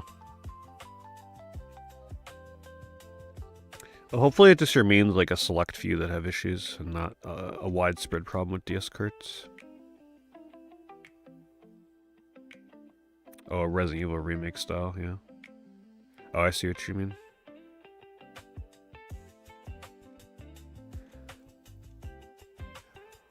I don't think it'll happen for either of them. This is a pretty uncommon PS1 racing game. This is from Atlas, by the way. Peak Performance. Published by Atlas. I don't think they developed it. Kind of a crazy Atlas game, right? Not something you'd expect to see from them.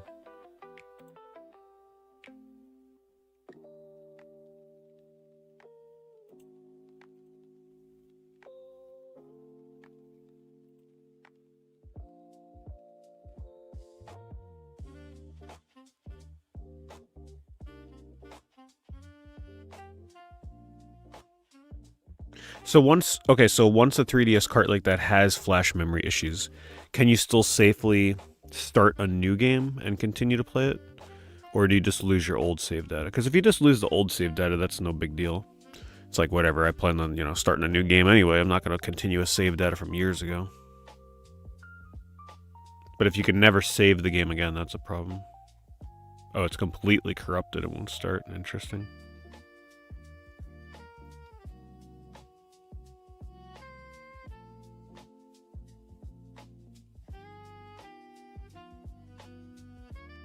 A loose D, just disc 3. Just the third disc. That's oddly specific. Somebody lost their third disc D. How does that happen?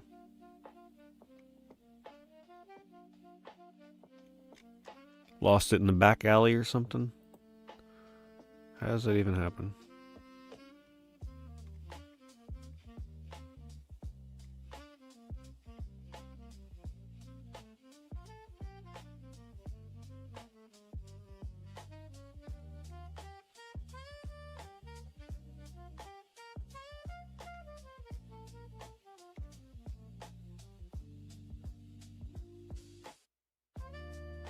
Let's do one more page.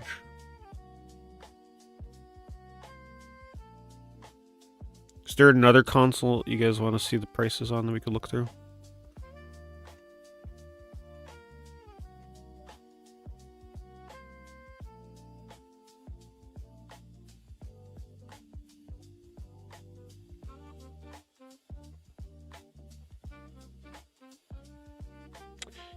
Thanks, Conky. You'd like to start collecting for the PSP? PSP isn't, I mean, yeah, there's some expensive, harder to get, more in-demand games on there, but PSP is still pretty decent to collect for. It's not too bad. Unless you're really into RPGs and stuff, then it might be a little harder.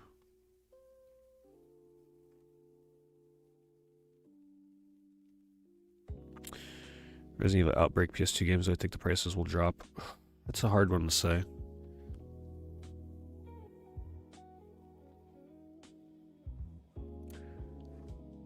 So I think for the Outbreak games, like maybe right now they're seeing a little bit of a spike in interest because all Resident Evil games are. But in general, I would say that they will probably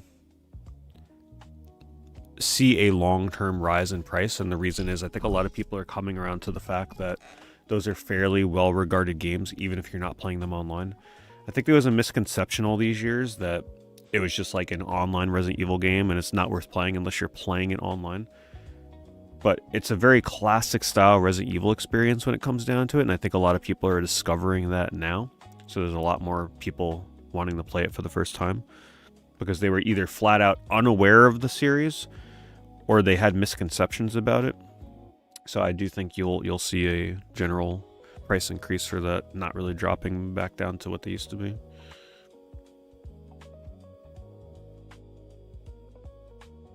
I think those games are better regarded now than they were in the past. People are starting to come around to them.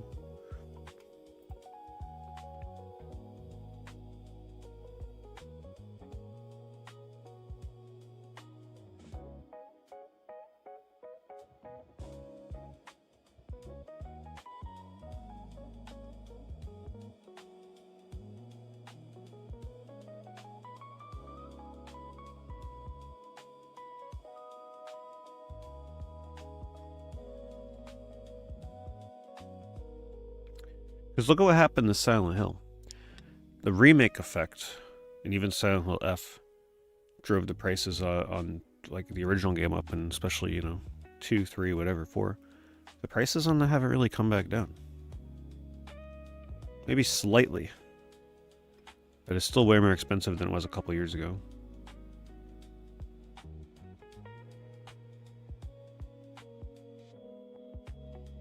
I don't know why somebody would pay $100 for a burnt disc of Thrill Kill, unless it's like a really good reproduction. Doesn't even look like that good of a printing. Looks blurry. That's ridiculous.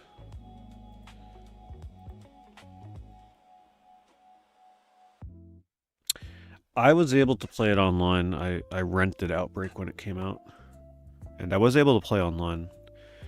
My memory of it is very cloudy, though. I really don't recall much.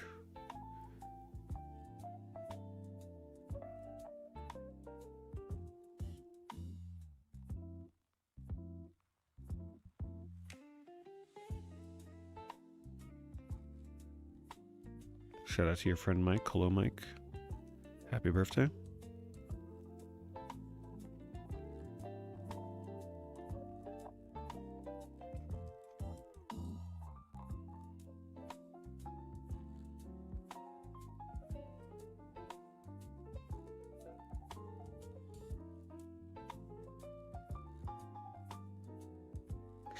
I knew, like, whenever I see Hate Depot, I always approach his comments with caution. You can't get me with those old time gags, Hate Depot, but a nice try.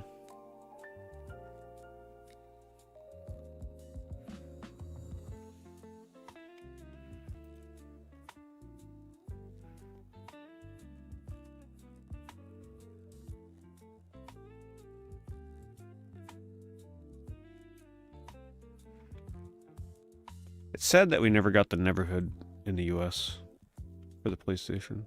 I hear the loading is terrible, but still, it would have been awesome to get the Neverhood officially released off of the PC here.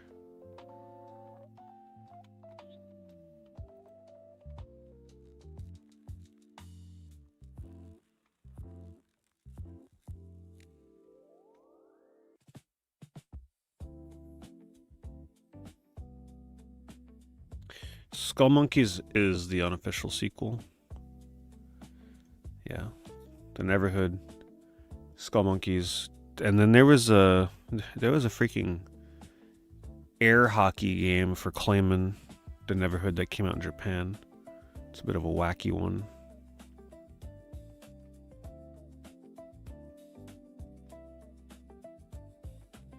Streamed it a long time ago. It wasn't very good.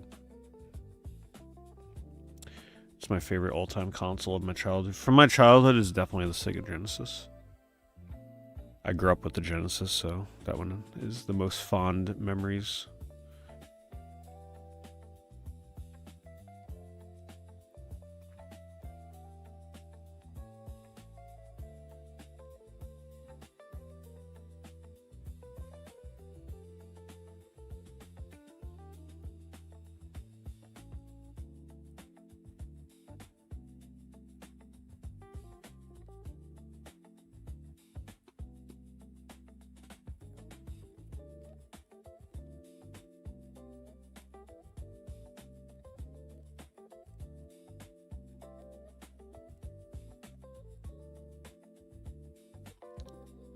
Let's sort it by games.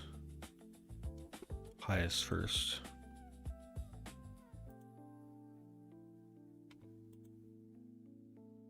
Who knows what we're gonna get? Sold price.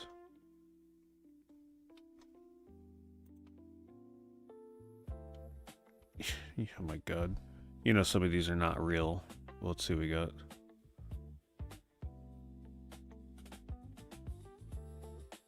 I should really filter graded games. I don't feel like looking at graded games.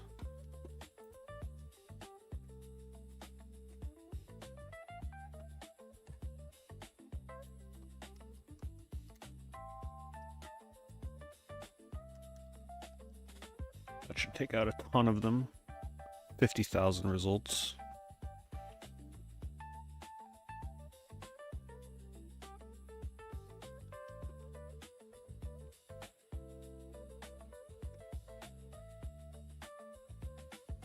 They used to say if an offer was accepted on sold listings. I don't know what happened.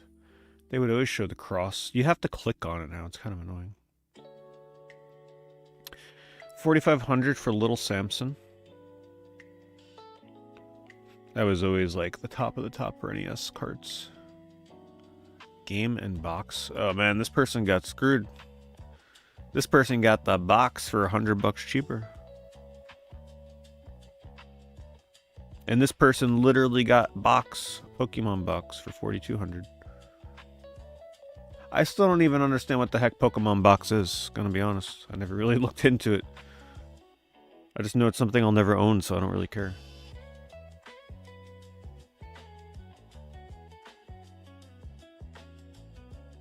That's a lot of Little Samsons that are selling.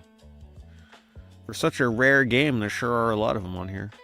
Oh yeah, here's one of the rarest GameCube things you can get, the dual box for Monkey Ball and Sonic Heroes. You're literally just paying for the box that goes on the outside.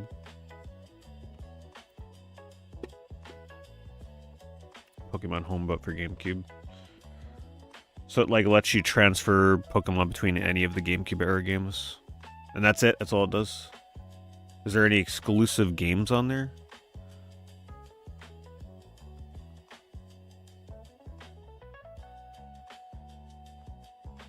You're playing Smash Melee. Play my main. I used to main Sheik in Melee.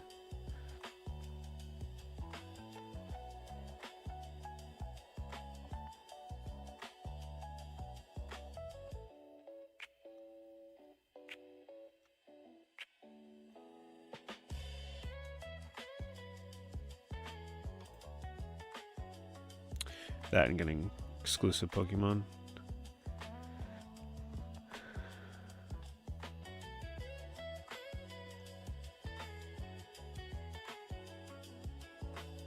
It is funny though seeing like the same 3 games. It's just Little Samson, Earthbound, Pokemon box over and over and over in this upper echelon here.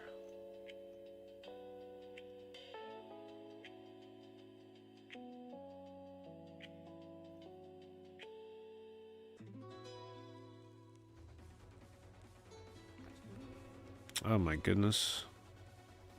Maniacal, didn't you already gift earlier? Yes, you did. 10 more gift subs. Unbelievable. If you got a sub gift from Maniacal, you can thank him if you're here. If not, thank him the next time you see him. Some people might be lurking. But thank you so much, Maniacal. Thank you as always. And that's on cheap beer, apparently. Still gets them.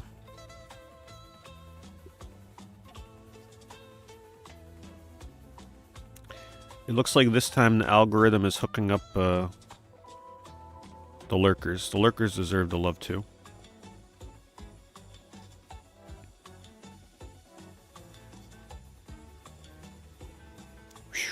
God damn.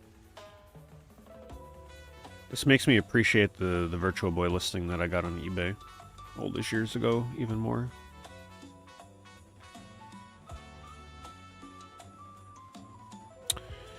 I miss the old days. Back when you used to be able to get crazy deals. 47 copies of Cory in the House, Garfield not included. Damn, the only reason I'm clicking on this is because I saw the Garfield. Is that really Garfield? My god. One bid.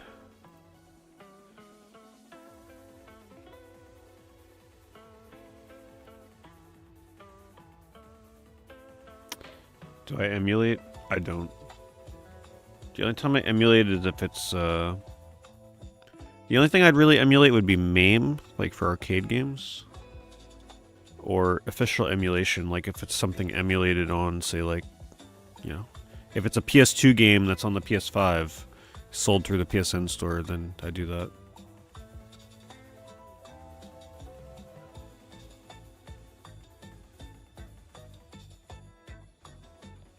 I think you're the only one, Maniacal. You're holding the fort down. Thank you, though. Thank you for the one-man hype train. It didn't pull out of the station, but we appreciate it regardless.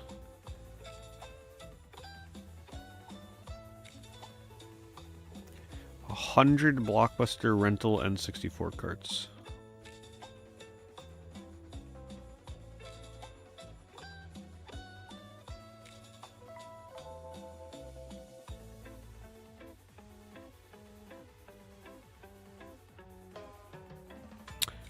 That's surprising. I mean, there's nothing, it is a lot of really common games in here.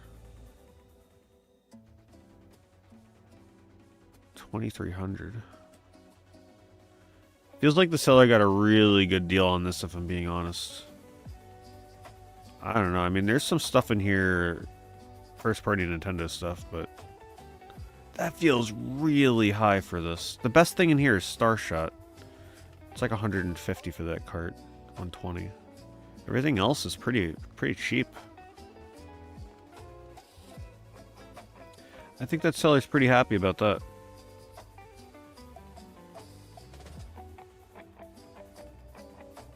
Thanks, Maniacal. Thank you for trying. I appreciate it.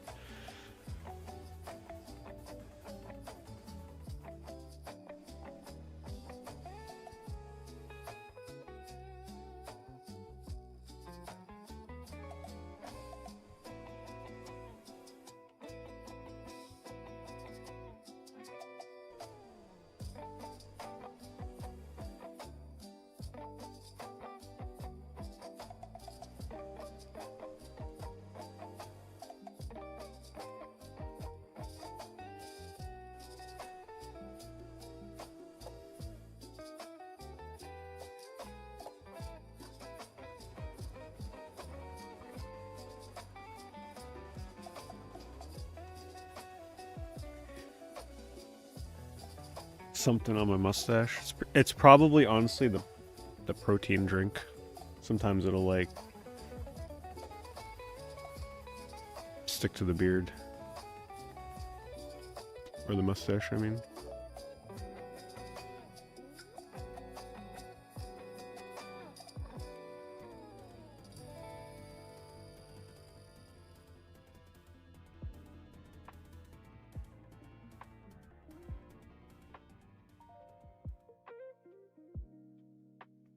$2,300 for Arrow Fighters. I can remember back in the day when that cart was $200 to $300, and that was considered incredibly expensive for it. Maniacal is just a one-man train conductor. Thanks, Maniacal. Appreciate that. Even if no one got on the train, we appreciate you.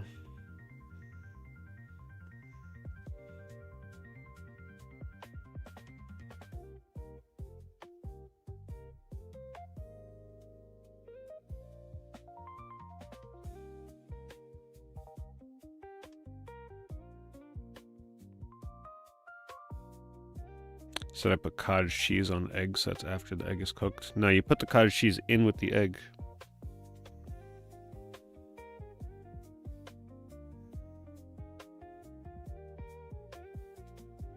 Yeah, you mix the eggs with the cottage cheese and cook it.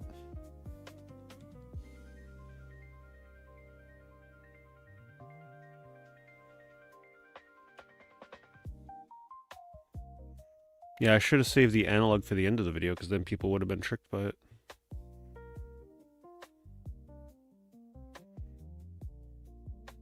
Oh, I think I found... Oh yeah, I found what it was. It was a piece of the tissue. Like a little speck. This thing. Should I put it back?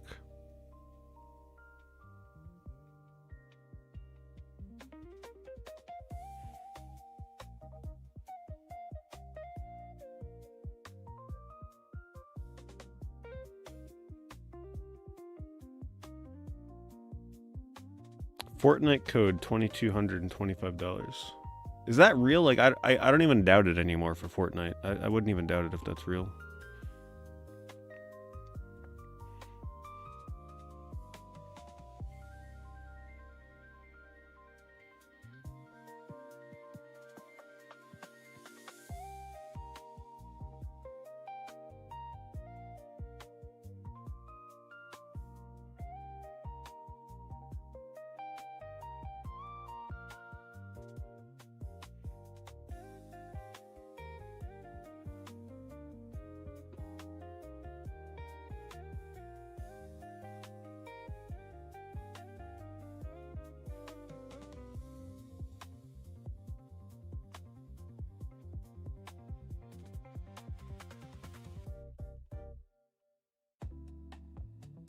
A horrible smelling Montreal game shop. That's an interesting way to describe it. Smell like cigarettes. You just discovered NES Maker. I don't think I heard of that.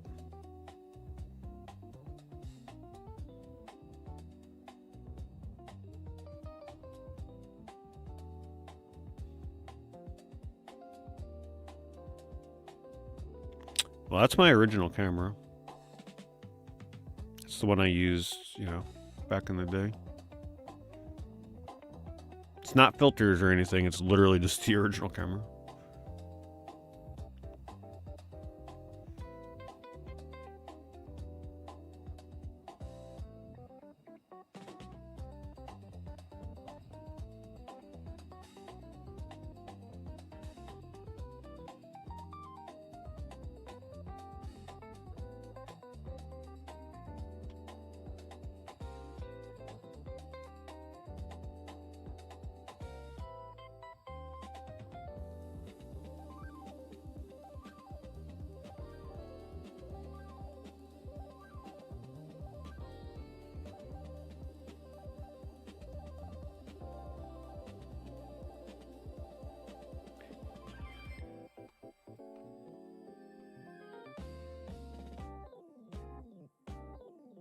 It is a cool cover, specifically because of the zombie. But the part that nobody notices, the werewolf up on the roof. It's the best part. I wish we I wish we had a more solid foundation on the true lore of this box and how it originated. Last time I remember hearing it was like a test run or something in New York City at like only a store in Times Square, or it originated from like Mexico or something. I can't remember all the research that I remember reading on this. This has a tear in it. It's got a tear in the top of the box. Or the side flap. That's crazy. I'd never settle for a tear like that. Not for that price, that's ridiculous.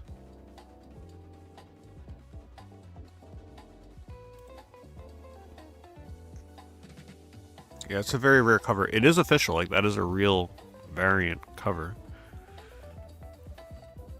I still have it. I almost sold it at a convention like 10 years ago. I forget what I was asking for it. Someone contemplated buying it, and that was the only convention I ever took it with me to. And that person still tells me they regret it to this day whenever I see them, that they didn't buy it.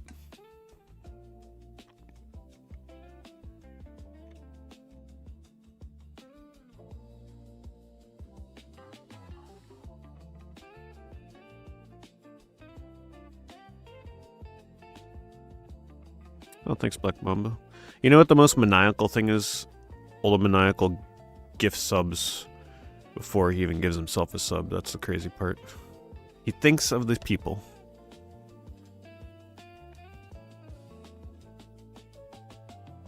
There's no good scans of it online. Yeah, most people that have it probably don't want to scan it. They don't want to risk damaging the box.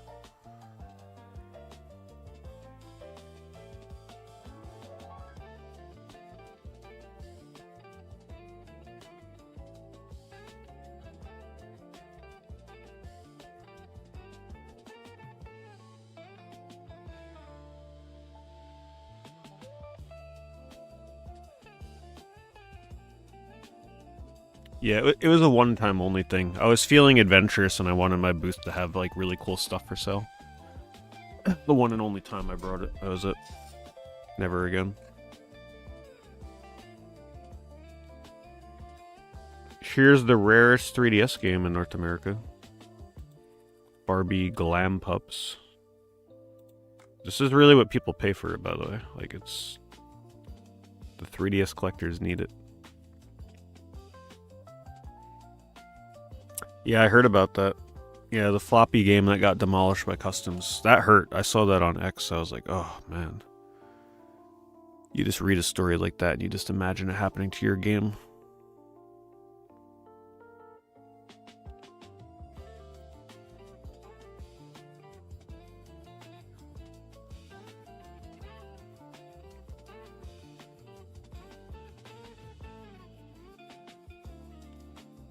Because I know that feeling. Like, I could imagine buying a game where only like maybe 100 copies are known to exist.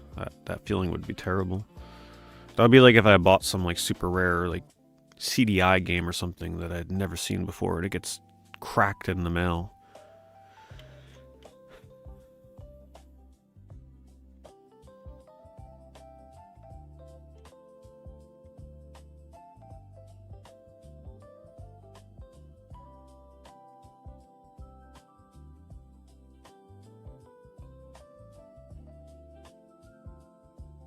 I have never been able to play Flintstones Dinosaur Peak, no.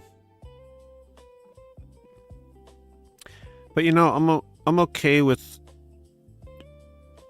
when you accept the fact that you collect physical, like the only games that you play typically are the games that you physically own. You just have to come to grips that you can't play everything. It makes you appreciate the games you have more, and it really makes you appreciate what you get to play more.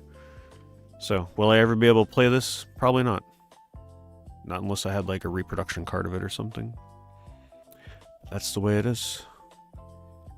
Sometimes I like not having the world of video games at my fingertips. I like being limited in what I can play. It makes it a little more focused, and I can appreciate what I have a bit more.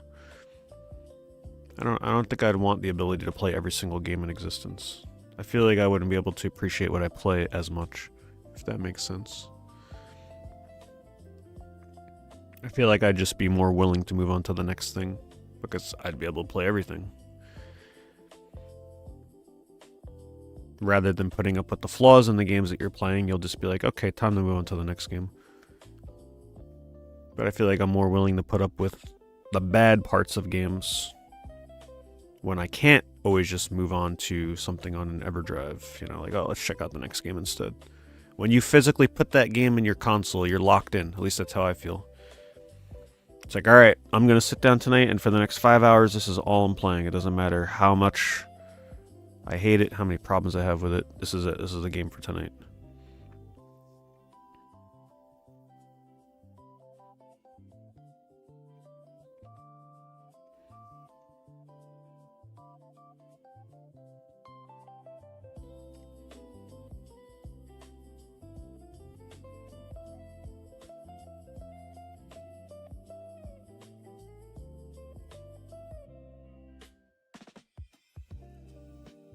Do I have any limited run games?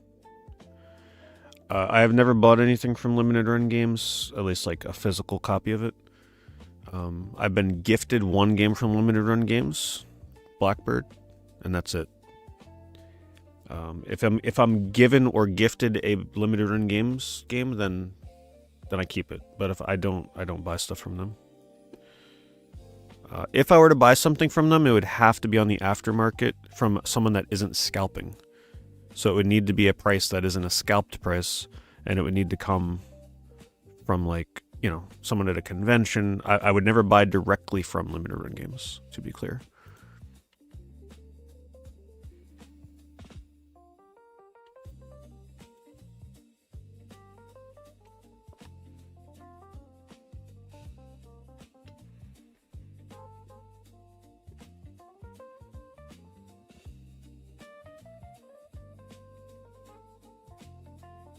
What is my going back interest?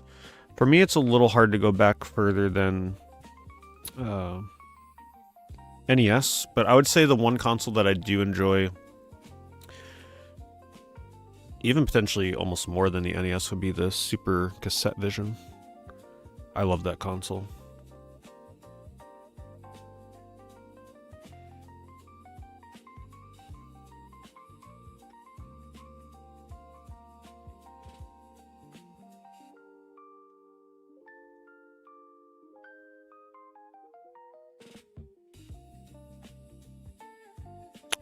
I think the one thing that cements for me, like, why I like focusing on one game at a time when it comes to, like, when I'm streaming typically, is that when I watch streams where somebody is using an emulator or like an EverDrive or just something that allows them to switch between games at will, it annoys the hell out of me because they'll play a game for like 5 or 10 minutes and they'll be like, okay, that was cool. All right, next game. And I'm like, my God, you haven't even like gotten past the first level.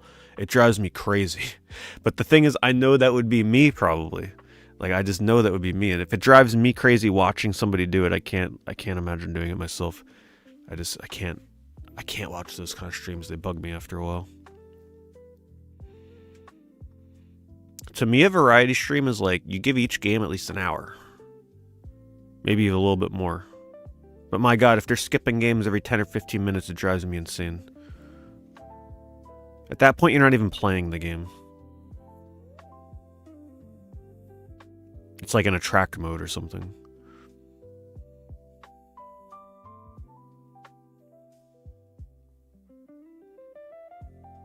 I think we're about to see a lot of copies of Snatcher. Hold on, Toy Story Big Box. I don't think I've ever seen this before. What is this coming with? Better come with a toy.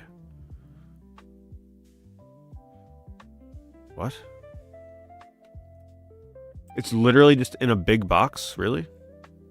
Interesting. Anybody know the history of this?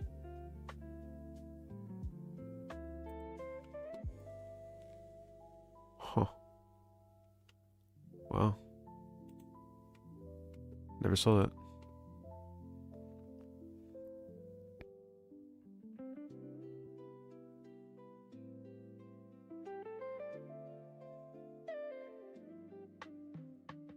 I've seen his videos, Hate Depot, yeah. Yeah, there's a lot of people that do console challenges like that. N64 is one of the more popular ones where people play every game because it's one of the few where it's, like, doable. Some of them are kind of ridiculous. The ones where it's like, oh, I'm gonna beat every PS2 game. It's like, no, you're not. No, you are not. Admirable. Good attempt, but that ain't happening.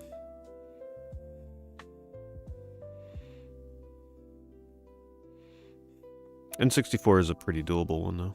You can knock that out in several years' time. Plus, most of the library for N64 is pretty fun. I feel like another one you could do that with would be like Dreamcast. Would be pretty easy. The ones that have like a few hundred games, those aren't too bad.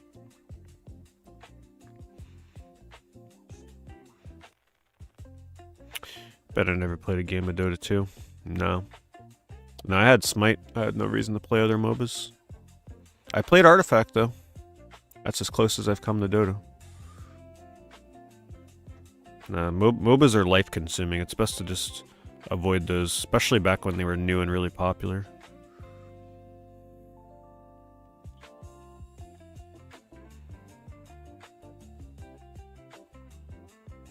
Yeah, since you guys are talking about EverQuest, don't forget there's a new EverQuest coming out. EverQuest Legends. Time to relive your nostalgic past.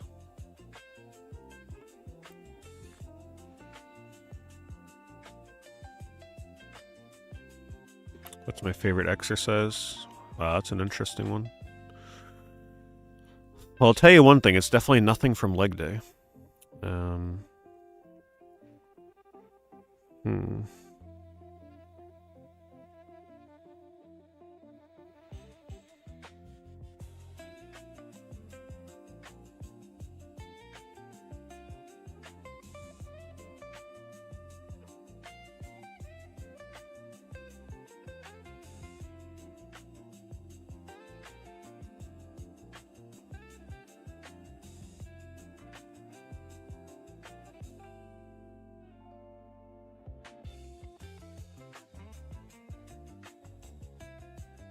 It's probably either chest press or shoulder press.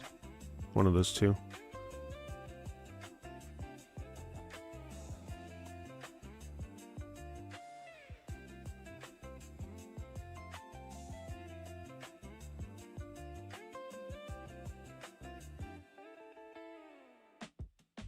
It's so funny how when you're in the upper realms of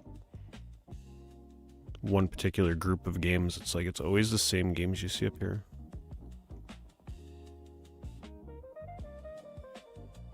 Not much variety in the 1,000+ category for Sega games. The fact that this is $1,000 now is just so wild to me. I remember when I was collecting for Master System, it pained me to like have to spend $100 on this game at the time, which is I think it was one of the most expensive games on Master System back in the day.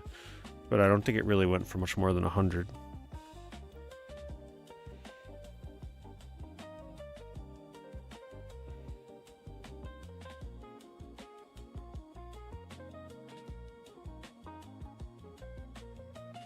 No, not too much free weight stuff. Just a little bit of like standing dumbbell stuff, bicep curl, but I try to avoid the free weight stuff because everything with the machines is just so much safer when you're first getting started because everything's on a fixed path, so it's kind of hard to get injured or do something wrong with the wrong form. Eventually I would move on to free weight, but there's not much of a reason for me to do it right now. Plus, I think I'd rather go to a different gym that offers a trainer before moving on to that kind of stuff to make sure your form is correct. You should go waste so much time if you don't have proper form.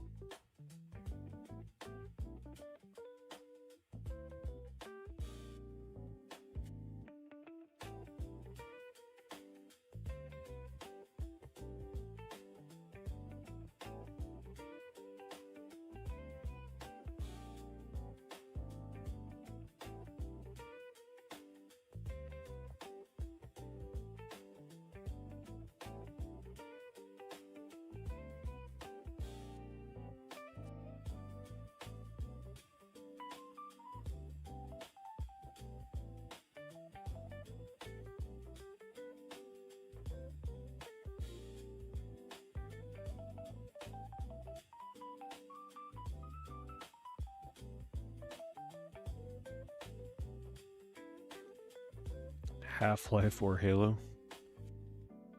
If I had to pick one today, I'd pick Half-Life just because I played them more recently.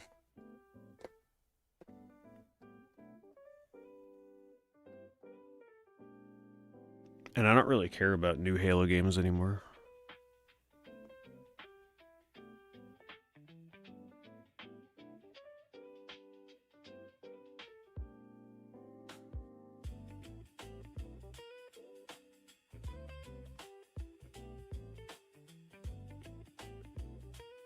I love the fact that people are still spending money on a Nomad. There's so many alternatives to play like a Genesis portably now, but people still want that Nomad.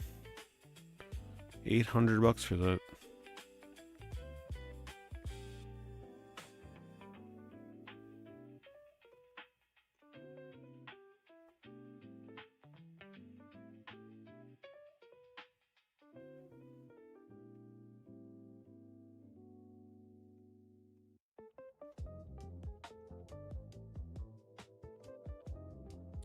Here's your Lords of Thunder. Damn, that is way more expensive than it used to be. A sealed theme park. This is one of the hardest Genesis games to get complete in box, in my opinion.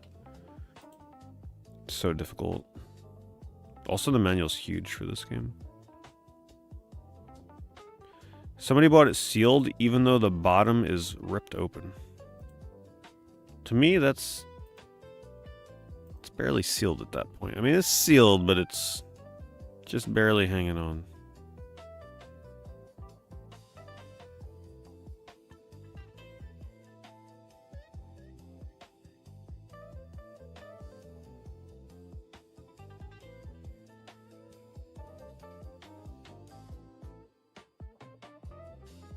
I have the original model Steam Deck.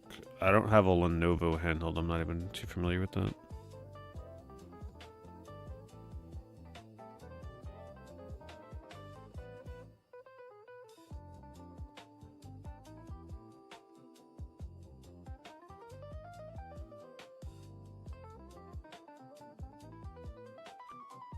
When it comes down to it, though, I mean, look at this. There's not... It's just the same Saturn games over and over, just a lot.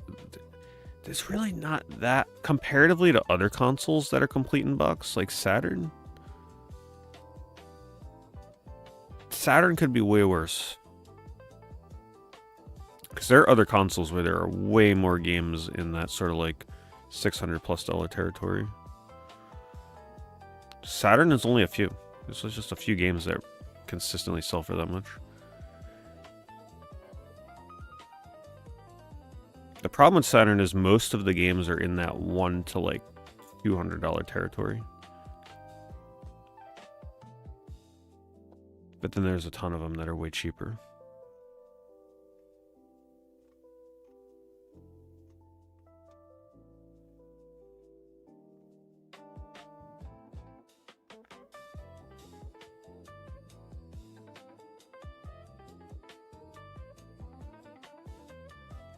Definitely a Lunar. I prefer the more traditional RPG experience. Less characters.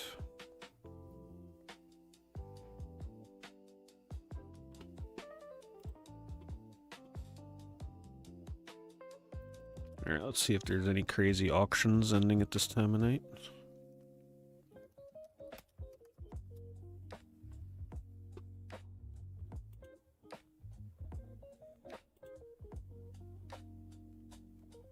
Let's get out of sold. No, I haven't done the remaster / remake yet.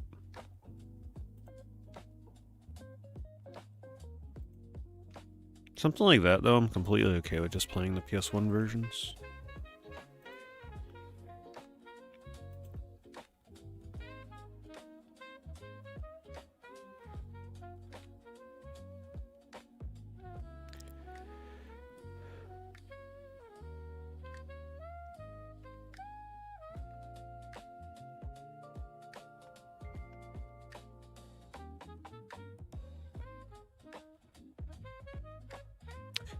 I'm still interested in Spyborg because it's one of the few Wii games that I still would really like to add to the collection.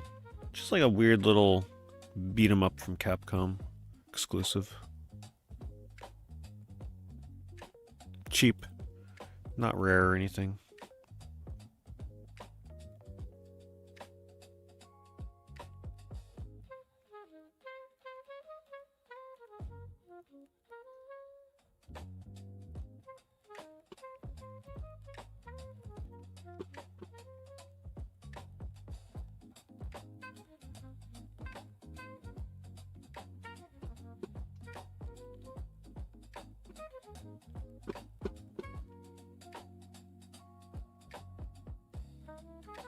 Should Dino Crisis get remade? No, don't do it.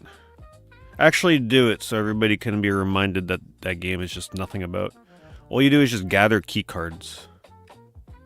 Key card after key card after locked door after locked door.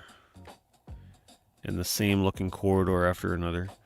That game is pretty much just like find key card, open locked door, once every 2 hours get scared by the T-Rex, rinse and repeat.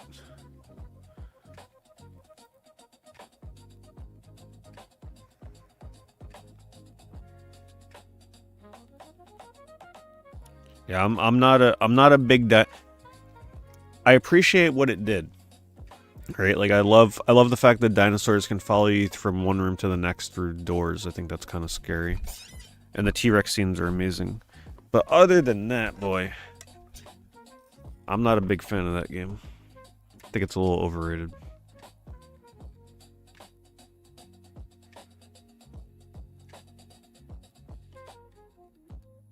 Dino Crisis is survival horror for people who like missed, yeah. I look forward to playing the second game. The good part is the second game isn't survival horror, so I don't have to play it in October.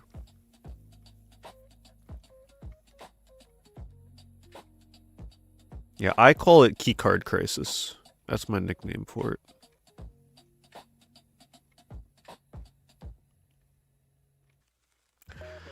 I'm surprised we've only seen 1 foot tonight. 1 foot. Is there a new meta developing on eBay or something I should be aware of? No more feet? What do we got here?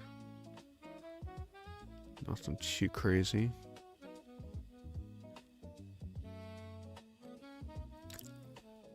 You're thinking it's selling a 360 collection? 450 360 games? That's quite the collection. Is it mostly like curated non-sports and stuff, or is it all kinds of things?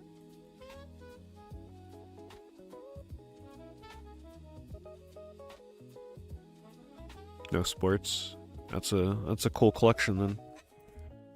I don't know, do you think that would be worth it though? I feel like most 360 games wouldn't go for too much money. You might just be better off hanging on to it. But like you said, you're trying to clear up space. It's not so much the money. If you're trying to clear space, that is a lot of space.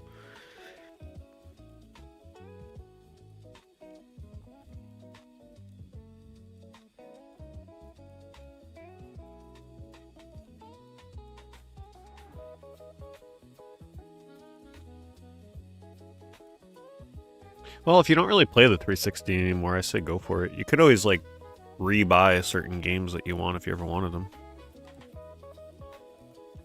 Maybe just, like, hang on to your top, like, 20 favorite games or something. And sell the rest.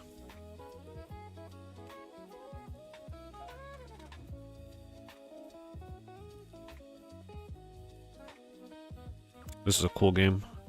I'm actually surprised that Japan allows this to still be as cheap as it is, considering it's exclusive, super easy to play without knowing Japanese, and a really cool game. I streamed this one a long time ago. I really need to stream some of these Japanese PS1 games again.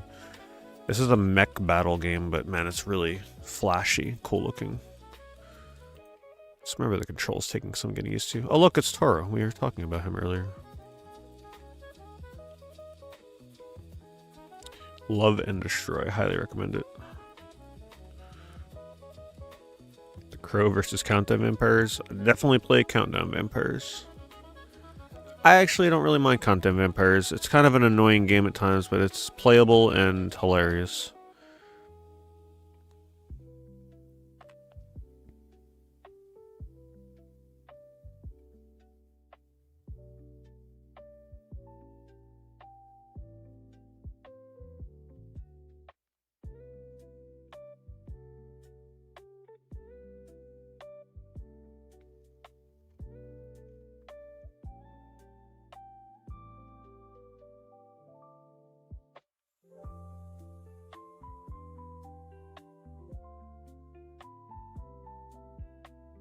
This is like the original meme. Rez with the trans vibrator. Comes in its own little pouch, personal pouch, for just you and your vibrator. I do not own the trans vibrator.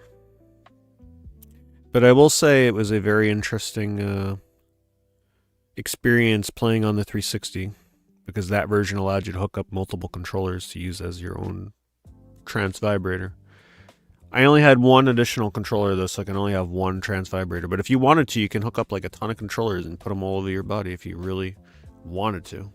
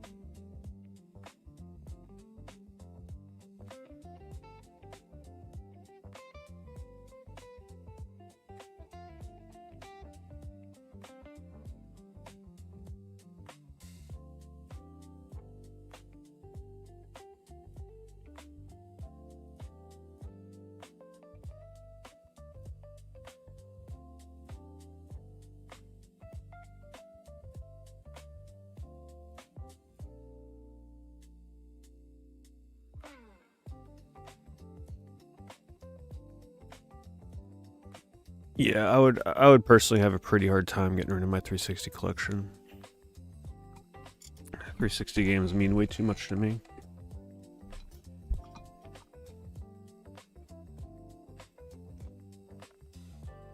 Especially because my 360 collection is almost pretty much fully curated. And I picked up some 360 lots, but most of it is hand-picked out, hand-selected.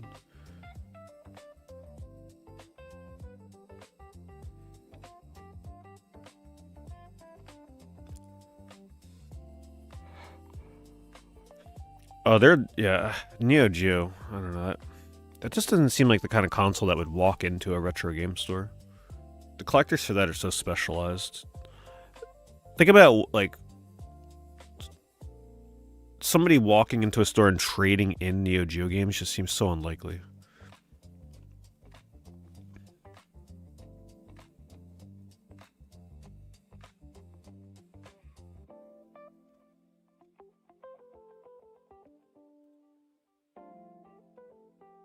Well, I haven't played 5 yet, so I can't really compare 5 or 6 for Resident Evil. Though I don't hate Leon's campaign in Resident Evil 6, so there's that. Close to the Sun. That's a pretty old one, isn't it? I think I played that at a PAX a long time ago. It's like one of those games where you keep continually going down a path until you crash, right? Something like that.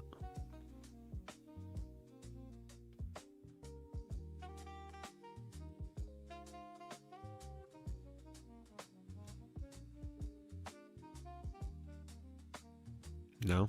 Yeah, I don't know what it is then. I know the name.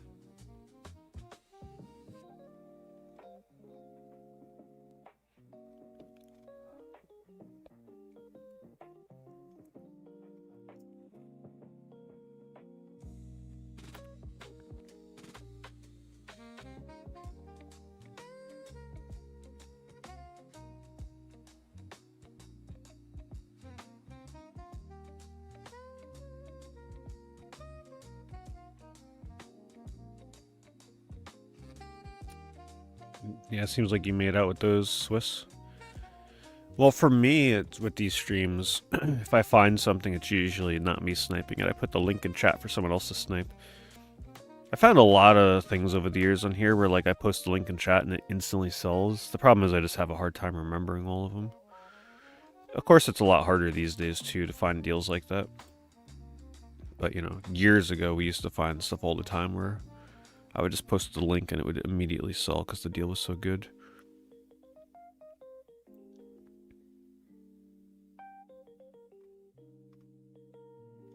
With the tactics that I use for browsing eBay streams, I'm usually not going to find something like that anyway. You gotta pretty much just refresh newly listed over and over and over to find those kind of deals.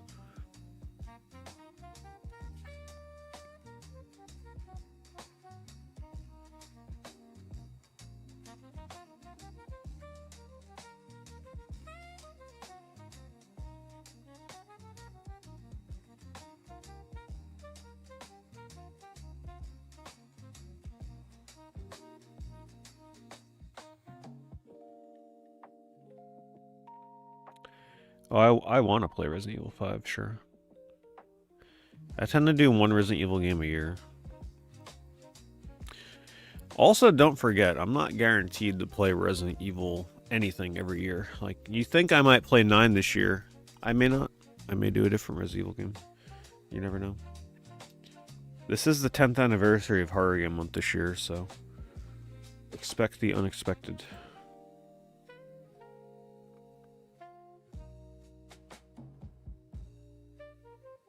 But I feel like I'd have to play it just so that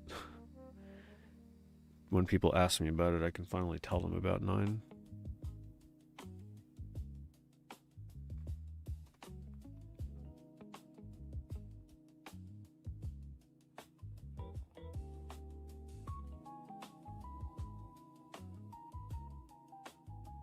This is a pretty good game.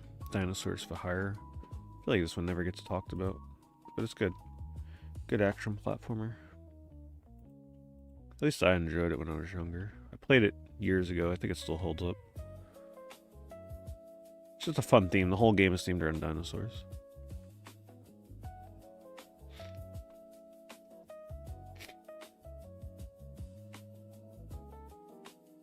If I play 5, it'll be with the AI. I won't do co-op. I'll suffer through it with the AI.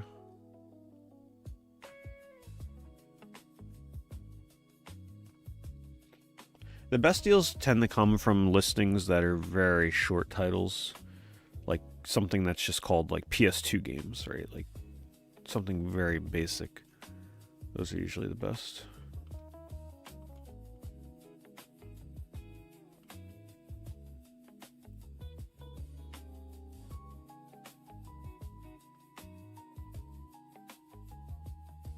I think this 50-cent game is actually in like the $40 to $50 range now. I think we found that out last week.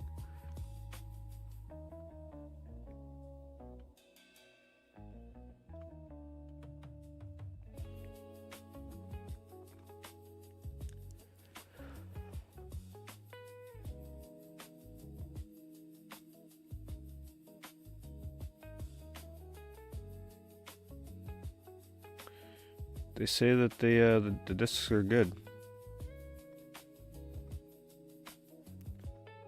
It's not terrible, but I don't think anybody here would be interested in this.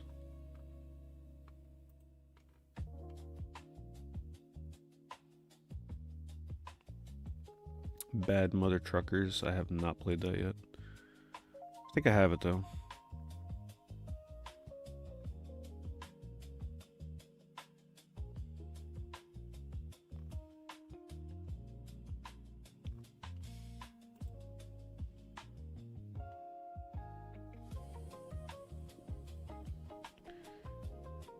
Hello, Iceblade. How do you want me to pronounce the name, by the way? Iceblade? Iceblade? I feel like I'm butchering it.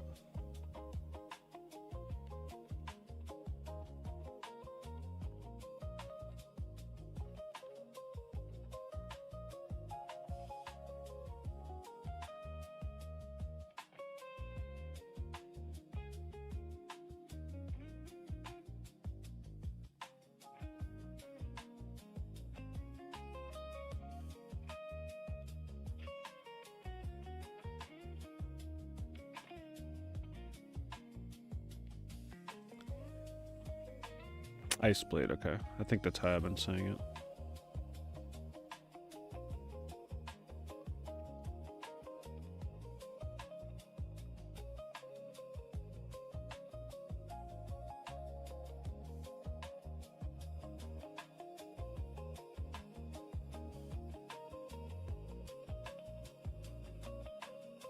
There it is. Every week we see it.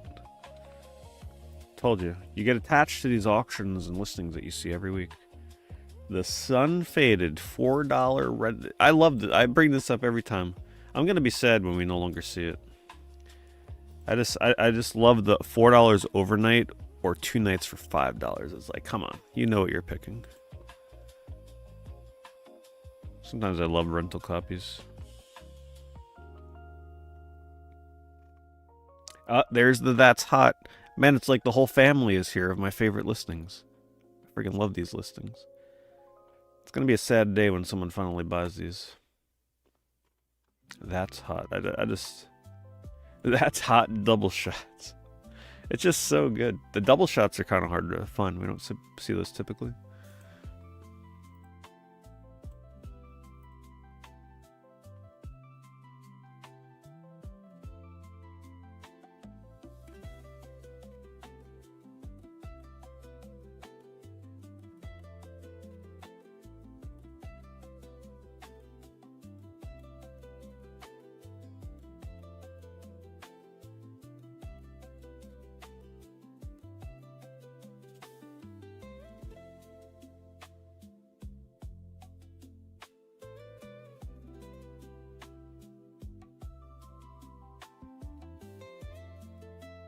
I'm only seeing one That's Hot, though. Wasn't there a second That's Hot? Did somebody finally buy it? Hold on. I gotta check this. Hold on. It's probably from the same seller, right? Yeah, from Australia. Had somebody finally bought one? How do they list this? Bundle and save. They don't.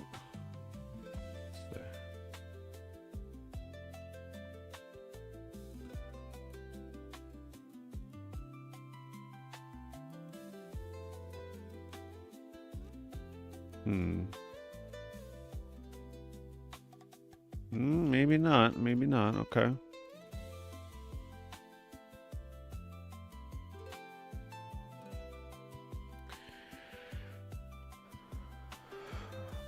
Yeah, picking 360 Wally. The good Wally is the PS2 Wally.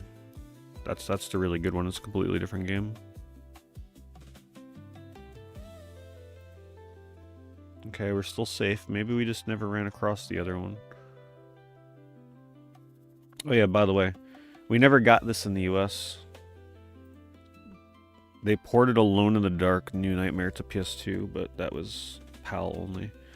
From what I've heard, though, it's a very bad version of the game. You want to just play the PS1 version.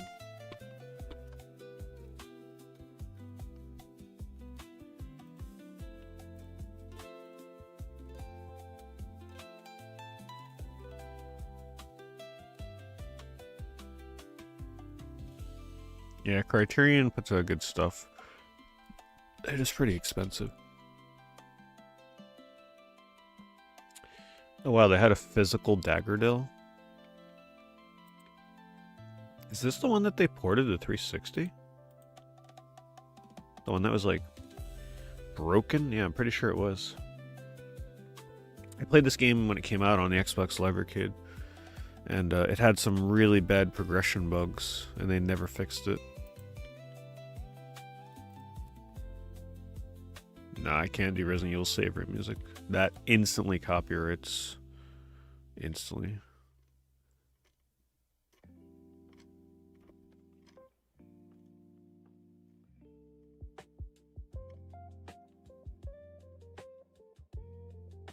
House of the Dead on PC. I guess playing House of the Dead with a mouse wouldn't be a terrible way of playing the game.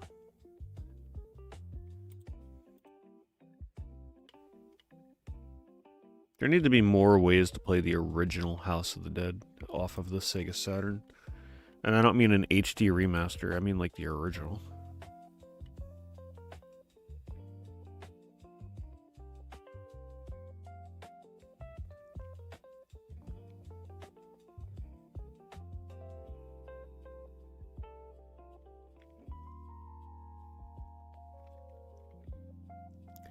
They made Daggerdale free on Taiwanese accounts. Interesting.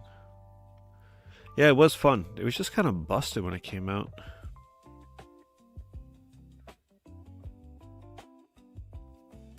One-up machines? No. I wish I had the Ridge Racer one that they put out, right? Didn't they put out the Ridge Racer cabinet?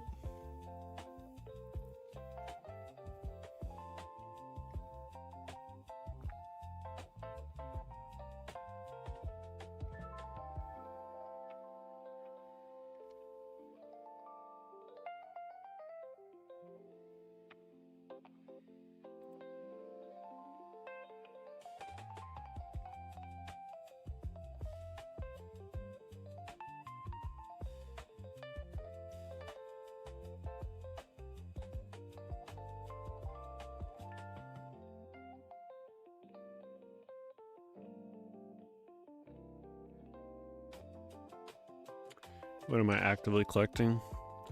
Right now, N64 is the main thing.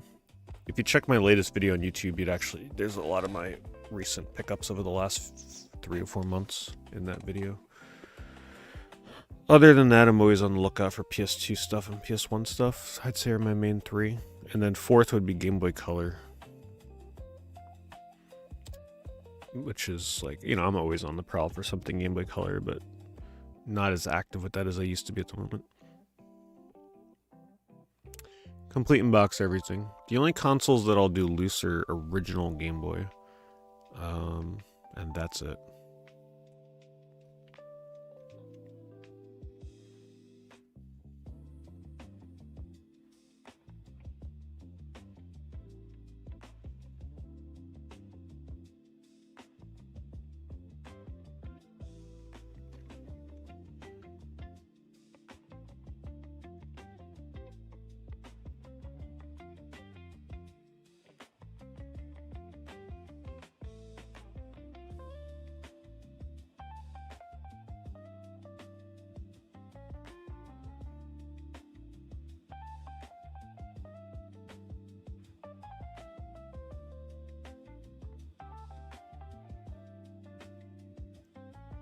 For me, Ridge Racer 6 will always be on top. I will say Rave Racer has been pretty awesome too. I feel like at this point I'd almost put Rave Racer above Ridge Racer. Not Rage, Rave. Rave Racer. It just is, it really is just Ridge Racer 1 but better.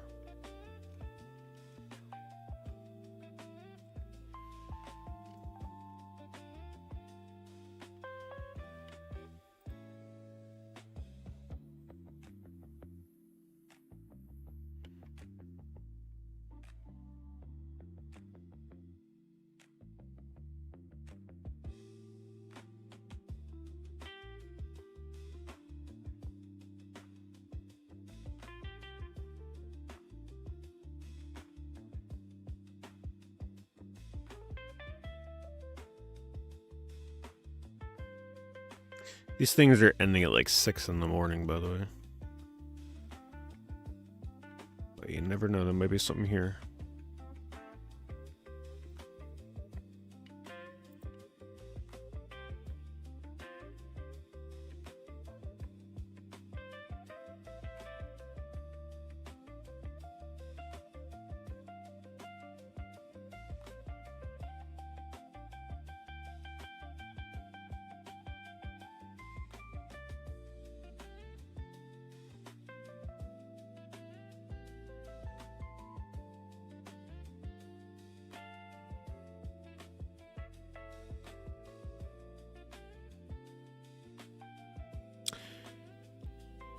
Alright, well, it is getting close to that time. Getting close to that bedtime. But it was a good eBay stream as always. Thank you again, big thank you to Maniacal for the crazy sub-gifting and bits tonight. Always really appreciate that, thank you Maniacal. Let's see if I can... I was gonna link the latest videos in case people haven't seen it yet. The link for you. I posted this today. Be sure to check it out. It's just a bunch of mystery unboxings. Got a new camera, so let me know what you think of the new camera.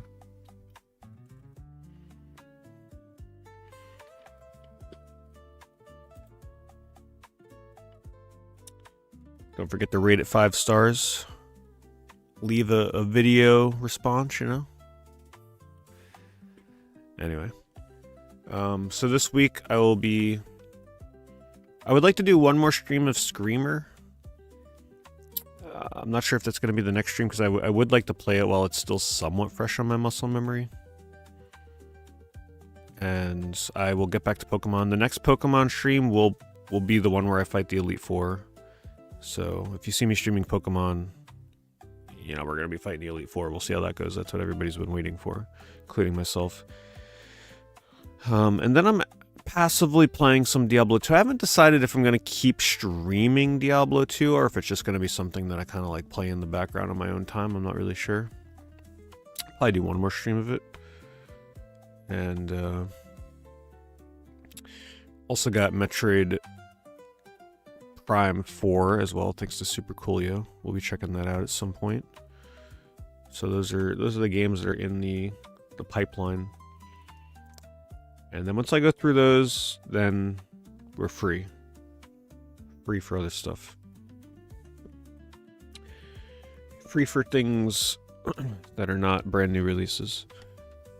Alright, so that's gonna do it. Thanks everybody for hanging out, as always. If you're new here, don't forget to follow or subscribe. I do eBay streams every single Saturday, and then during the weekday I just play random games. I'll see you all in the next stream. Have a good night. Thank you very much.